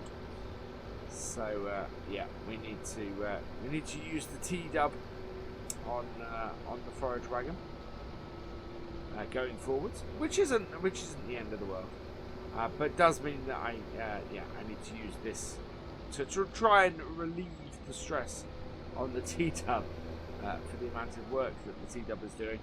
I need to use this a little bit more, which is why we are using it for windrowing today. I wanted to get it out and get it doing this job. It's good to vary our tractors. It means they don't all get worn out because they're done doing one job. I mean, this is now our. This used to be our big tractor on the farm. This 7810. It's now now very much sort of our medium workhorsey tractor. Does all those jobs that the T-Dub used to do, and the T-Dub is kind of the old man of the farm now. He gets to do bale stacking and things like that, which of course the little Massey that's now retired does. But it does mean that from time to time we end up taking out the 7810 here and doing jobs like this with it, jobs that we might otherwise do with the T-Dub. Because we want to sort of vary things a bit. And then our 4220 JCB just tends to sit in the barn most of the year, unless we're doing something bigger like some seeding or some cultivating or ploughing or basically any field work at the moment. Kind of goes to the JCB. Of course, it's completely the opposite to what JCB tractors were originally designed for. The original JCBs, which of course ours is a 25th anniversary celebration of,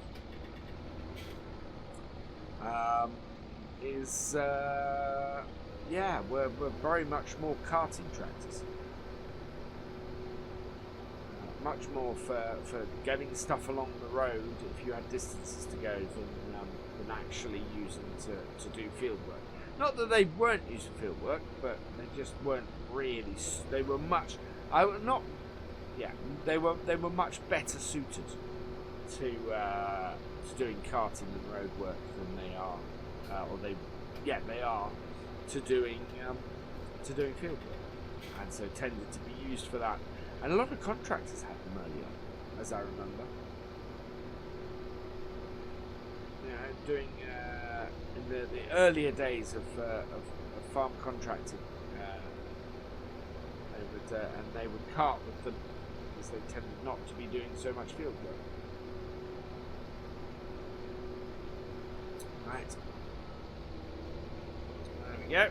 This should be our second headland done any moment, which is fantastic. We'll then be able to. Well, we might get 2 fields done in this vlog today, by the looks of things. That would be good. I'd like to sort that and take you guys through that. Right, there we go. Right, put it up.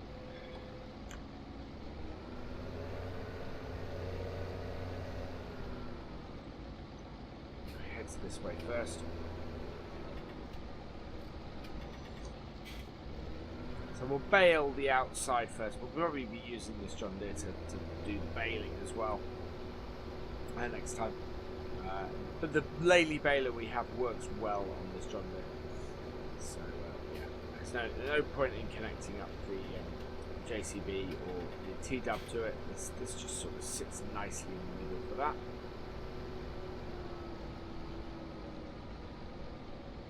We will have to get the T-Dub up here, probably with this again. So this on the trailer and the T-Dub with its front loader, which is always a pain because it would go drive one up here, walk down to the farm, drive the other up here. Because it is, as I said before, it is just me doing this, and as a result, if I want to use 2 tractors, I've got to do some walking in order to use 2 tractors, and then I got to do some more walking to use to get them home. There's nobody to sort of follow me home. It's got to be just me.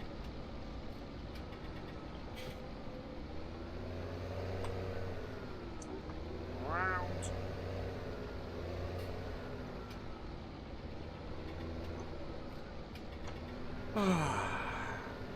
It's a nice sunny day today. It's nice to be doing the hay in this kind of weather. Just makes you feel good about the world, and you know, gives you a nice sunny disposition, getting all this fresh air and just sort of knowing that actually we're doing some good work on the farm today. We're doing stuff that will keep us going, will keep the farm going through the winter.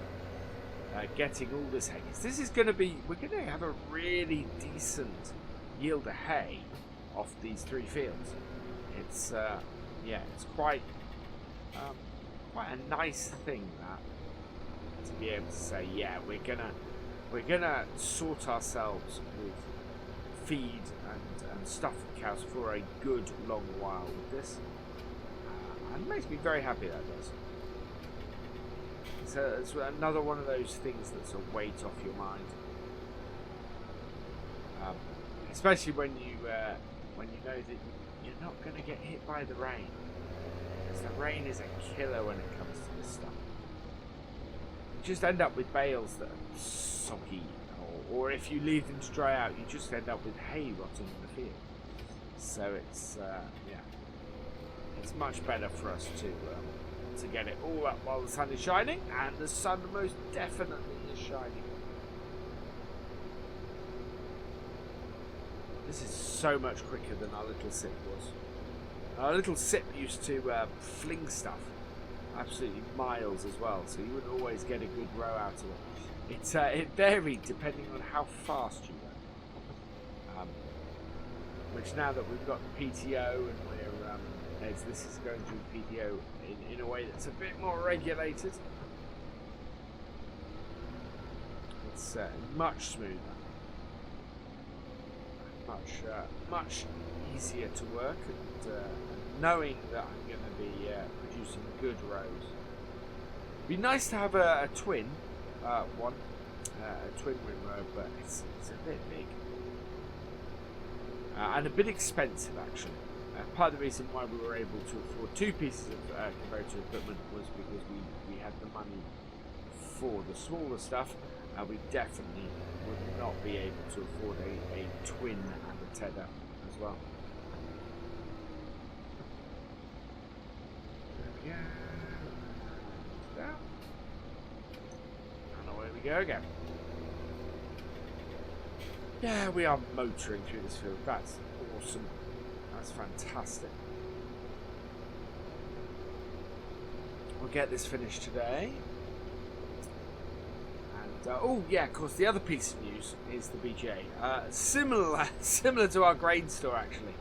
The planning people seem to be sort of dragging their feet as well.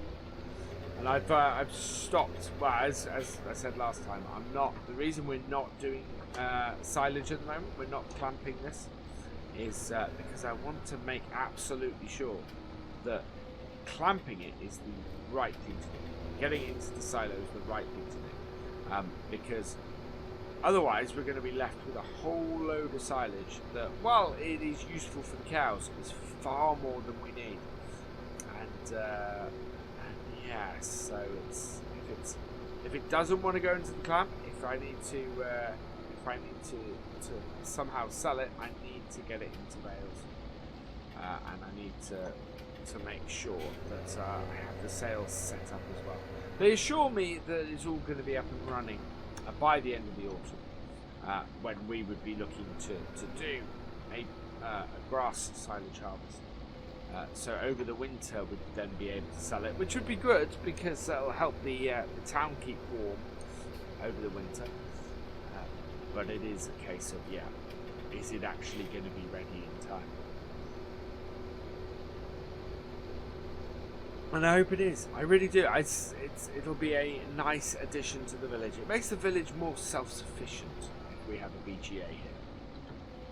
You know, it means that we're doing that little bit more to make sure that we are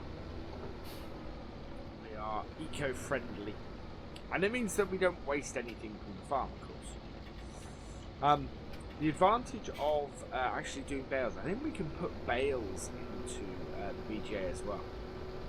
Obviously we need to take the plastic wrapper off first, but yeah, I have a feeling that we'll be able to. We could, whether we just cut the bale and then load it in, or whether yeah, we just cut the bale as we're loading it in. Should work. So it might be a case of we still do some silage bales this year, and make sure that we can do it. Make sure that there is the question though: is that worth more than the silage bale?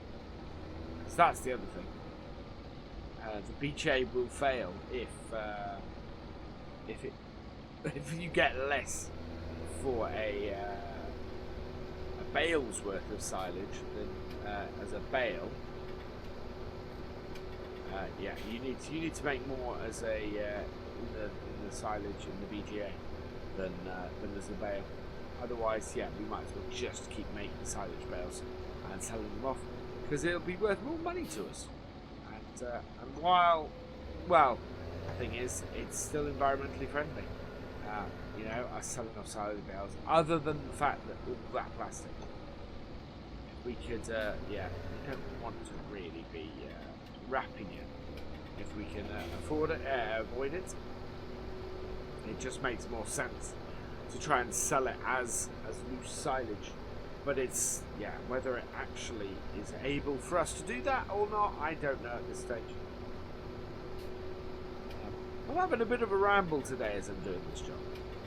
It's quite nice to be able to get some of these bits and pieces that are going on off my chest. Yeah, I'm just talking to the camera idly as I'm doing this. Is quite cool. It's quite nice. It's very therapeutic, I find, these videos. I find these vlogs. You know, just sort of rambling on, and you guys seem to quite like me just sort of rambling on most of the time. Well, I hope you do. Yeah, it's good. It is very therapeutic. It's very nice for me to be able to do this. And thank you to BallinCraig for posting these videos up. You know, it's gives me a good outlet for them. I'm very tempted at this point if he wasn't posting to still keep recording them, even for my own posterity. You know, it's nice to have. It's actually nice to have a record of what goes on the farm. And at this time, especially when we're so many changes on the farm happening, we have a good, documentary, documented history now of the changes that have happened since I took over the farm. Yeah, we're up to 52 vlogs, I think this one is, and it's really nice. Really nice to be able to go back and see the difference. I mean, when we got that shed that we, that old cattle shed that we got rid of, that was just in the way of the yard, that just seems like an age ago now, and it's what? It's just over, it's a year and a half ago we got rid of that shed. And the yard is just so much more useful without it. Especially with our move towards a little bit more of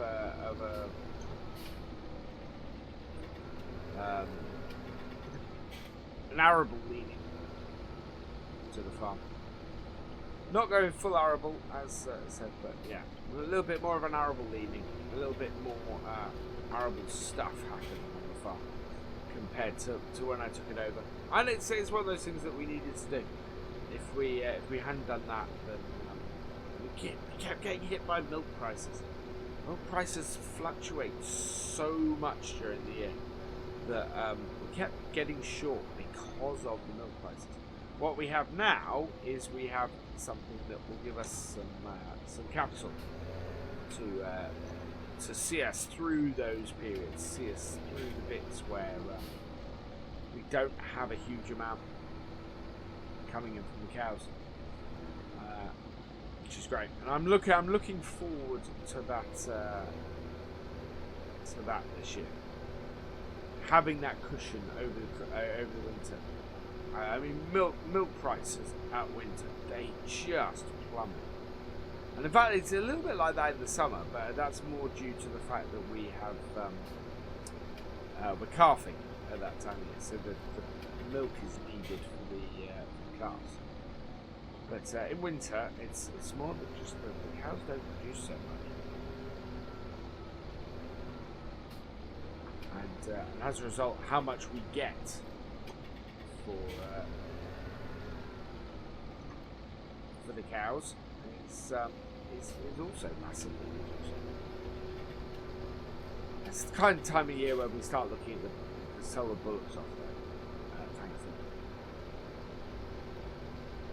Not sure how many we have this year. I need to go and do a count and sort that and sort the sales. We're going to have to go to the market in a bit and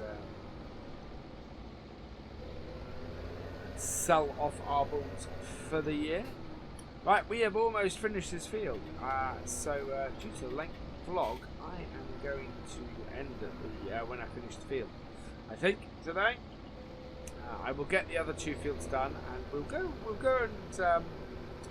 and bale different fields into this one. So we'll spread out where the work is. It will,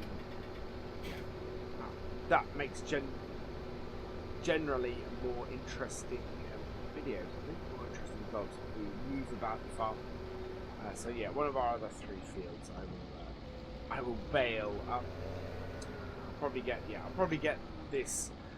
The other fields rode up off log, and yeah. And when you guys come back next time, we can go do some baling, and that will be fantastic. And then we're going to collect that up and possibly get onto some harvesting. I think it'll be early July maybe when we get some harvesting. So basically, they've got about, well, it's the 22nd today, so is it going to be early July? It might be mid-July that we are harvesting. But we'll see how we go. Yeah, mid to late July should really be when we harvest. Fold that up. Right, we're going to head back. I'm going to head to field 7 and get, field 11 and get that done. So much easier if we can select some names for our fields. Yeah, look at that. that really is close to harvest. So that's good. Yeah, so that's where I'm going to leave you guys today. I'm gonna move on to this field here.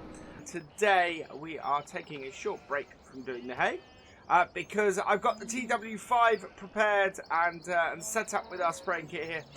We need to go and spray that field up there.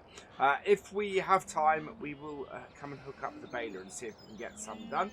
But yeah, we're going to go and do some spraying today. It is June the 22nd. So yeah, not long now, I think, until the harvest. We have, or the winter wheat anyway. The spring stuff is still quite a long way off. So the oats and this barley here. But yeah, the winter wheat definitely is getting very close. So yeah, we need to get this sprayed today. Which is a brief interlude in our baling, in our work on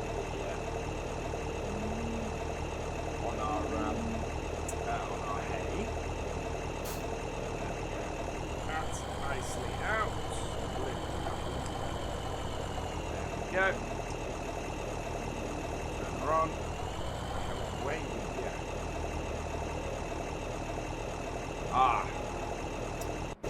Always forget to do this. There we are. Trying to get prepared to do the vlog, and I keep forgetting to attach my PTO. There we go. Right. I This shouldn't take us too long to do. We should be able to get this sprayed fairly quickly. And that means we can just get set up with our baler quite nicely. We're going to do the outside of the field first, and then I think it's probably only going to be a single strip down the middle that we need to do. Here we go. Slow down a bit. Make sure we get all of the headlands. Yeah, there we are. Oh, fantastic. So yeah, this is a job that won't take us very long. I don't need to go and spray the oats. We could possibly go and spray the winter wheat. The winter wheat is not quite yet done, but it's close enough that it's beginning to look right. But we could give it a little bit of boost of fertilizer to finish it off. It might just bump it up a little bit. I think most of it. Ooh, we got into the hedge. Off. There we go. Now we want to put this into the hedge. Last thing I want is a bent boom on my sprayer. That would be an expensive fix, that would. I think it's going to be more than a couple of runs back and forth. Yeah. Right. That's it.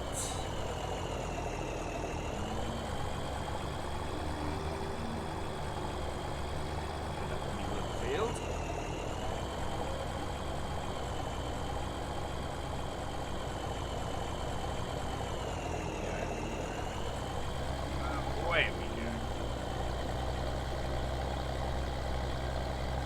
It's only going to be a couple of strips, I think. That should then do us quite nicely. Oh, it's really, really pleased with the way the arable side of the farm is going. It's coming along nicely. It's going to be, I think it's going to be a good first year. I think we're going to have a nice, decent crop of everything, and in doing so we're gonna we're just gonna raise a bit of cash and with any luck be able to buy the other fields we want to buy this year. If we could expand the other side of the road, that would be fantastic. I'd quite like to grab that other arable field that is the other side of the road. That would be good.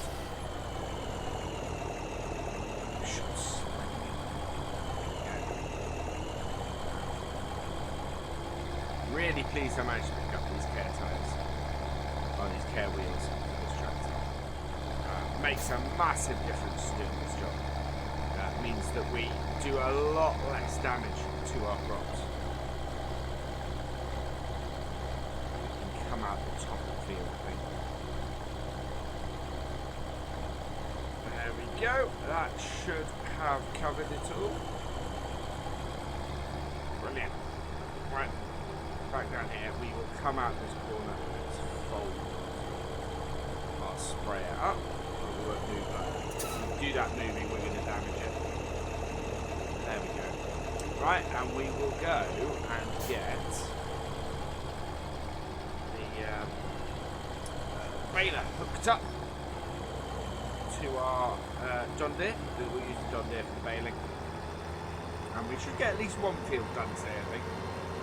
Which would be really good. Massively good use of our time. And then hopefully we'll be able to get the others done next time and loaded up is the other thing.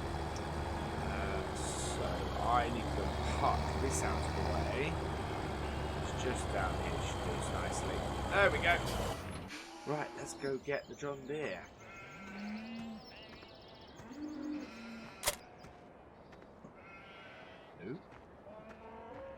What was that? There she is. I'm going to catch solid fertilizer. There we go. Right. So yeah, I spoke to the builders who are doing the barn and our grain store. We need to move this bale trailer. This bale trailer is massively in the way. And they're due to come back in the next couple of days and get that finished. Which would be good. They need to get it finished by the end of the month. We are looking at doing a harvest at the beginning of next month at this rate. Or at least, actually the beginning of next month is probably a bit early, to be honest. I think we're looking at doing a harvest at midway through July. Maybe late July. There's still about a month left in the growth of our crop.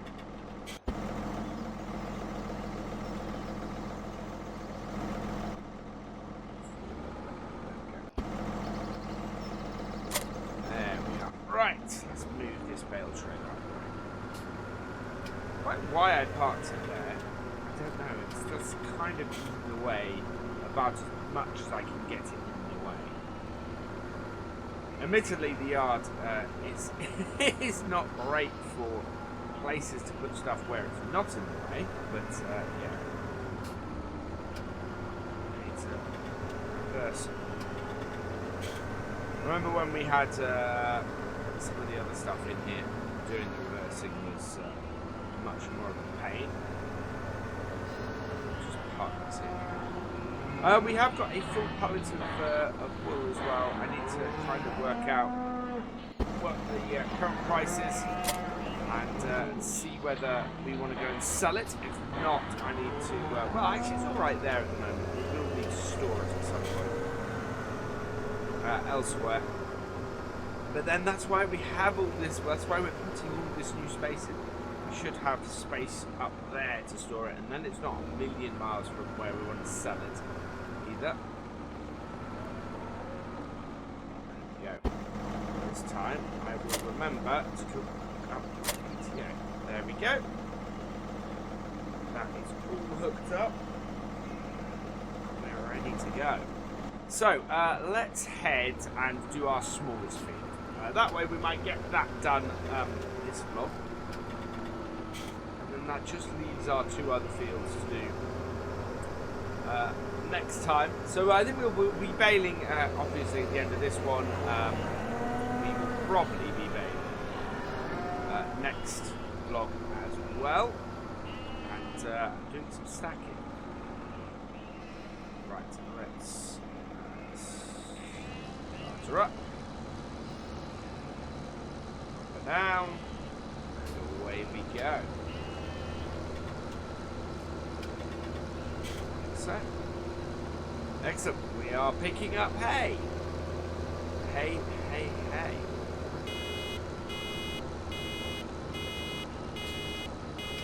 That was quick.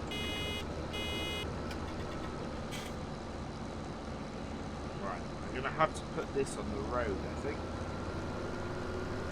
No, because that is perpendicular to the slope there. Should do it.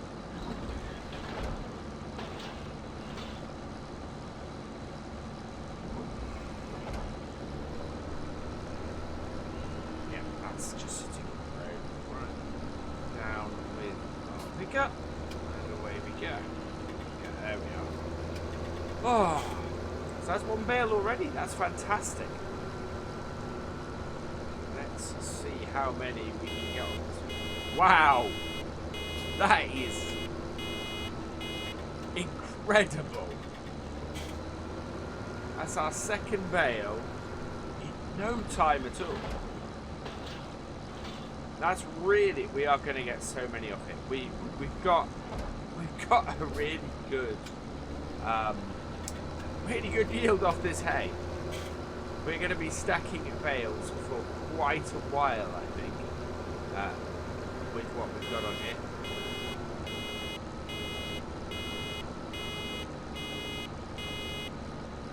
There we go. And up. That's 3 bales already. In no time at all. What we've got round.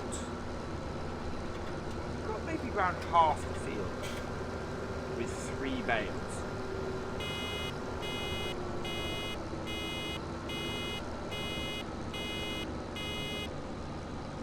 Go. That one. This is our smallest field. I reckon we could have 6 bales off this headland, which is exceptional. Wow, we are gonna have a lot of hay bales. That's fantastic. That is absolutely awesome. I hope we are as successful with the straw. I hope we have as many straw bales come on, because as a second year, this will be massive for us. Whoa! Oh, getting hit. I'd rather stop it with the tractor. Not the best idea. Ooh. Yeah, they are not liking the slope of these hay bales. One at the gates. There we go. Turn down here. Yeah. We need to unload them perpendicular to the slope, otherwise they are just going to roll everywhere.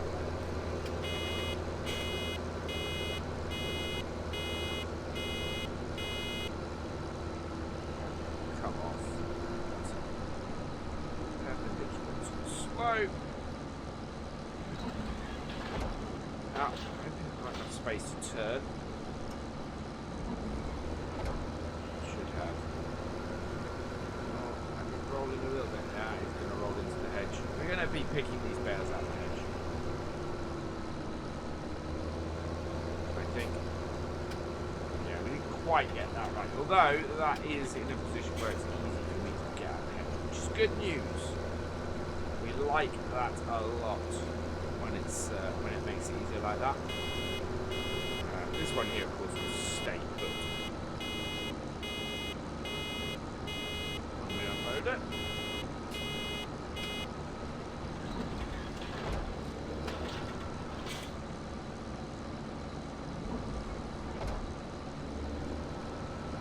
I've lost count. I think we must be up to nearly 10 bales at this point. We hit 5 at the end of our first round. 6. Oh, that's 7, I think. I think that's 7 bales. This one's going to roll down the hill. So that might be a good thing for us.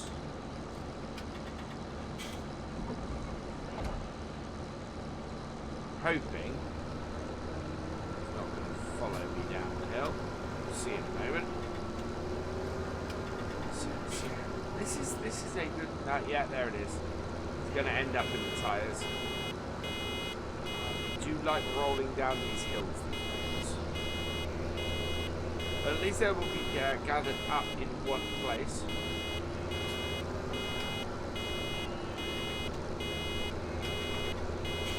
There we go. Wow, that was quick. Should be able to collect them all up. It's a pity they're rolling down. There's nothing I can do about it. It's the slope is trying to get it. Yeah, we need to actually be unloading this properly rather than just opening the back up. I know better than this. Is the thing.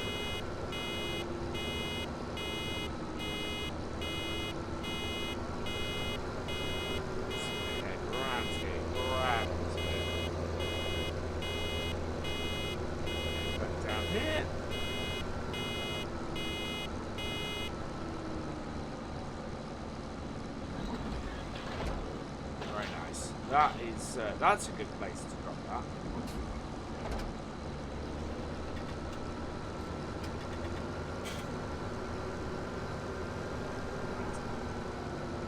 We dropped one and left a piece of grass, piece of hay. That's not right.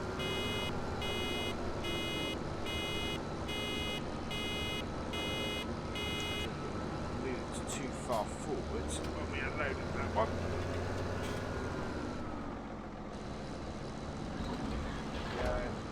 Something it could do with a wash by this as well, I think. Again, it's a nice sunny day. We're out here. We're dealing with the hay. We've got our stuff. We've got our other job done. We've got our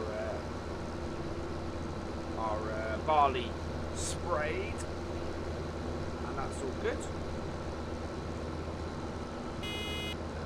For the moment, I was worried it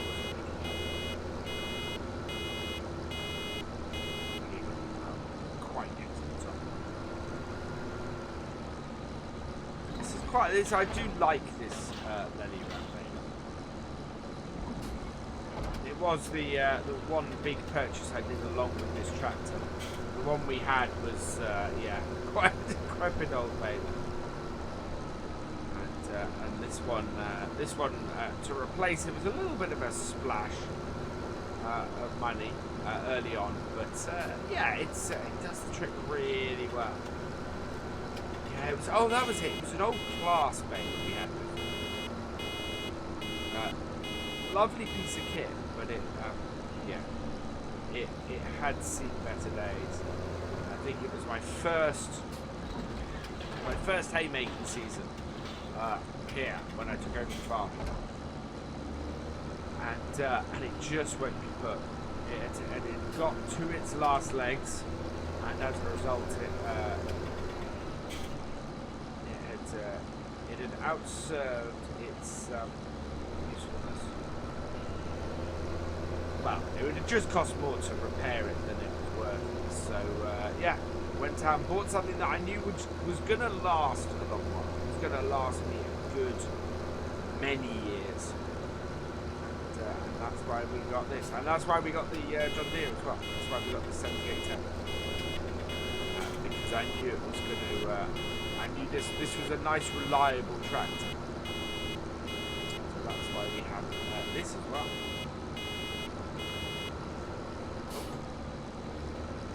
Right, we'll finish this up.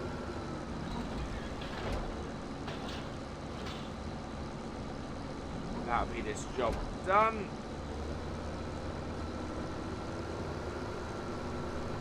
And yeah, next vlog, what we'll do is we will probably do one in just a couple of days' time, and we will get the rest of our hay baled up. And then yeah, and then we need to start collecting it up.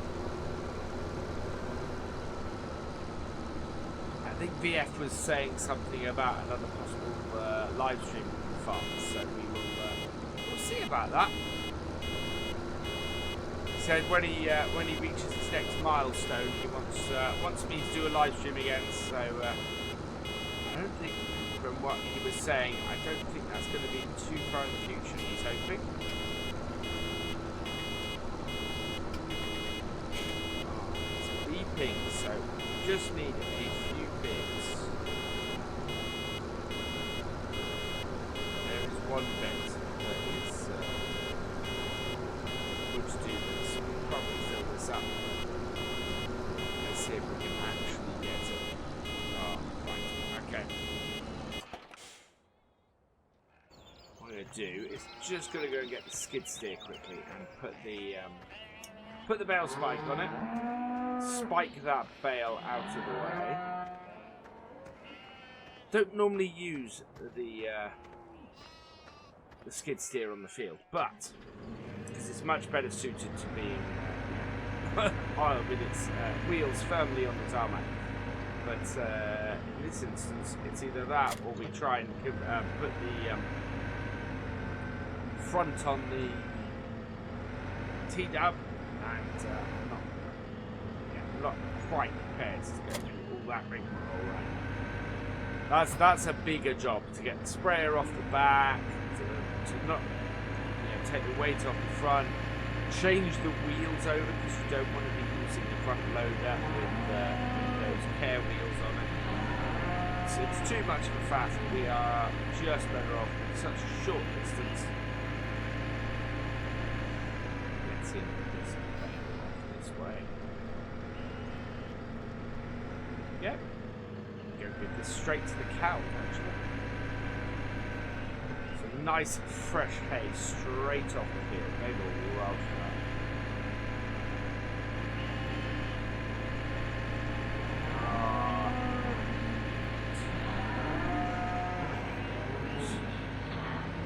There we are.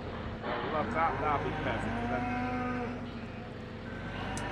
We're going to use the bale trays. Now, let's just go and get this last little bit, finish this off, and hopefully get one more bale out of it. Just this little bit left.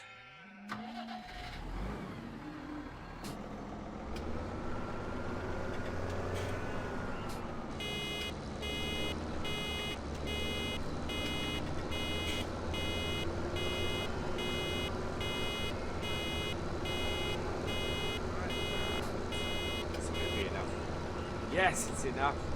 Fantastic. Right, there we go. That is this bit of baling done. Let's head back to the yard and finish up. It's fantastic news. We're going to collect these up. Probably get these collected up actually.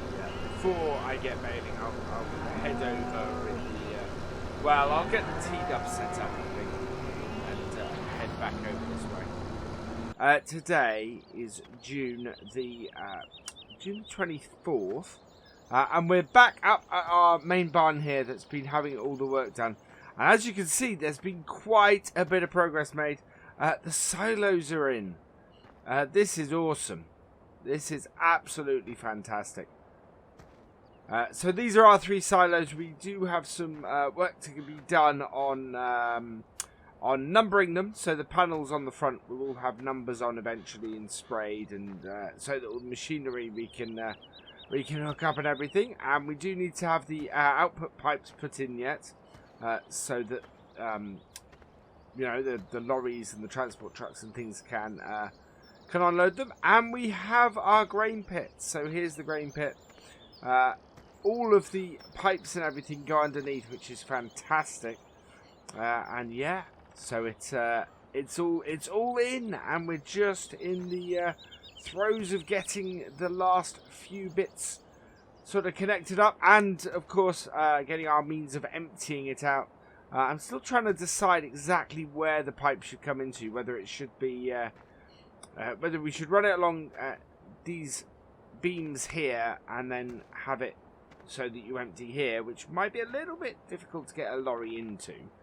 Or whether we should just come and then feed it out the front here and have it load out the front here.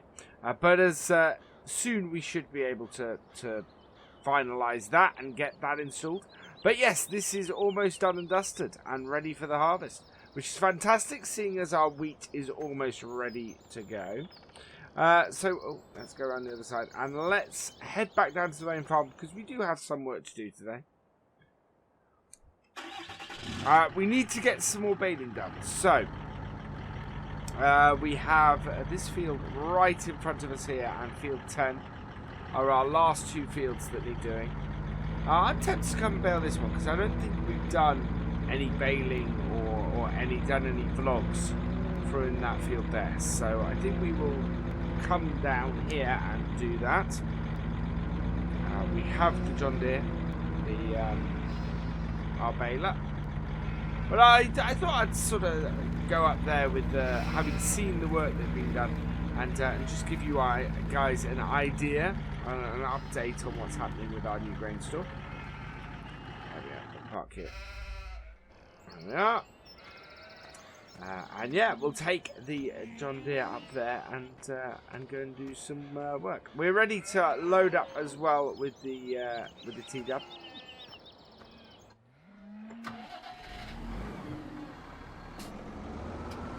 Which will be grand. But at the moment, we don't need to worry about taking that down there. I know VF is talking about coming over and helping me out to do a live stream in the near future as well. So with any luck, with any luck, we might have a live stream from BallinCraig again. This will be our third one that we've done. seems to always do it when it's when he hits a significant number, so that must be coming up. Oh, missed the entrance to the field. There we go. Fortunately, as always, the traffic is minimal around here. There we go. Right, let's get our baler turned on. Down, there we are, and away we go. So I'm expecting pretty good things from this field. It is fully fertilised and is a you know, a nice healthy grass on here, unlike a couple of other fields. What we are going to have to do is whenever we fill, we're going to have to turn 90 degrees because it's just, yeah, we have to reverse up, and we're going to have to, like, yeah, this row, we're going to have to reverse up like this, and go like that. We don't want our bales rolling off. It's a nice simple field this though, we can easily tell what direction we have to unload the bales at.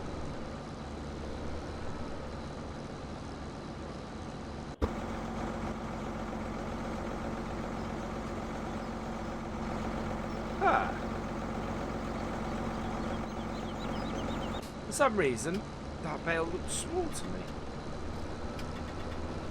That's a bit odd. Right, so onward. Yeah. I don't know why that looks small to me then. It's fine. It's all good. I think it's because I've been getting up fairly close with them because I cleared the field that we have near the farm that we were doing last time. I was clearing those yesterday. I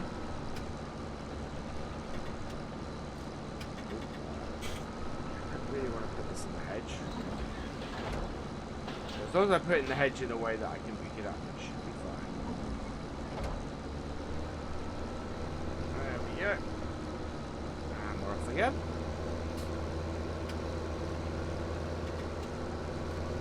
Perfect. So, oh wow, that's 2 bales of 1 row, which means that we should do really well off this field. I mean, exceptionally well. That's going to be 5 bales off this first round, I think.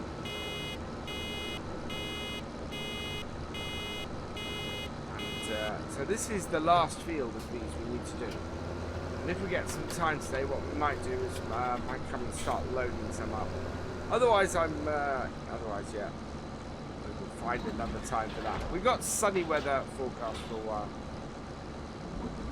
so I'm not overly concerned about the state of our bales. These are going to stay dry for a while. No worse than a little dew, which won't penetrate them too far. It's quite good about doing hay at this time of year. When you try and do it all in the rain, that's when you, well, when you try and do it with lots of imminent rain, that's when you have issues. And we have none of that at the moment. There we go. And off again. Ah, this is brilliant. I'm really pleased with how much hay we're getting off the farm. It's, we do have quite a lot of fields now.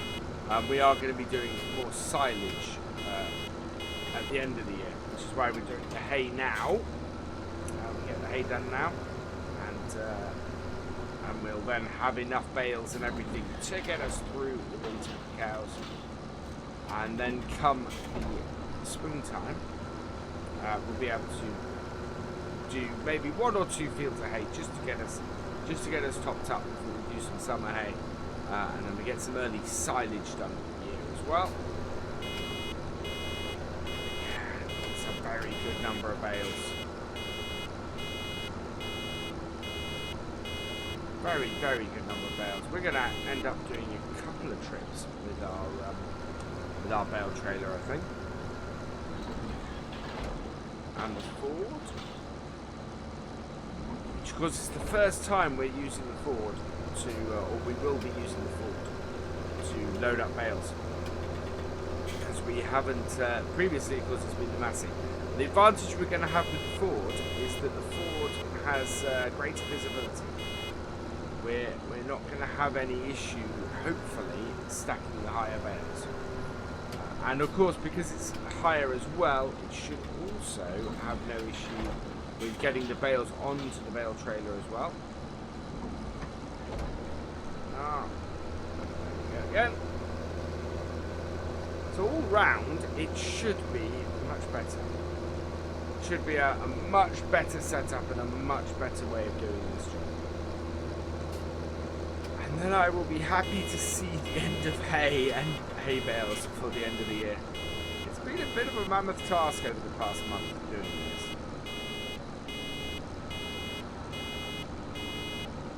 Come on. There we go. Should be able to. I'm going to pull it around a little bit because I don't want to. I'm dropping it off there, but that might get in the way of the next row. So we need to be careful. I think we're alright. Oh, it's a roller. That's our first roller. But it has gone into the hedge where it's easy for us to pick out, so that's fine. Another row here, and then it's what? It's 4 or 5 rows in the middle of the field, so we should be, yeah, we should do well. What we'll do is we'll take we'll take this back to the yard, and load up the and grab the Ford and get the bale trailer into the field. Ideally, I'd like to leave a tractor on the bale trailer. So normally we would. Well, we could hook this up. That would work.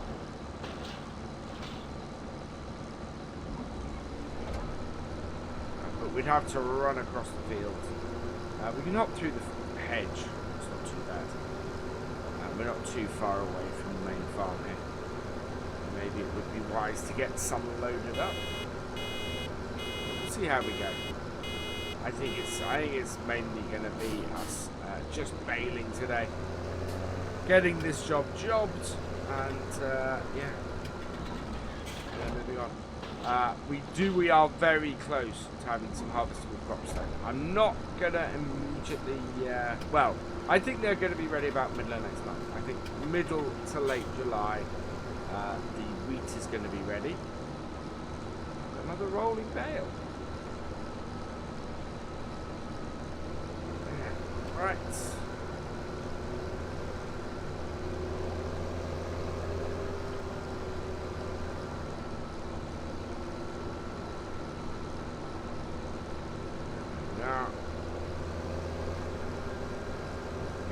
Back this way to lift up my collector.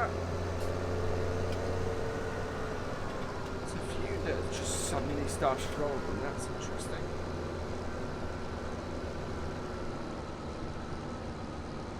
I think that is, yeah, that's that down. There we go. This Lely baler really is a good baler. It handles this really well, and I think, as I said last time, it was a replacement for a class one we had that was fantastic in its own right, and serviced for years. But this one just seems to compact the bales that much better. In a way that, yeah, we didn't know we were missing until we changed balers, until we had to change balers. Until it became that much more cost effective to buy a new baler than repair the old one.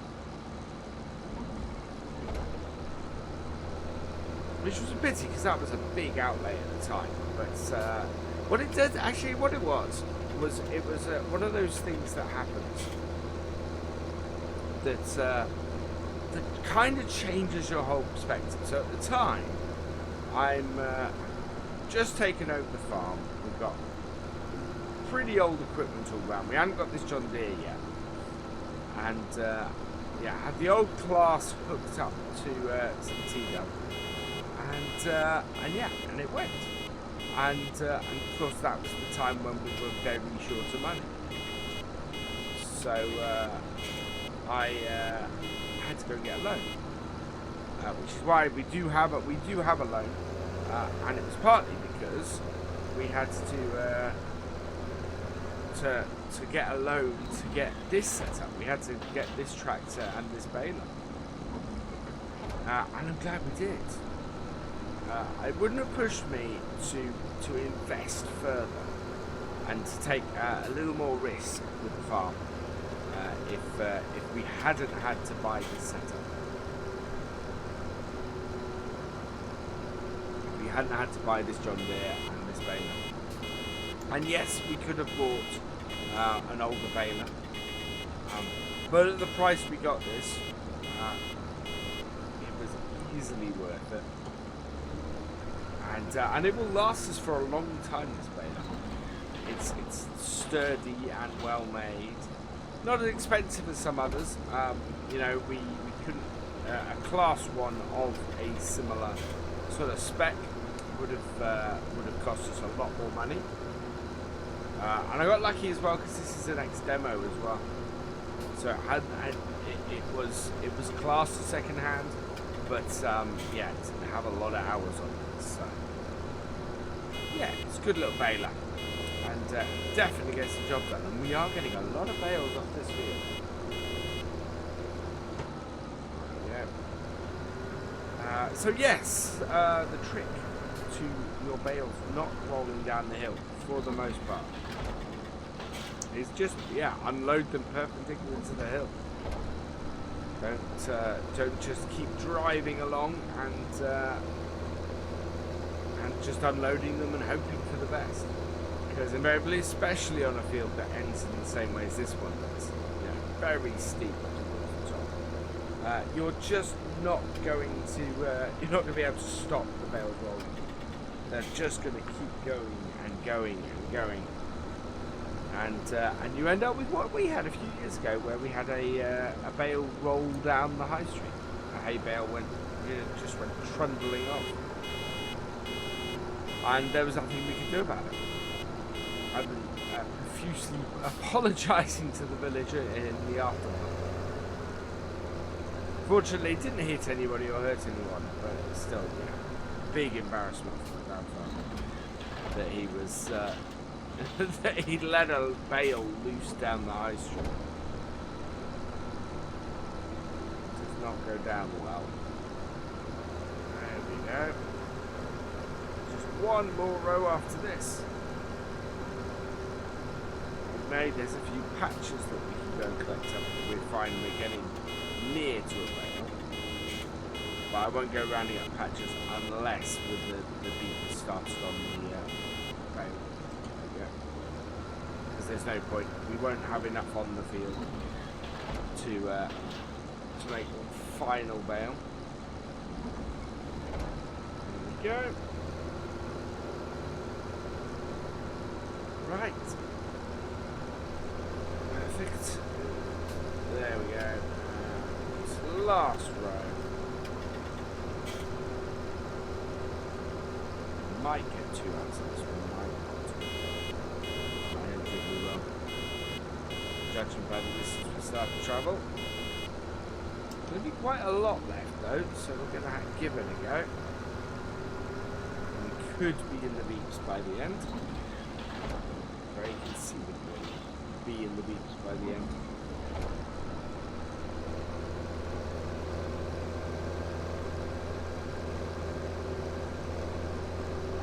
Up the field.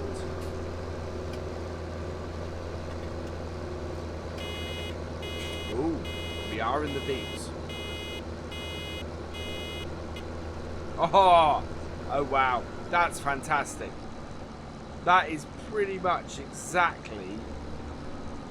In fact, that is exactly a bale. So that's awesome. Right, we're going to take this back to the main yard, and I think I'm going to finish there because we don't really have enough time to do any stacking. we've been through the state of the new grain store, so that I fully expect that to be up and running by the middle of next month. I don't think there's going to be much more delay on that. Fantastic news for us. We can start getting equipment down there, because the issue we have at the moment, actually I'll show you this when we get back to the main farm, is that we have pretty much run out of space at the main farm. We don't have any space to put all of our machinery and trailers.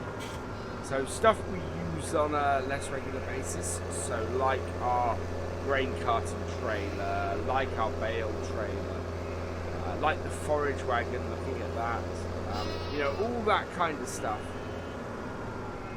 we will be able to put up top. Right, I'm going to park this actually.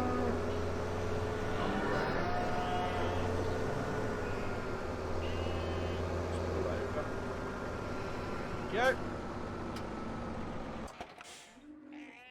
Because we're going to head up that way, so that can stay here. Oh, we have a full pallet of wool ready to go. So things like that we can store up there as well. Although things like that we can store in this barn. So yeah, we have quite a stack of hay bales at the moment that we're about to add to. But you can see the New Holland, to be honest, we don't really want that in here anymore. It would be quite good if we could store straw bales down that side, or pallets, or anything else, to be honest. Around here, we've got a few bits on the grass, but there's not really enough space in here. That in there is where our baler goes. And then we've got things like the Kubotas that are crammed in a single slot. So, yeah. There's some work to be done there. But otherwise, everything's good. Actually, I know what we're going to do quickly, because it does need doing. We're just going to go and clear the cows. Because the cows do need clearing up and do need looking after. We mustn't forget them. There we are. This little skid steer is so awesome for this job. Right, there we go. Buckets on the front.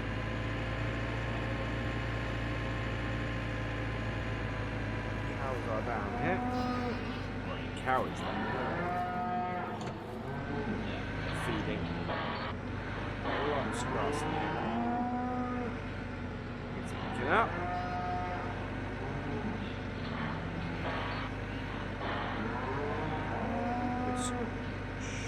Do it. There we go.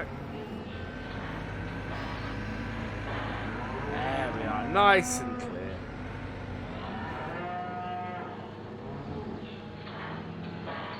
Unload it into the trough.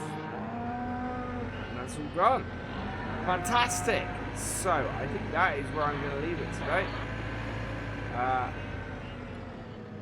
Turn this off and yeah, I'm happy with that. That's good. That's absolutely awesome. Cows are all looking good. We're getting nice production off them at the moment. We're ready to go to load up bales with our T-dub. And I just need to go and bale the last field. So I'm going to go and do that in a moment. Today is June the 29th. And we are taking the T-dub here up to the field we were working in last time, the field we were baling in, because we've already got the John Deere up there, the 7810, and we're going to be loading bales on. That's why we've got the bale spike on the front and the weight on the back. Yeah, weight on the back, and yeah, we are going to collect up these bales, which should be a lot easier than it was with our little Massey. We're going to start with bales at the top end of the field. We need to put, yeah, we've had to leave the trailer down that end because, as you can see, this field is one big slope.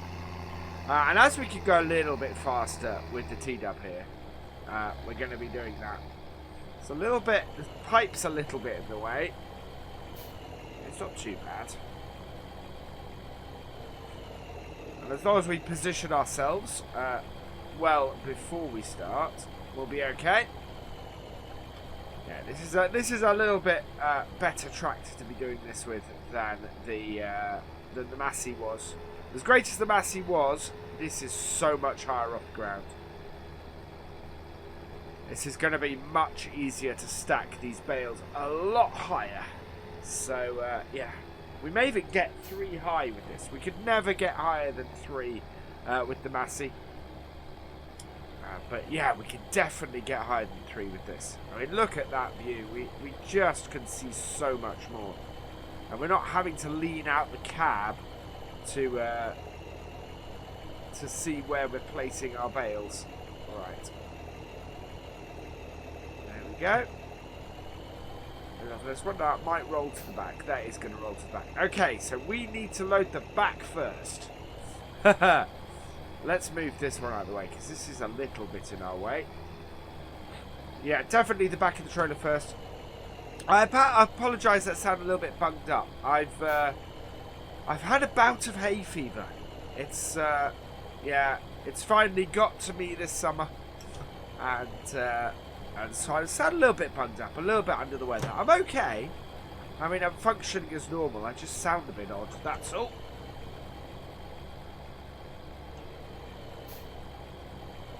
Nothing. A bit of time in an air-conditioned cab away from all the grass won't solve.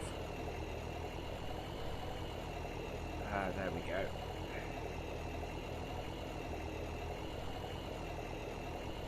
Push that on a bit further. There we go. That should do the trick. Right. I will do what we did before. Strap these down immediately. That one's not quite at the back. That's not helpful. Right, let's pop back up to the top of the field and get another one. So this is really a case of how many can we load on this trailer. We have a good field full here as well. It's been a really good number of bales. I'm hoping I can fit them all on the trailer, but I'm not overly confident to that. There we go. Tip it below the front. That's not bad considering I can't see the front of the bale spike. It would be easier to pick these up with the with our little skid steer. But the thing, of course, with the skid steer is we can't actually get it any higher. So we wouldn't be able to go even 2 rows, let alone 3. And I really would like to try and get 3 high on this. Should be able to do that with our JD. Should be enough weight on the front. I've not put a weight on the front of the JD, which is probably not the wisest of ideas. Whoop. Jammed on that other bale.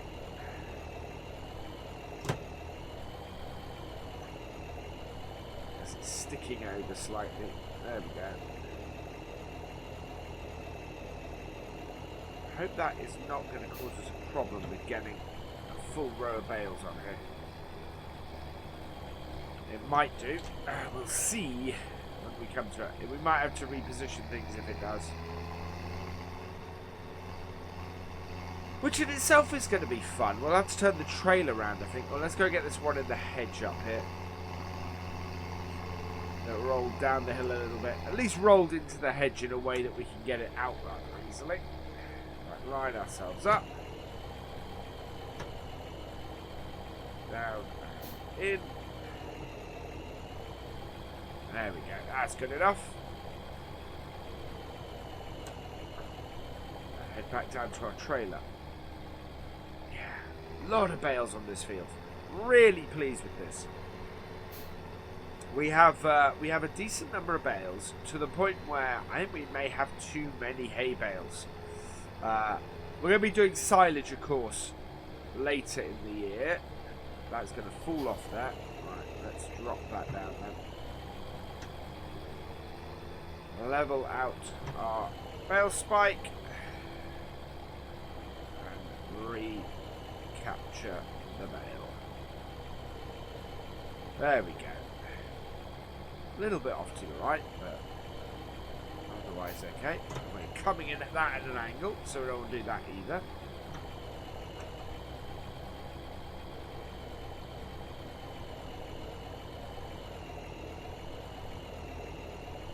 Yeah, there we go.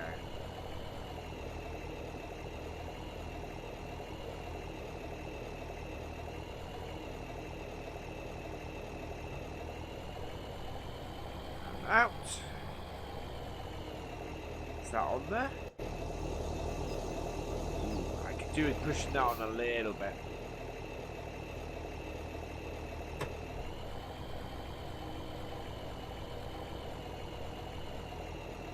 This is where you need really good accelerator control. There we go. How's that one? That one's okay as well. Okay, there we are. Don't want to do the strap in the middle because that's for the higher bales. Excellent. Right, so next one, I think we'll go with the one on the left.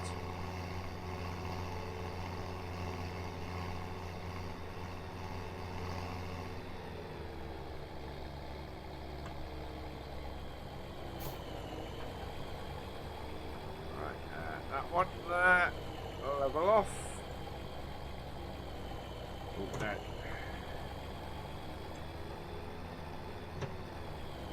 What sort of height does it go in the bale? If I can see the tip of the spike like that, what height? That's going in too high.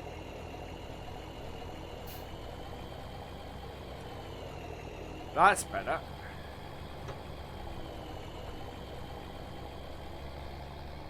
Load this one on.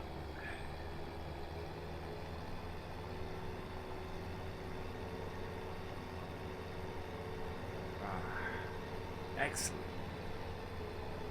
This is going swimmingly so far. Much easier with the T-dub than it was with the Massey. Right, and yeah, look at that. Okay, so looking at this and looking at the space we're going to have left once I put this bale on, I think we're going to have to get the far side bales to shift down a bit. Okay. I'm going to undo these and hope. Doesn't look like they're going to do it. This is where it all goes wrong. This is where repositioning these bales is just going to cause a massive problem. Especially as I'm trying to do it up against the hedgerow. Well, we'll see if we can knock them a little bit that way.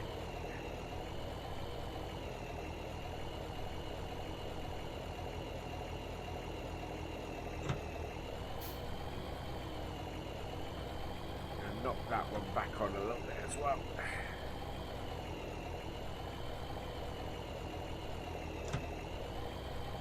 There we are. Right.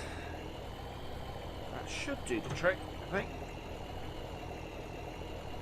Push my luck.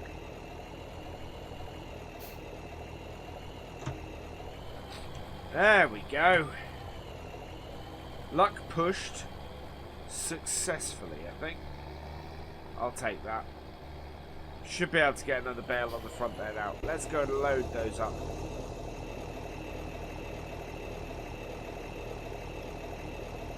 I'll leave that one for now. Right, let's go get the next one.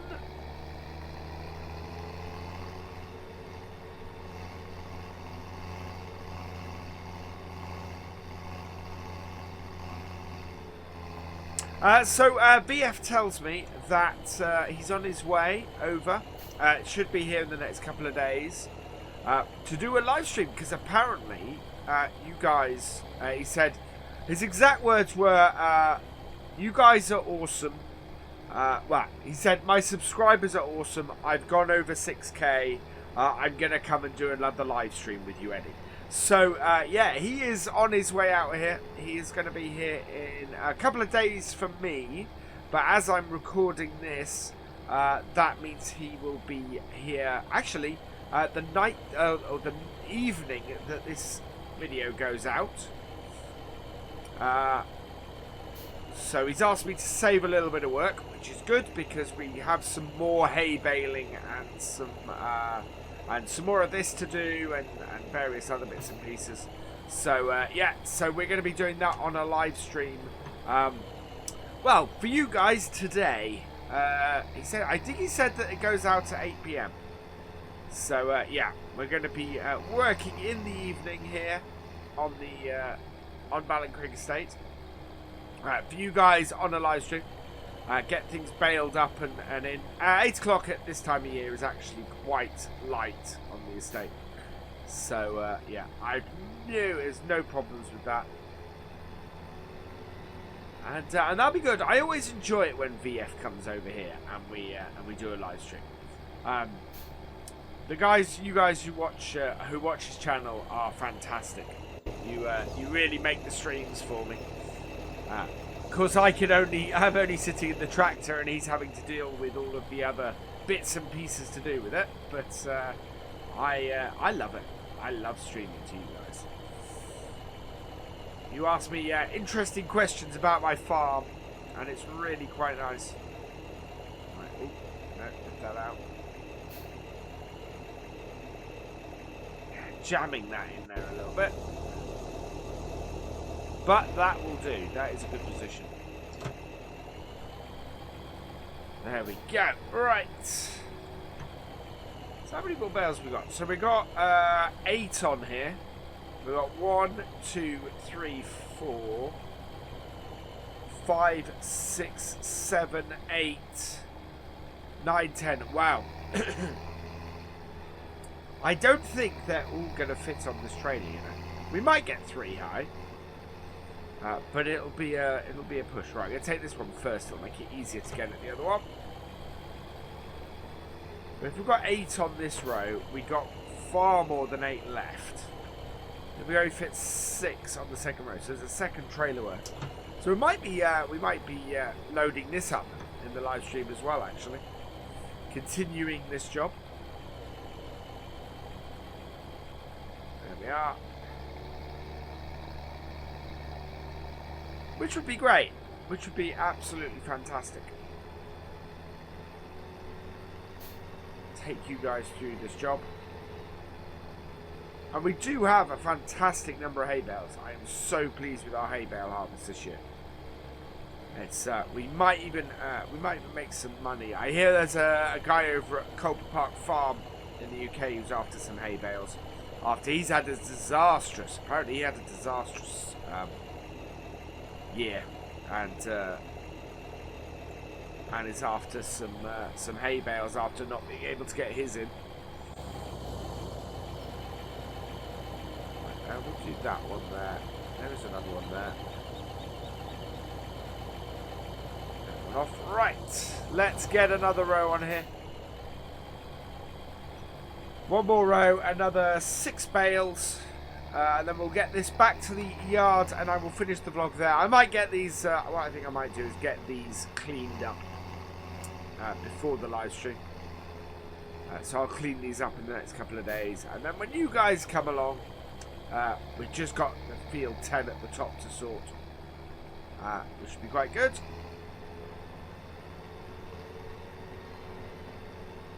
And then we can end the month having got all our hay done, which would be fantastic.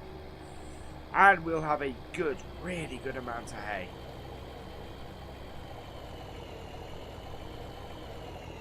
And the question very much is, dare I go 3 high?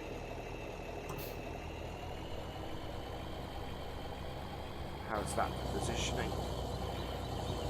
Yeah, that's pretty good actually. I'm happy with that.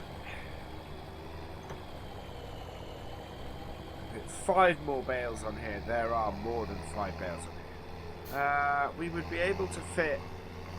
We've got 6 on now. That's 3. So be able to fit another 4 bales on top if we went right up. If we went right to the height. I don't think that's going to be all the bales. So we got one. So one, two, three, four. Oh, you know what? We can fit all of these on this trailer. So that's what we're going to do. We're going to go another row high. Actually, no, we don't need to. I've just noticed something. We can put them on the end. So we'll get this one on. Yeah, we can put them on the end. We can stack them on the ladders. That will be fine. Yeah, we've only got 4 extra bales. We don't need to get them right on the top. We've got we've got a belt there and we've got a belt there, so we will put them on the ladders. So we'll do that. And that will get every bale on this field picked up, which is awesome. That's absolutely fantastic.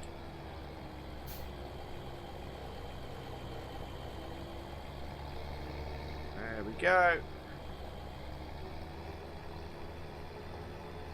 So we're going to load up in the middle first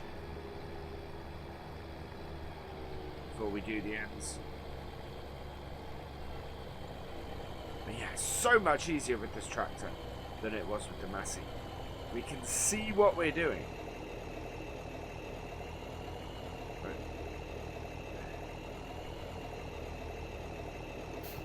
Mind you, in the days of the... Whoa! No, that's not on there. That's slid this way.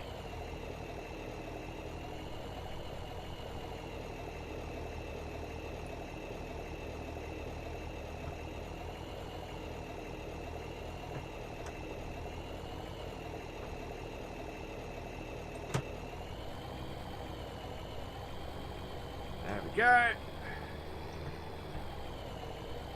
Oh, that was getting caught on the other bales. That was not good. Right.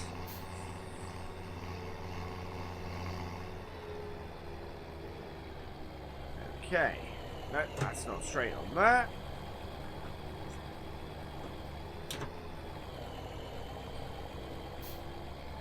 Line this up. And on. There we go. Only a couple more bales to go, and we're getting closer and closer to the trailer, so it's taking us less and less time each run, thankfully. Yeah, it's because we had to we shouldn't have to restrap the bales.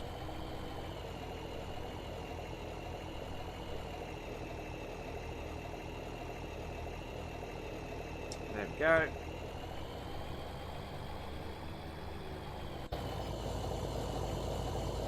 Another one on that.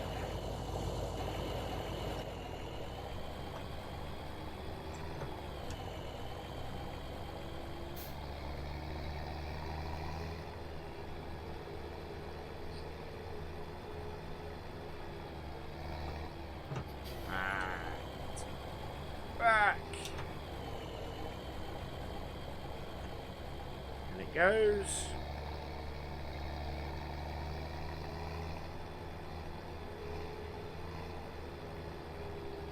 I'm pleased. This is going pretty well at the moment.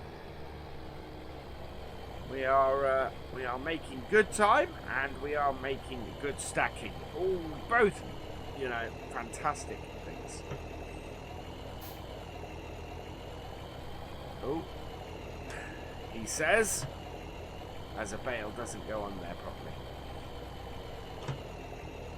Let's take that one down and reattach it, because that's not safe for me to try and restack that.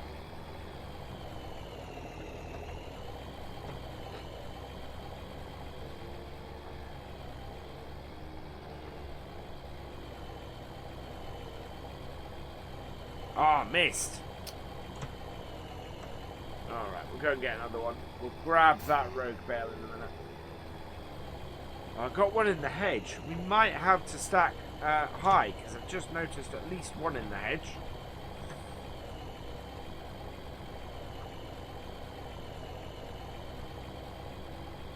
Yeah, we might have to go up another level yet.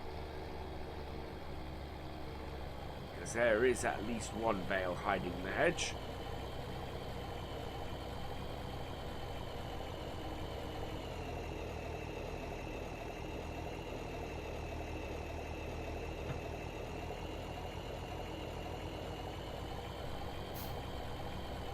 There we go.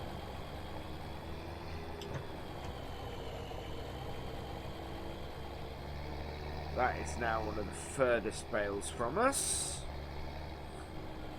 I can just get straight onto it.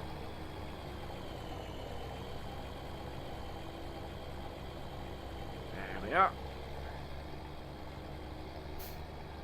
Yeah, we had to push the other one on a little bit with that.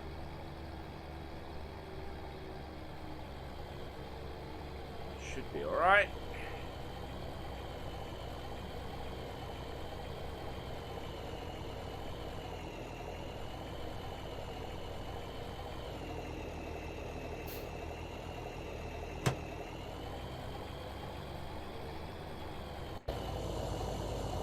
Oh, that's a bit of an overhang. I think we need to get the back one off first.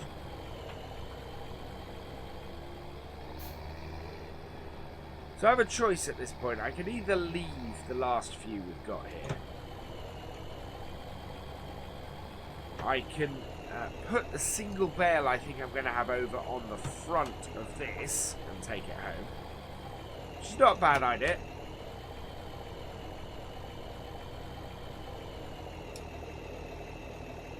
One's gone off the other side. That's alright. We can pick that back up. Yeah, it does stack easier from this side. Whoa. Although, because we're on a slight downward slope here, it's not paying ball very much. Yeah. Oh, that's rolling off as well. That's the trouble with this field. Right, I think I'm going to come back and load up the last four. It's proving to be a little bit of a tough stack at the moment. As annoying as that is.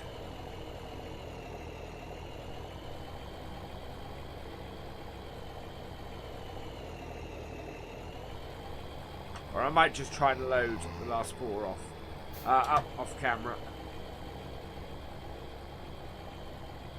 I don't want my vlog to go on too long, to be honest. I don't want to bore you guys. So, coming up to about the right length, I think. And you've seen me stack most of them on here.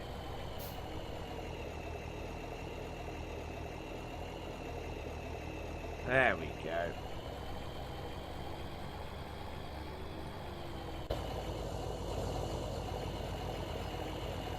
There we are. So I'll see if I can get the last two on there. And now let's park this up.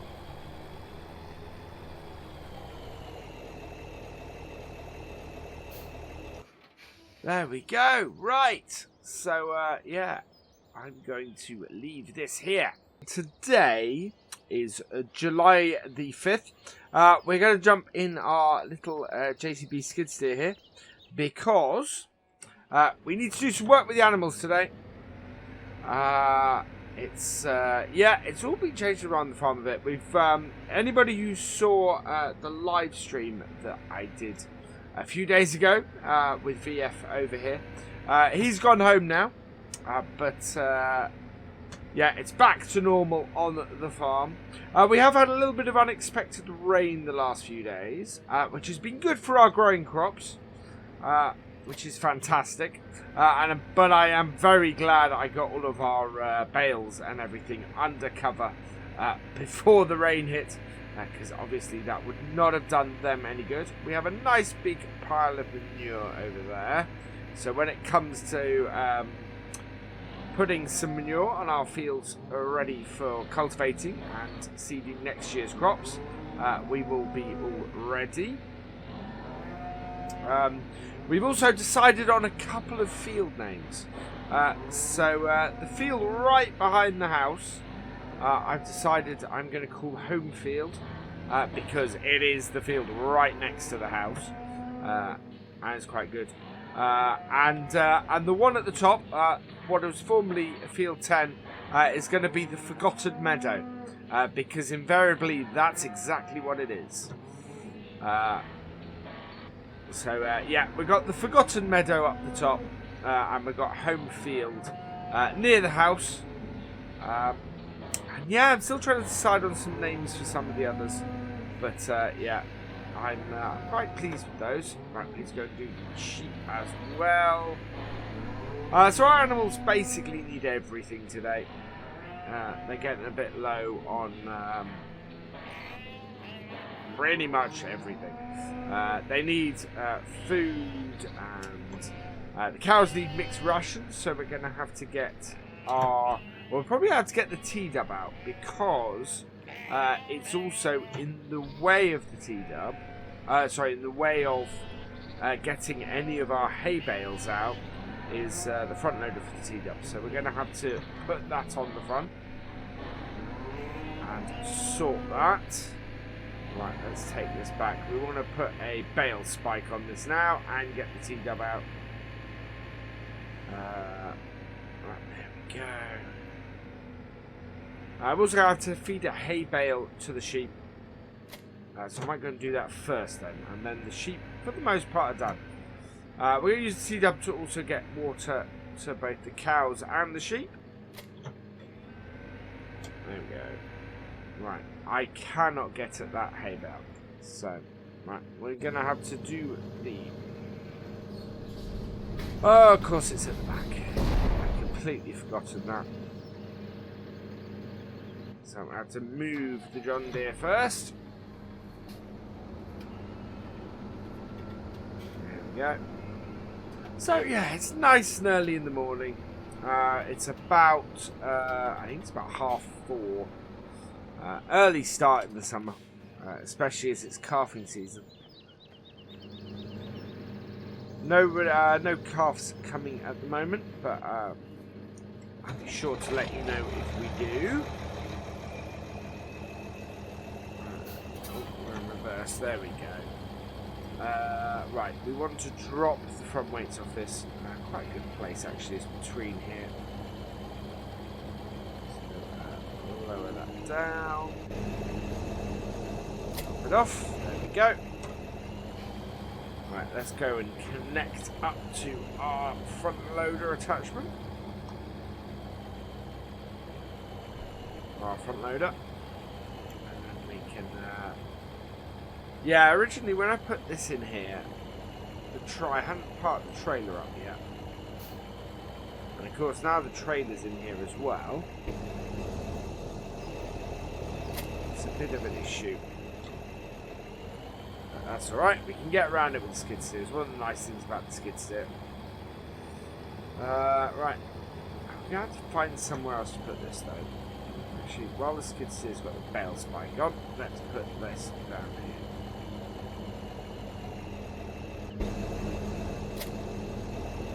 Go. Right, and then we'll get our front weight back on. The reason for that is because we're going to put the mixer on this. Oh, not quite close enough. There we go. Now, so we'll go and get the mixing wagon on this, or mixing, not really a wagon, but you know what I mean. There we go. And get that hooked up.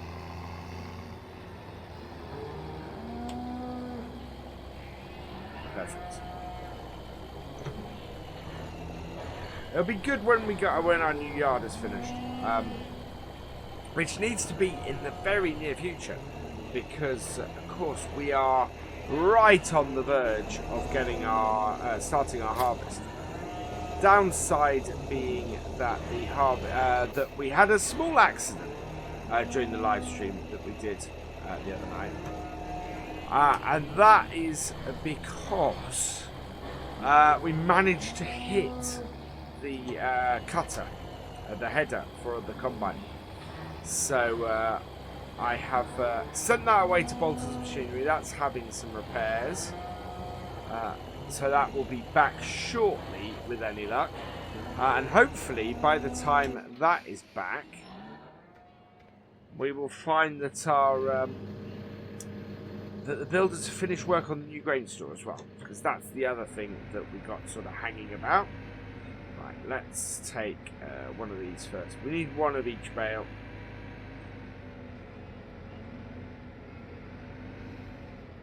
Right, so one of these. Hopefully without taking the entire stack out. Oh, no, just one. Yeah, we're running, I'm really desperate to get the harvest started. We are running very low on straw bales. But this will at least let us get the cows fed a bit. Let's go above the arm. Yeah. Get some straw next.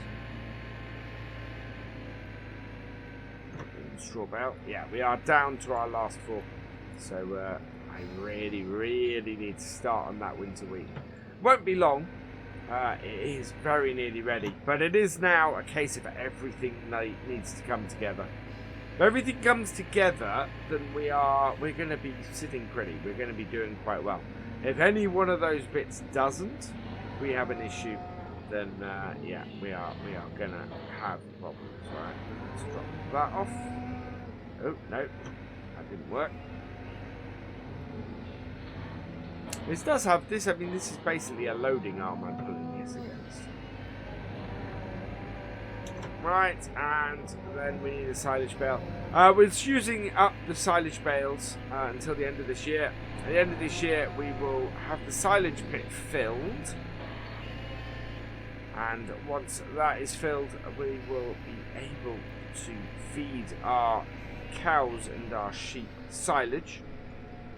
As it is at the moment, we're still working our way through. Well, this is the previous. This is 2 years old, this bale, I think.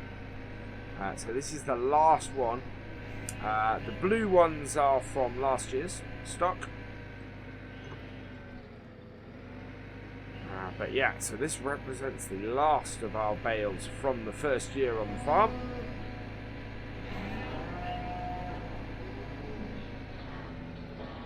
There we go. Right. Awesome. Stop that and start her up. And then we need to go round and get a whole load of water. So we might use the John Deere for that. There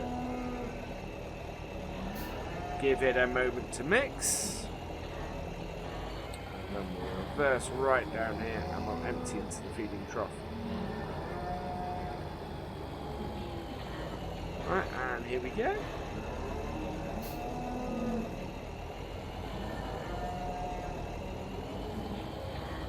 There we are. Give the cows some good feed. And that is that all done.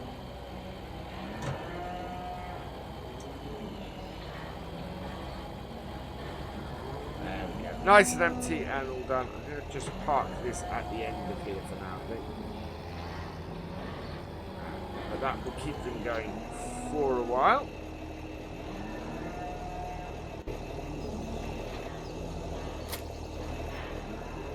There we are. Right, and now we need our water trailer. So yeah, I said I was going to get the John Deere. I'm actually not. It's easier just to stay in the T-dub and do it this way. We'll go and get the hoses and everything hooked up and make sure that we're full. Right, there we go. And refill. Yeah. We are filling up. Hear it? Yeah, I think we're going to replace this water bowser. It's just too difficult for me to to really tell how full and everything it is. So I think we'll go and... I have said before that I'm looking to replace it.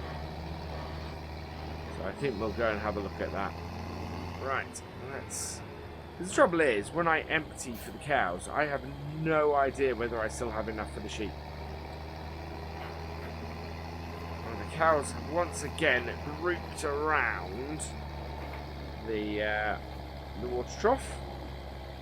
I think they know what's coming.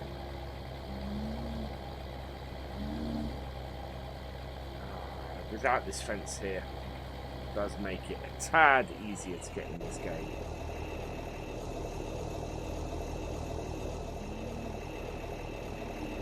There we are. But it is, yeah, it is still an annoyance of mine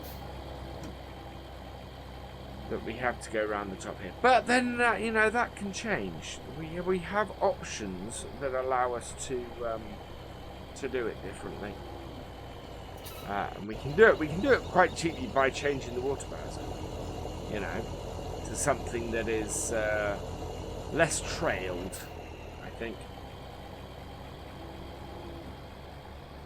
Something that hooks onto the back, maybe.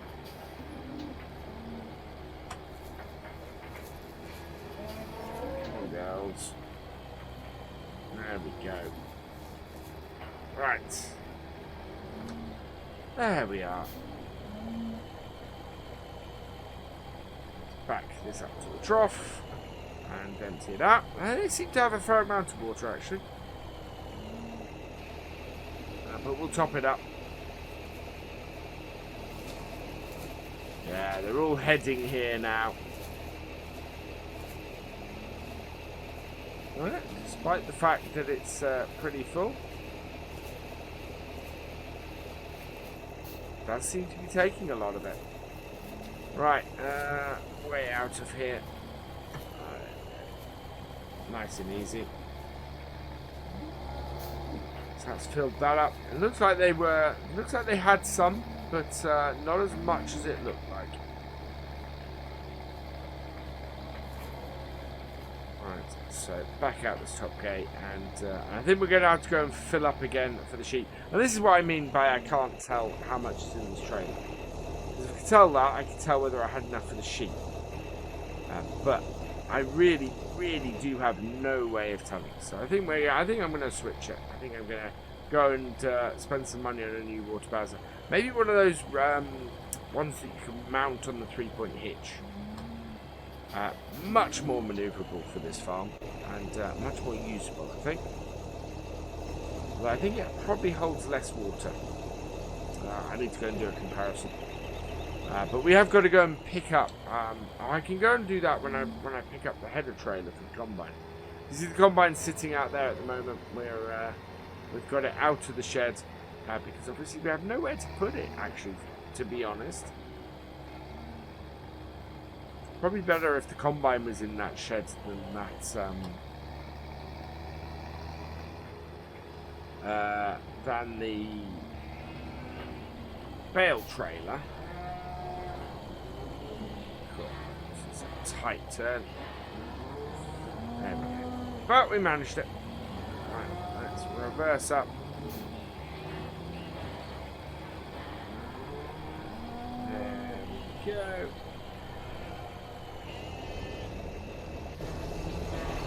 Fill that up. I think this is a bit. If it had an indicator on it, it would be great. But it doesn't. Right, let's go and unhook our cables and everything. There we go. And away we go.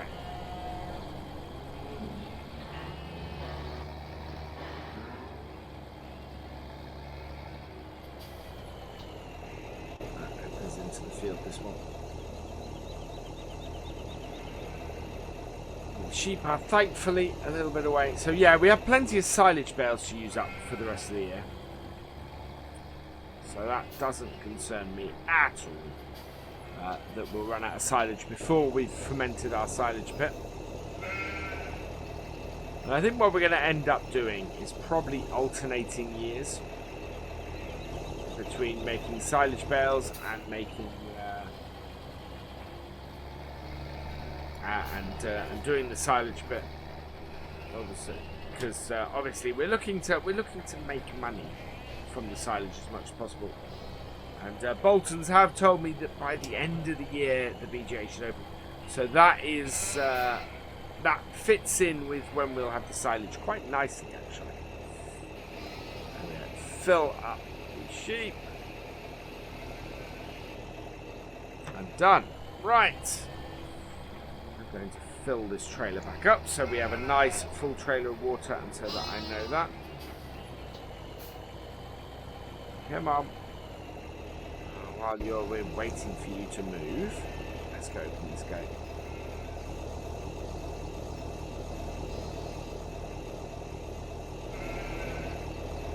Come on.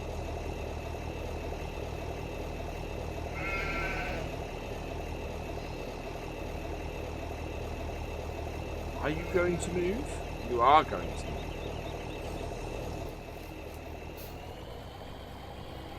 There we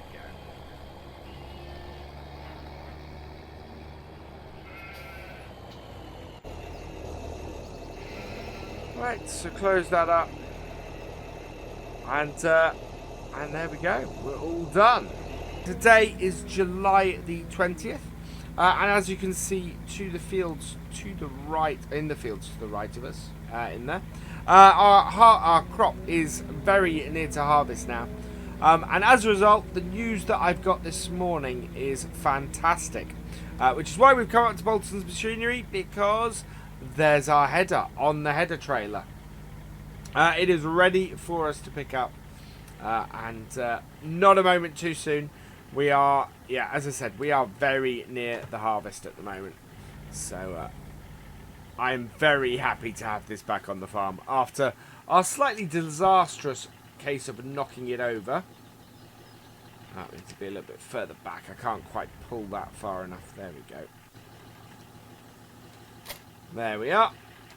Right. So, yeah, we are going to get this back down the farm. What we're going to do is we're going to get the combine in place on field 8. Alright, I need to take a wide berth here because I don't want to catch the header trailer on the gateway. Or the back of the header, for that matter. We're going to go and set up our combine in field 8. Because at the moment we have nowhere to put the combine, as our new shed isn't quite finished. They do promise me that the grain store will be finished in the next few days, so that the so that when we do start to harvest, we're not going to end up leaving stuff in the trailer or having to tip it on the floor or anything like that. They assure me the new grain store will be ready. It is cutting a little bit close though, for my liking. But yes, so we're going to put the combine into field 8. We're going to take the header up there first and park it in the field opposite. Please tell me I'm not going to clip that. Please. Yeah, there we go. We're in. And so, yeah, we're going to take this up to the top and get it in position to reverse it. I'm not going to reverse it with the Land Rover. Our rear view in the Land Rover is a little too restricted to park it where I want to, which is basically just inside the field. But what we are going to do, let's get through here, clear the gate. Yeah. We are going to leave it here so that I can reverse it in a moment. Let's go detach it. One of the reasons why, of course, we made this field here a grass field when originally it was it had arable crop in it. Partly because we reduced the size of the field slightly by adding the road in, but also because as long as we cut it not too long before the harvest, we don't do any damage to the grass while we're working to get into field 8.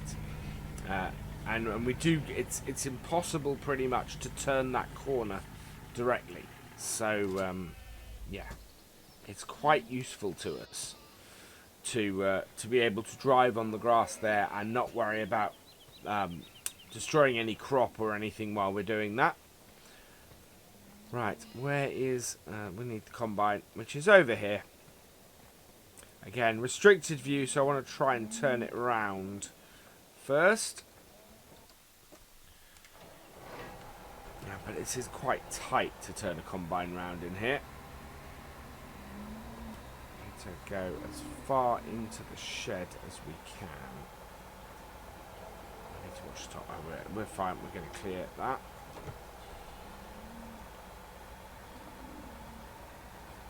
I'll watch it because there is directly behind me somewhere a plough, so I don't want to hit the plough at all.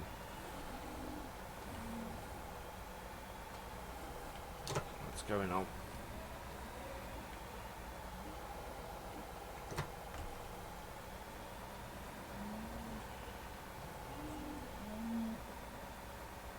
There we go. I see the plough now? No, I can't. Oh, this is a bit tight. Ah, I can see the plough now. There it is. Very tight this is. There we go. I should be able to pull out of here now. Yeah, there we are. And we're clear. Right, let's go put this up in field 8. And once we get it up there, we can get our header trailer in as well. Yeah, this harvest will come not a moment too soon. We are very, very low on straw bales, and we're going to have to use the last 3 very near future. Right, we cannot make that turn directly. You have to, and again, this is why this grass field is fantastic. We can make the turn if we go around like that and then in. And this gate is wide enough to get the combine through. This combine is the perfect size for this farm. It really is. Right, and then reverse up, and we want to get around the corner. I'm going to try and make sure I'm close enough to the gateway that I'm not running over the crop, and that is about perfect. I'm very happy with that. Right, let's go get the tractor and get this header trailer reversed in. So we're going to have to close the gate once we've come through it with the tractor. There's no way we can reverse it in there otherwise.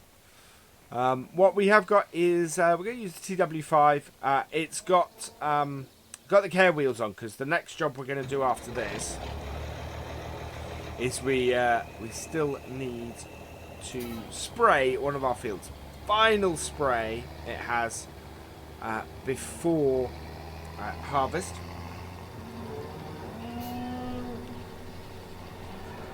which will be great, and just give that a little bit of a boost so that it ups the yield properly before we harvest it. It's our field of barley up the other side on the hill over there. Everywhere else is well fertilised and everything at the moment. We do need to harrow these grass fields, but not until they've grown a little bit.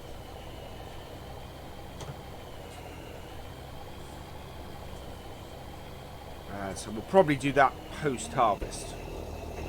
After the harvest, I don't want to leave it too long before we do the next cut. I mean, they are way too short to cut them at the moment. We have only just done a cut.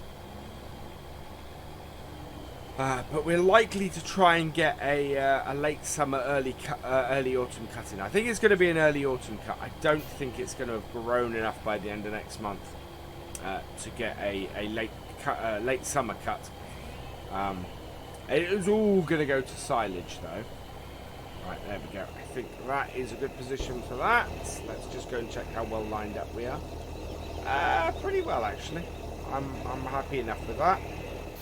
We're going to have to get a tractor on here anyway. Oh, I need to disconnect first. There we go.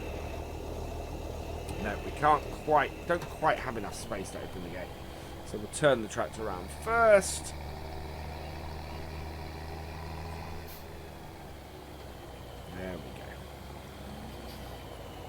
Yeah, I am looking forward to having the extra storage space of that new barn. It's just going to make things easier. So much easier. All our harvesting equipment can go up there. Probably our muck spreader can go up there as well. And when you look at that, you're talking about most of what we have here, several bits we have down the other end. It is just going to make a massive difference. Right, we need to get our sprayer, which is in the far end of here. Turn around. Yeah, I'd like to. It's a little bit cramped in here as well. You know, our snowblower does not need to be down here. That absolutely can go into storage for most of the year, and up that end, that is going to be a perfect place for it. Right, let's go hook these up. There we go, and hook up our PTO as well, which I always forget to do. We have just under half a tank by the looks of this. That should be plenty to do this job. As I said, we only have a single field. Everything else is already done and already fully fertilized. It is just this field here. Bit of a hole still this side of the fence here. Not much I can do about that. I've tried to fill it in, and it just doesn't seem to want to cooperate.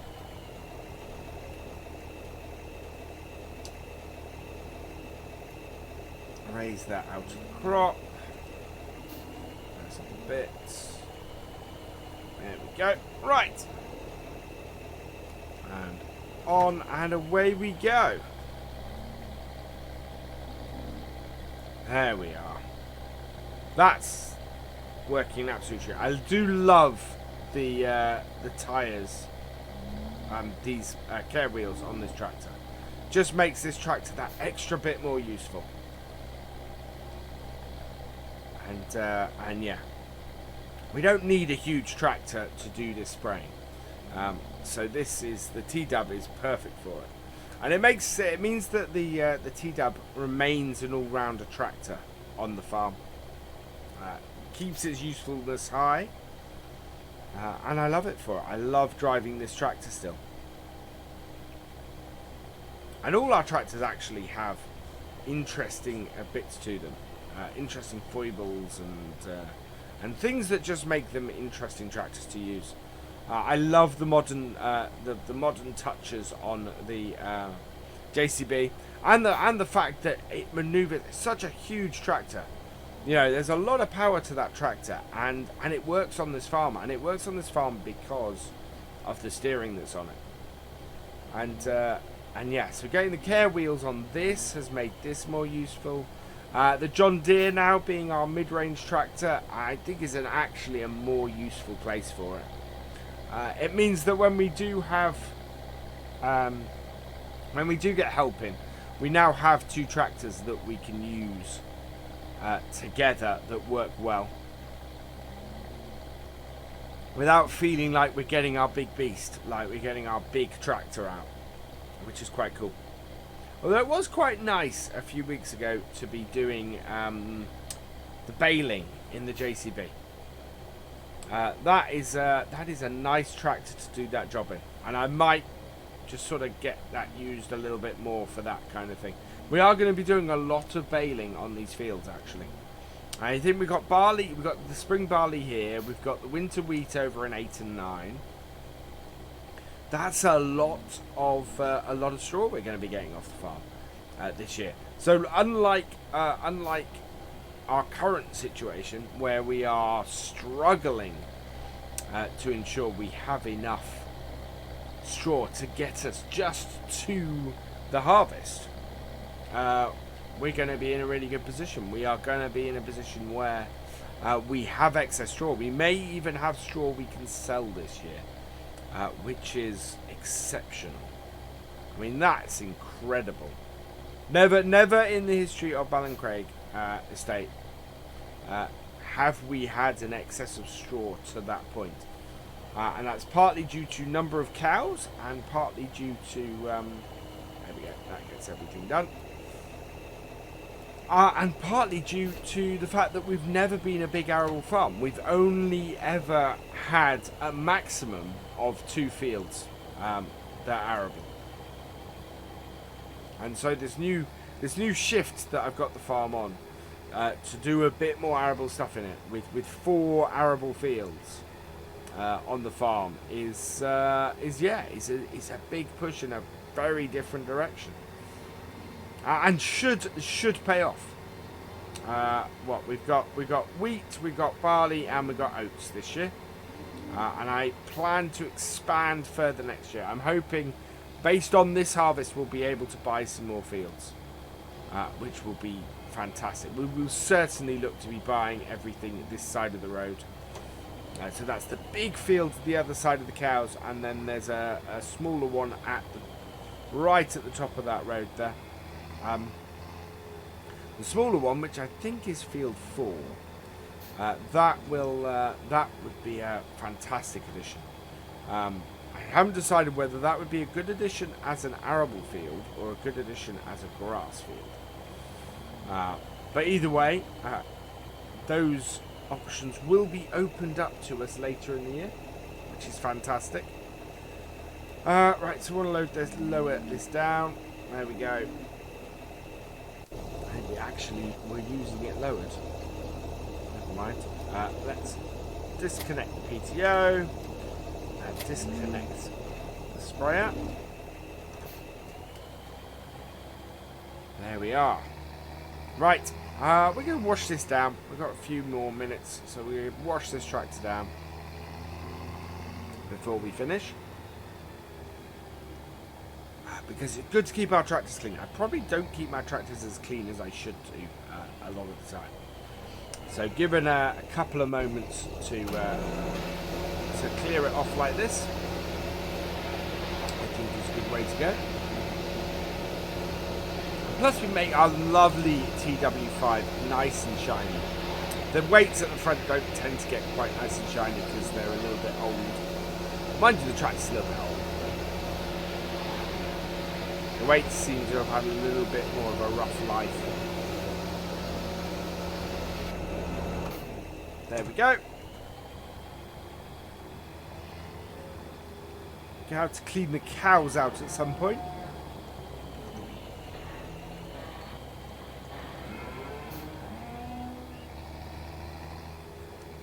Right. Let's park this up. I need to change the wheels back.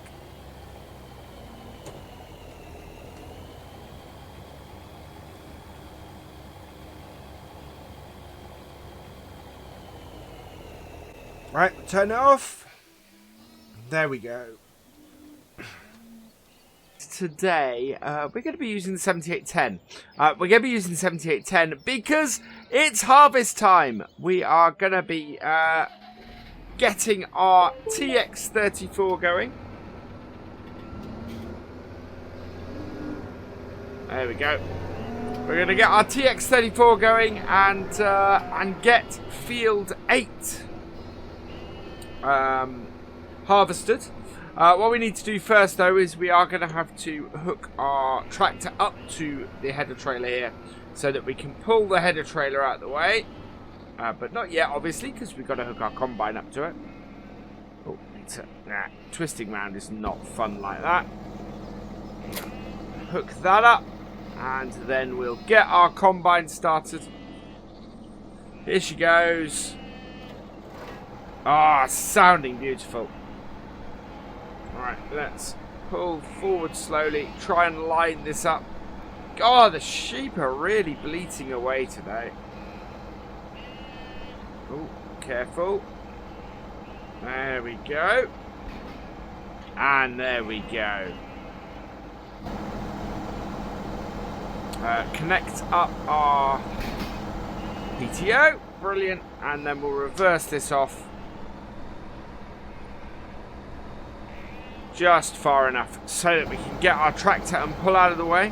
What we need to do now... Oh, actually, I want to turn the combine off for the moment because We need to pull this trailer out of the way and then go and get our actual trailer. Actually, I'm tempted just to push this trailer backwards.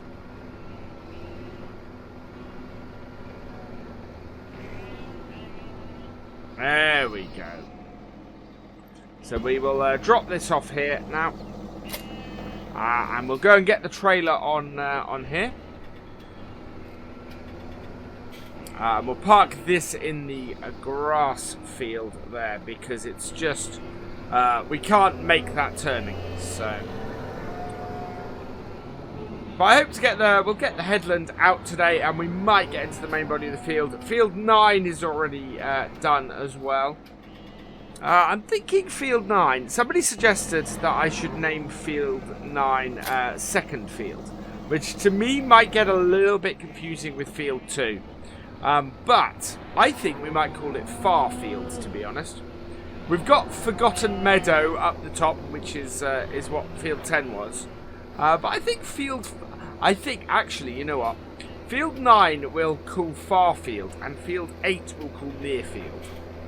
Because Field 8, other than this, and then we can call this Near Meadow. I think that works.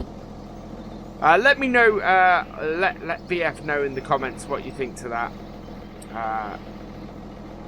But I think this is Near Meadow, that is Near Field, and Far Field is what we have as Field 9.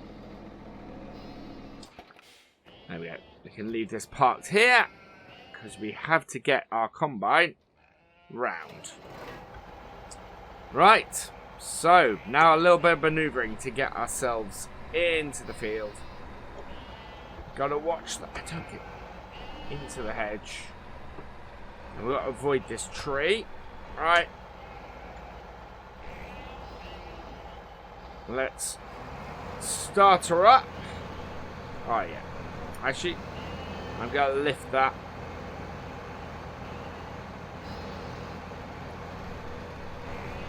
Just position ourselves a little bit so that we can get in at this corner. Hopefully, I can avoid the gate posts. Yeah, it's quite a good area, that. I'm glad I left that little patch there. Allows us to very easily get into the field. And of course, we want to go down this way first because we don't want to. We've not got our auger out, but in case we get full, we want to make sure that we're okay. Right, I just need to check that my straw swath is going because we need all of this. We are dropping straw. Excellent. Let's go. Fantastic. So, harvest is underway. So my plan very much for today's vlog is to knock out this field. As I said, as I'm calling Near Field. And then hopefully we'll be able to knock out Far Field very soon. We should get a pretty good yield off these two. They have been fully prepared and fully sorted. And the great thing about this TX34 is it moves at a really good rate. You know, it harvests really nicely. We have got the auto cut-off feature installed on this. So if the grain tank gets full and I don't notice, then what will happen is the machine will cut out automatically rather than let the grain go over the top of the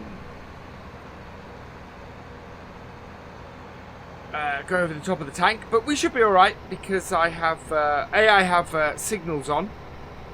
So it'll signal me at 25%, at 50%, and at 75%. And we'll start to look to empty at about 75%. See, there we go. There's 25% full. So that's what we've got basically.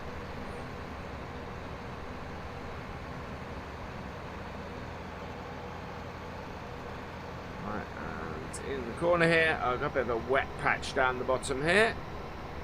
That's alright. We'll kind of avoid it anyway. Oh, yeah, combine has slowed right down going through this wet patch. awful how bits like this sort. We might have to try and sort the drainage in the bottom of this field, I think. Because that is just, yeah, we got really bogged down in that then. There's a few little wet patches like that. I mean, there's one there as well. Yeah, we do need to sort of sort the drainage out on this. This is the first year that we've done this field, of course, as an arable field.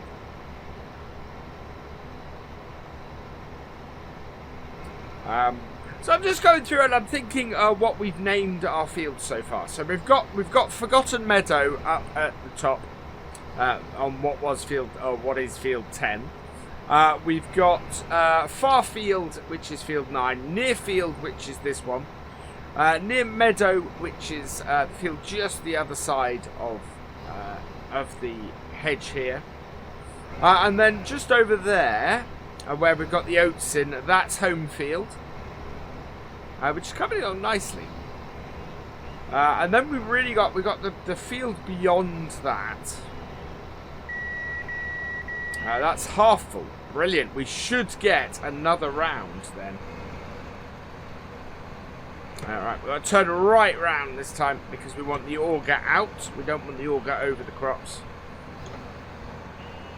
And we are half full, which is fantastic. So we'll get the tractor in here, probably, once we've finished the next round. Unless, of course, the auto cut-off kicks in. We're going to do 4 headlands round here. And to get this field out. And yeah, I think we'll be alright for the vlog. Sorry. Might be a slightly longer vlog than I've done recently.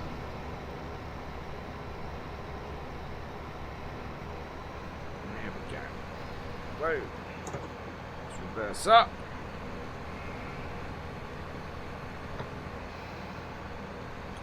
There we go. This combine is the perfect size for this farm. It really is.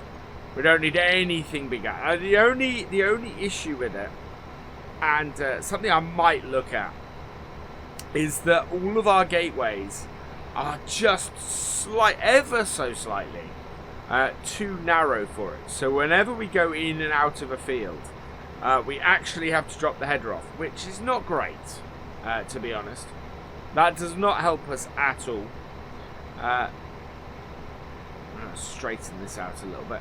Yeah, I might look into widening the gateways a little bit. I think the gateway up by the grain store we need to look at. Speaking of which, the grain store is complete. The grain store is fully finished, which I'm very pleased with. That's 75% full. So yeah, we'll get up this side here, and then we'll go to empty, I think. We do have flashing lights going because yeah, we are getting. Oh, wow, we are getting full. That's good news, though. I'm probably going to get about halfway along here and then go and get the John Deere and empty out.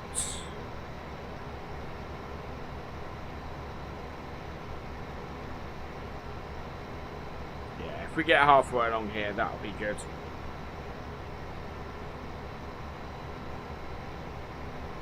Right, let's go get the John Deere, I think.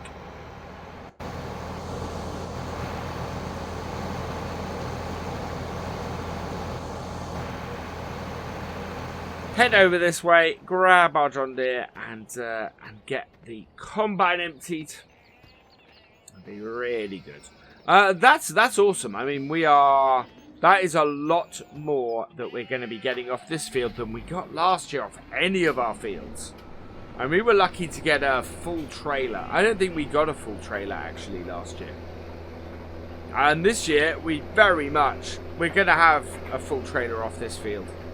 We might get a full trailer off, well, we'll easily get a full trailer off Farfield if we get one off here.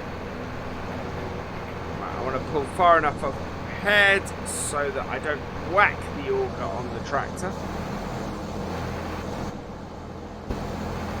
we go. Right, let's get our auger out.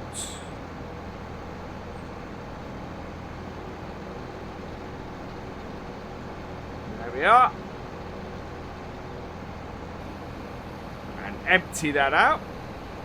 Perfect. So yeah, because it's just me, it is a case of I have to drive the tractor around, empty it out, and that's basically it. Like to get a lot of pictures when it's harvest time.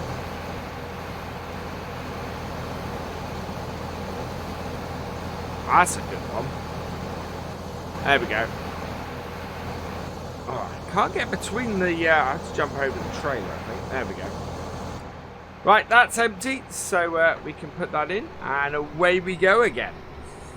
So yeah, we should get round the field again, at least. And yeah, I think this vlog is mainly going to be me knocking out this headland. And if I take a break, I think what we might do is we might get the headlands baled, actually. Get that baled, done and dusted and out of the way. Before we head into the middle of the field. Yeah, I'm going to be doing a lot of harvesting videos over the next few vlogs, I think. We're doing very well. The oats are coming along. It's going to be a while before they're ready. All the wheat is ready. This field and far field are absolutely ready. I haven't gone and checked on the barley yet. That is up on the hillside over there.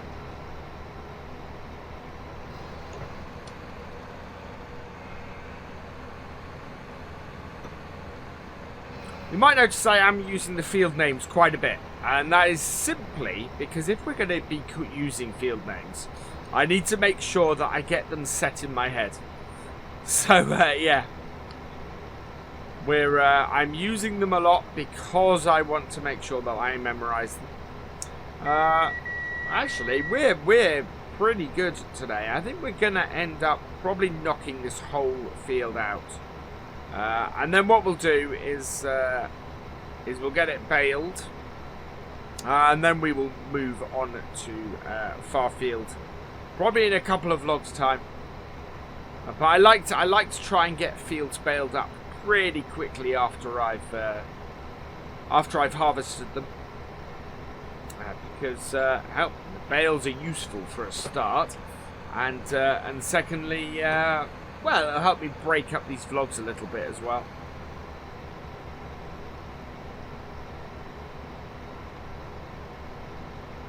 There we go.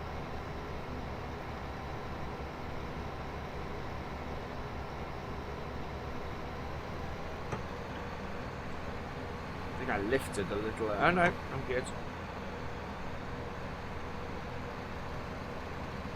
Thought I'd lifted a little early then, but I'm actually good. It should be the case that when we get back round here again, we will probably be unloading again, I think. Probably with a slightly fuller tank, because obviously we didn't make it the whole way around last time. We have cut a little bit of distance off, because obviously we're cutting into the field as we do this. But it's going well. This really is my favourite time of year, and I'm so pleased. 50%. I'm so pleased that the arable side of the farm, the stuff we've instigated this year, seems to be doing so well. And I'm very aware that the latter half of autumn is looking particularly horrible, to be honest. Yeah.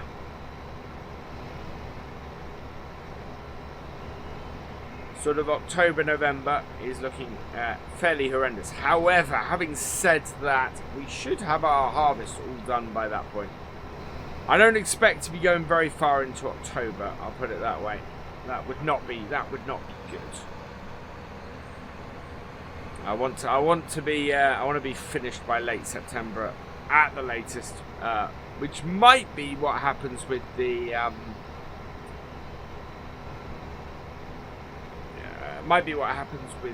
oats, to be honest.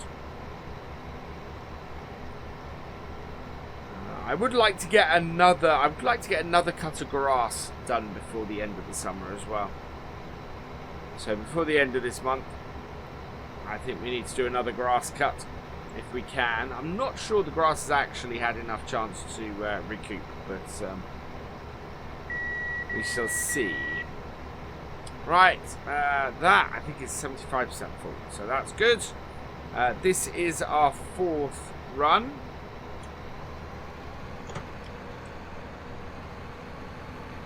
So we'll get this emptied out. When we get to the tractor up here, what I'll do is we'll get the auger out now, actually. There we go.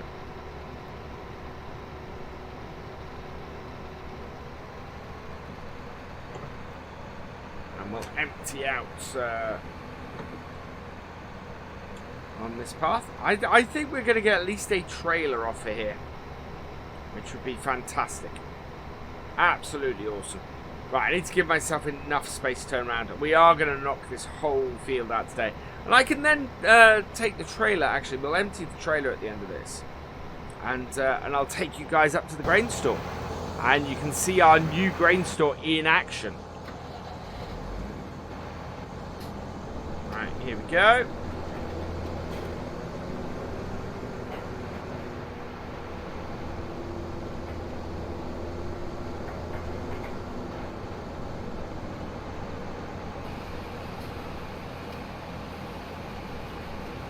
There we are.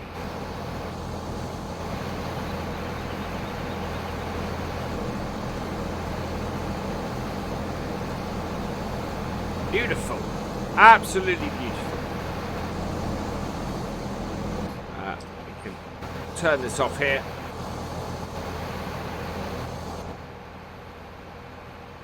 There we go. Filling up nicely. Yeah, almost empty. We'll just give the auger a shake. There we go, and away we go.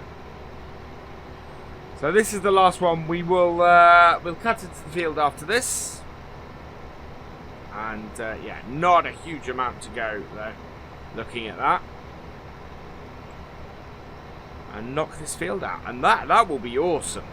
That will be the first field of our new arable setup done. I don't think, and actually, Forgotten Meadow, that one does have, is grass when it was grass last year. Right, cut in here, I think. There we go. Head down the middle of the field. Yeah, Forgotten Meadow, that was grass last year, but everything else we have is pretty much as we had it last year. We got a couple of new fields, of course, that we didn't have at all last year. But yeah, otherwise, fields near field here and far field there, those are both new arable fields. Near meadow, of course, that was last year's arable field. That was last year's single arable field. That's why we ended up with so little straw at the end of last year, because we only had one arable field. This year we've got we got 3 that we're going to get straw off, which is fantastic news. Right, there we go. Yeah, so a slightly longer running vlog today, but all good. You guys will get to see this field knocked out completely, I think. The thing, of course, is actually with a 3rd trailer full. Well, I think what we'll actually end up doing is a trailer full, and taking that and tipping that, and that's where I'll finish. And then I'll knock the rest of this field off camera if that happens. But we're 25% full just off doing, the rest of that previous row and half of the next one. So I'm fully expecting us to have quite a full trailer. I'm going to go and have to check the trailer out, but I think it holds 3 tanks from this. And we're about 80-ish%, so it won't be completely full, but it'll be full enough that I need to go and empty it. So that's what I'll do. I'll take that up there, I'll empty that out, and you guys can see the new grain store in action, and then I can knock the rest of this field out when I get back.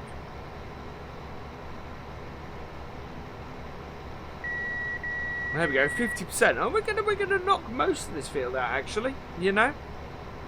Interestingly, we may even have enough space in the trailer. Having said all of that, we may have enough space in the trailer to fully empty it, which would be fantastic. There we go.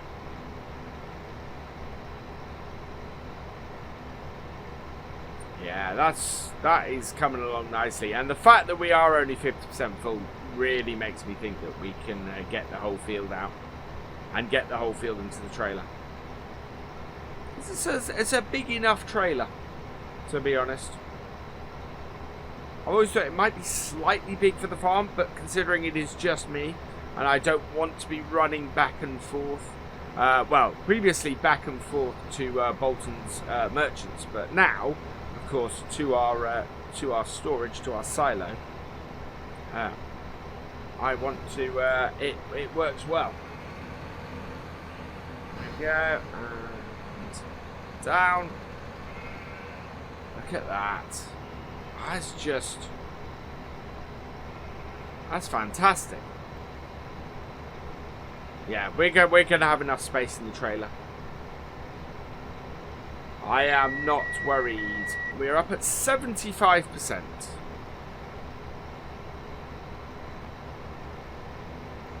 There we go. So, yeah, we can knock, we'll knock this field out. Absolutely will knock this field out.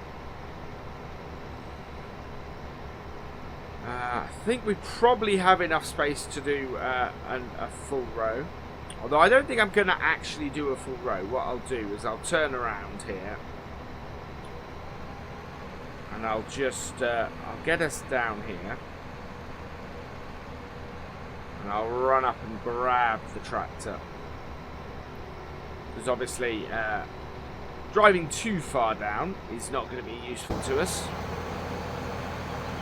Yeah, there's a thin strip left there. I think we'll probably get that in a single thing. Let's just have a look, shall we? Yeah, we got plenty of space in that trailer. So let's head. Oh, unload the combine again.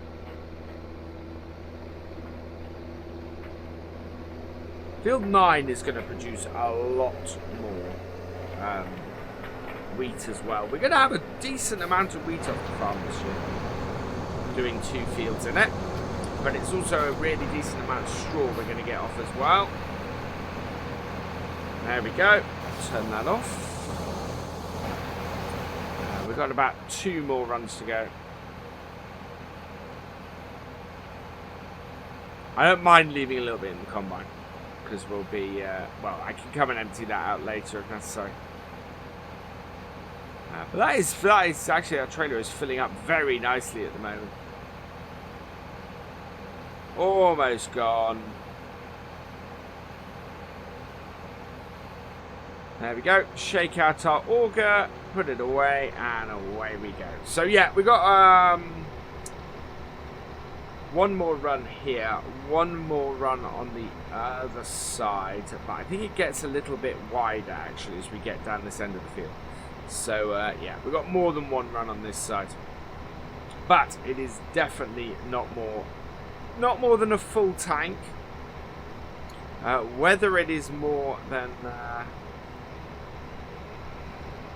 the trailer can take, I think it might be. That's alright, we will fill the trailer up, and as I said, I will go and we'll go tip it out, and then I can always come back and unload the rest. Oh yeah, we're wider. We're actually wider than a header at this end as well. This field gets a lot thinner the further down that you go.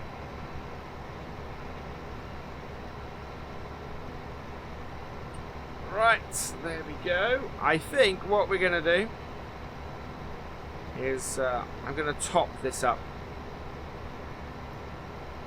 when I get to the end of this row. I think we've probably got enough just to top that trailer off looking at that. And then I'll come back once I've tipped later. Well, we'll go tip it. We'll end the vlog once I've tipped, so that you guys can see the grain store. And then I will. There we go.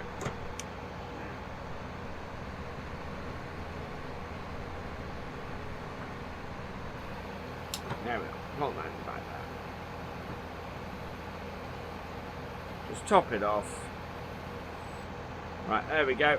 So I'm just going to turn that off. Put that in. Oh, let's turn the combine off because we don't need that. Ooh, that was a little bit close, that part. That right. Let's go tip this out.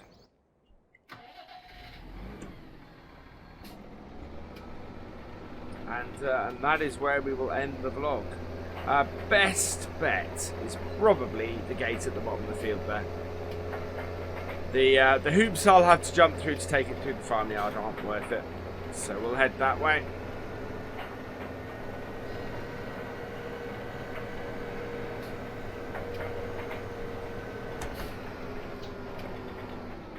There we go. Get the gate open. Yeah, because we couldn't open the gate initially because that would have caused us issues. Right, out onto the road and over to our... Ah. Oh.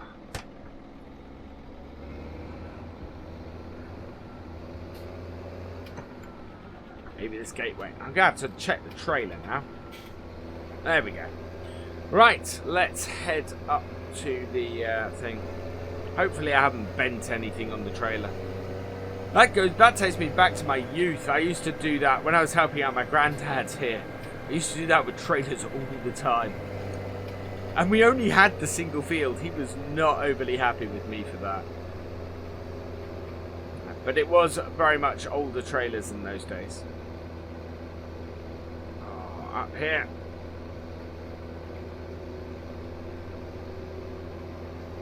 Right. Yeah, up to our new grain store. We may have to open it up, I think. I don't think I've opened the pit at the moment. Yeah, I love how neat this is. So, okay, in through this gateway here. Yeah, we get the trailer in fine.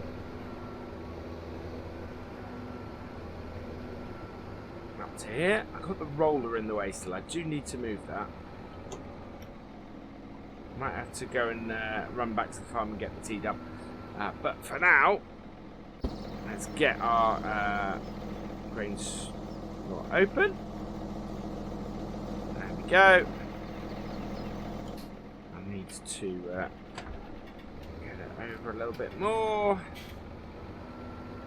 There we are. And there we go. Into the new grain store. Fantastic. That just works really, really well. Today is July the 22nd. And we've got the JCB here hooked up to our Lely Welga round baler. Because we're going to go and... and bale up near field. Which we harvested in the last vlog,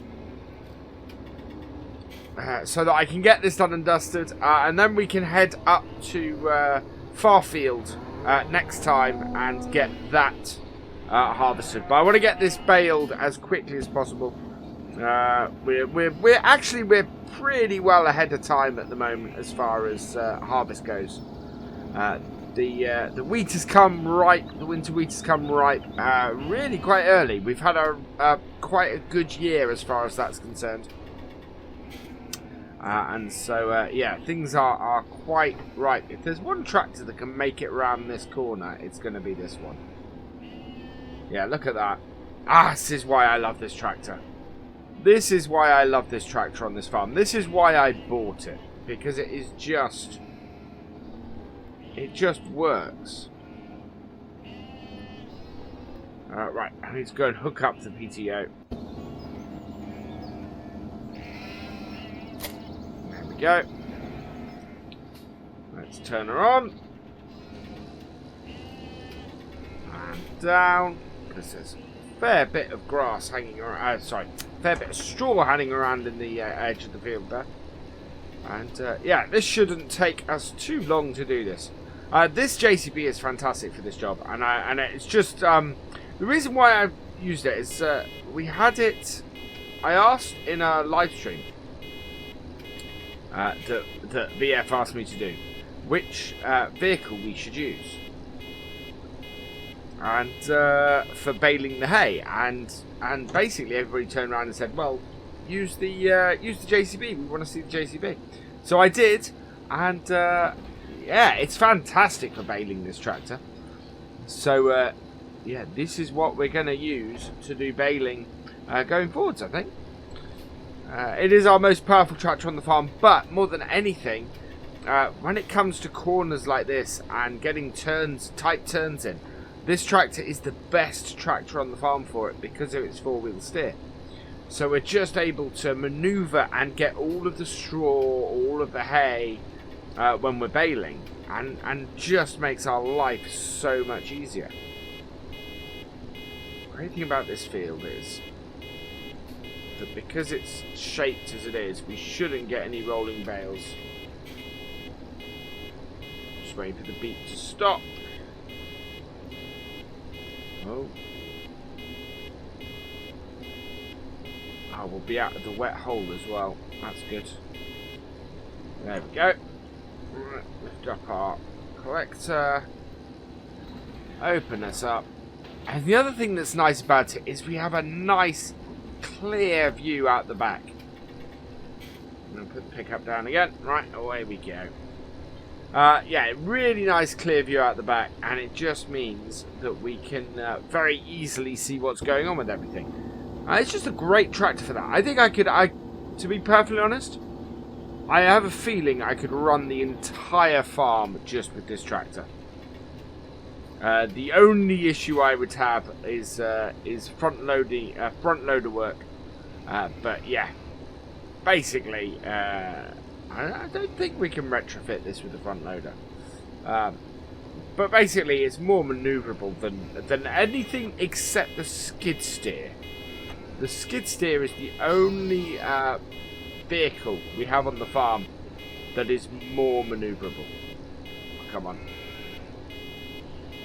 Oh, not quite up to the top of the hill. So I'm going to have to put this on the grass at the side. Which again, a manoeuvrable tractor means that we can do this. As long as we can get the combine out, it's all good.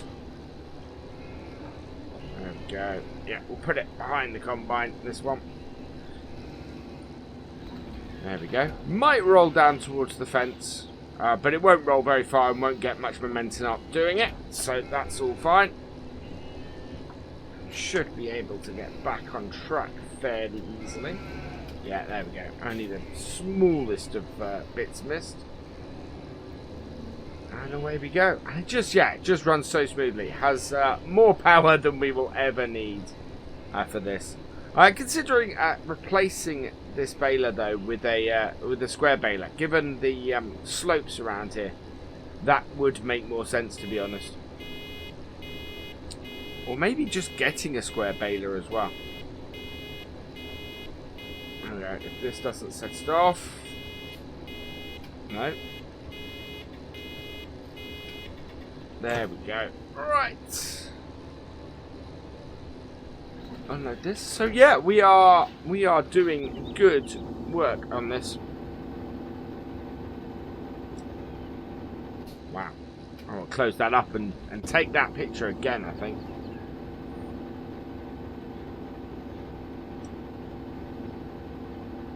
There we go. like to get, as I said last time, I like to get a lot of pictures of my machinery while I'm doing the harvest, and maybe, just maybe, VF might be able to use one for a thumbnail. I tend to send them over to him as well. Stuff that are nice shots of my machinery at work, because it's good to document all this. Part of the reason why I hit VF up about the vlogs in the first place is as a way of documenting the farm. And I know I've said this before in my vlogs, but it's just a really useful record of everything that I've done and everything I've worked for the last couple of years. To have these vlogs and to have these photos and things just makes a massive difference. And I'm amazed. I go back and look at the early vlogs and things at the moment. I'm amazed at how far we've come. I'm amazed at what we've achieved in so little time. And this year, this year is looking to be a bumper year, and really gonna change things. I think we will be able to buy several more fields going into next year. Sort of over the winter time, we'll get some winter wheat in the far fields. Probably, I'm thinking home field is probably where we're going to put some winter wheat in this year. Now that we've got the oats in there at the moment, so as soon as we get the oats harvested from there, we'll get that prepared. I'm also going to try an experiment, which we haven't done before on this farm. And we're going to put a cover crop in these two fields. So once we got these two fields harvested, we're actually going to have a little bit of time before some of our other crops come up, and we might have to get the spring barley harvested. But right, again, this one we're going to have to first up here. Going to have to get it so it is perpendicular to the slope. There we go.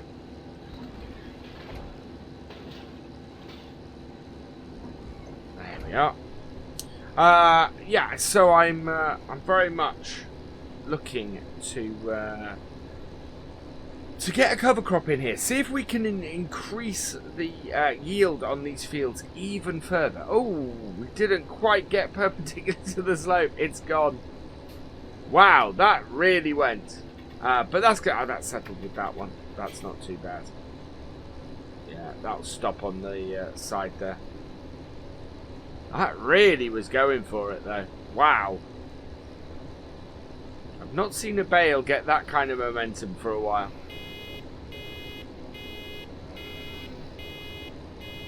I'll be happy once we've got these headlands done, because this is gonna, just as we get onto the headlands, yeah. Okay, I'm gonna reverse back round. There we go. Right, hopefully that will not roll away. There we go. Yeah, that's staying. Yeah, as long as we can get it pretty much perpendicular, then we should be alright. We are going to be very well off for bales this year, with 3 fields that have bales on them. We are going to be in a good position, very much in a good position. So I'm excited. We may actually be able to sell straw bales for the first time, which that's something else. Never done that before on the farm. That is just unheard of here. But we have quadrupled the amount of arable land we have. So and we've used 3/4 of that for crops that will produce straw. And in fact, really, we should be able to produce straw from the oats as well, but I'm not going to try it. Right. All good crops, all crops that do well in this part of the world anyway. So, yeah. wow, this tractor is manoeuvrable and fast. You know, it being a JCB, it does have that going for it.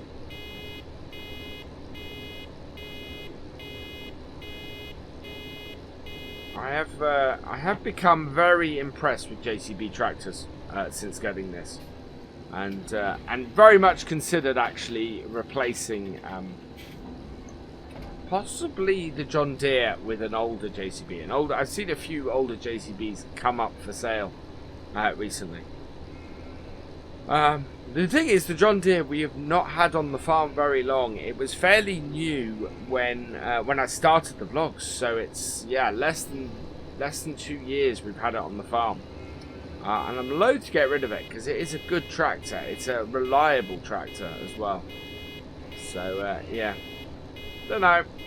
I'm open to my options and just seeing where things take me. It may be that we get large enough that I need to add another tractor. Oh, we missed a little bit there. Let's just drop this one here. Not too worried about a smidge like that. As I said, more bales off here than we have ever had before. Ooh. As long as that doesn't hit the header trailer. No, I think. Ooh, that might not. It's slowing down. I think it's going to stop at the edge of the field. It's going to get in our way, but yeah, we'll be fine. I'm not immediately pick these bales up. What we're going to do is we've got no rain forecast for a while. We are going to before the end of the month. We're going to get the other field, far field there. We're going to get that harvested and baled, and then we'll go round and we'll do a big bale collection of all of them, which we will need to do. They of course all won't fit on one trailer, but yeah, if we spend a day or so and go around and just collect up our bales, we'll make sure we've got enough space in the shed, and it will be good. There we are. Oh, there we go. Another bale out. So yeah, we will, from the looks of it, we'll get this field baled today, which is fantastic. And we will then, yeah, we'll see if we can get the combine moved actually, because like, as I said, before the end of the month, we're going to be doing the other field. We need to do, there are a couple of other bits and pieces we need to do. We need to do some slurry spreading on the grass fields. We need to do some, we need to harrow the grass fields, I think, before they get too long. It would be good before the end of the month to see if we can get another grass cutting, but I think that's going to be early autumn between the two, two sets of harvests. I think we'll have a break in the harvest while the rest of the crop comes ripe, and then once we've done that, we will go and have a we'll then continue the second half of the harvest. The last bit of the harvest is going to be the oats. The oats are the ones that are going to take the longest. They're still very green at the moment. I think it's going to be at least late August, possibly even early September before they're ripe enough to harvest. But we'll see how we do. Right. And there we go. Yeah. Definitely an awesome amount of bales off here. We will not have the same problems as we had last winter. We still have a big stack of silage bales from last year.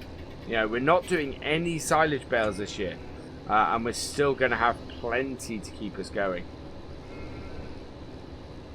So yeah. It's all good. It's all very positive on the farm at the moment. I'm pleased with how things are going. Very much so.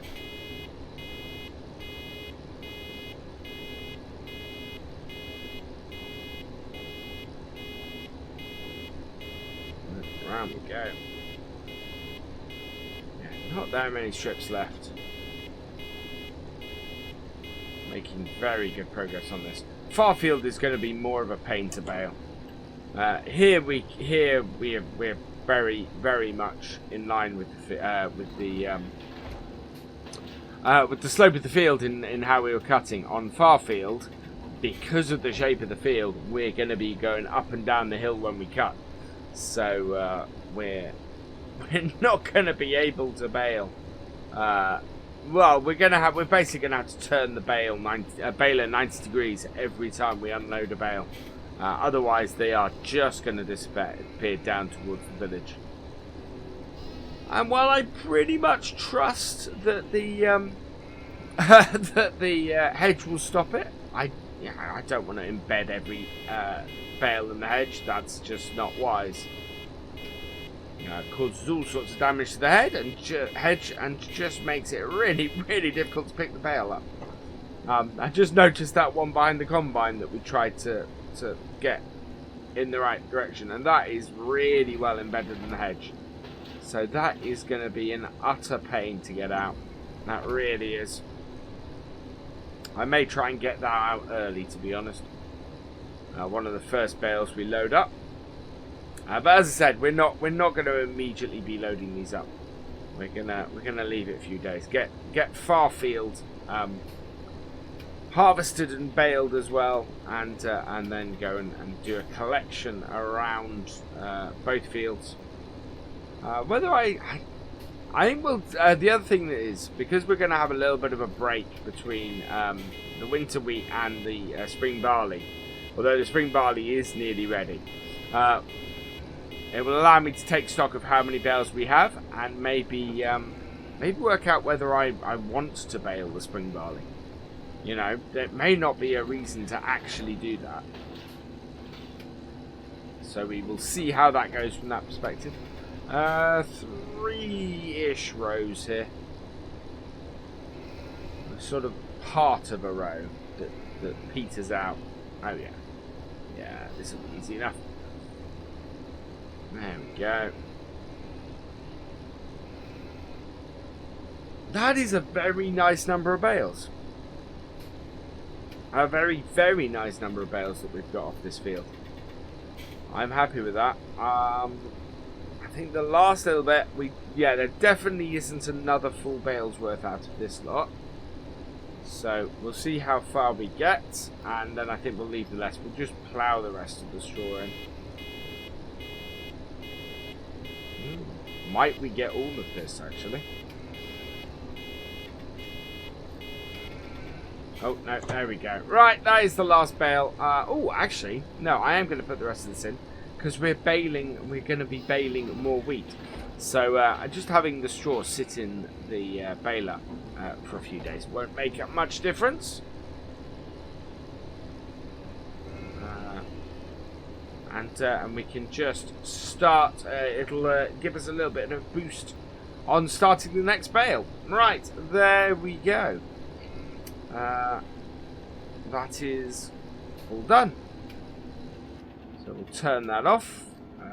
Lift our pickup up, because I don't want to be dragging that around, and head up to the top of the field.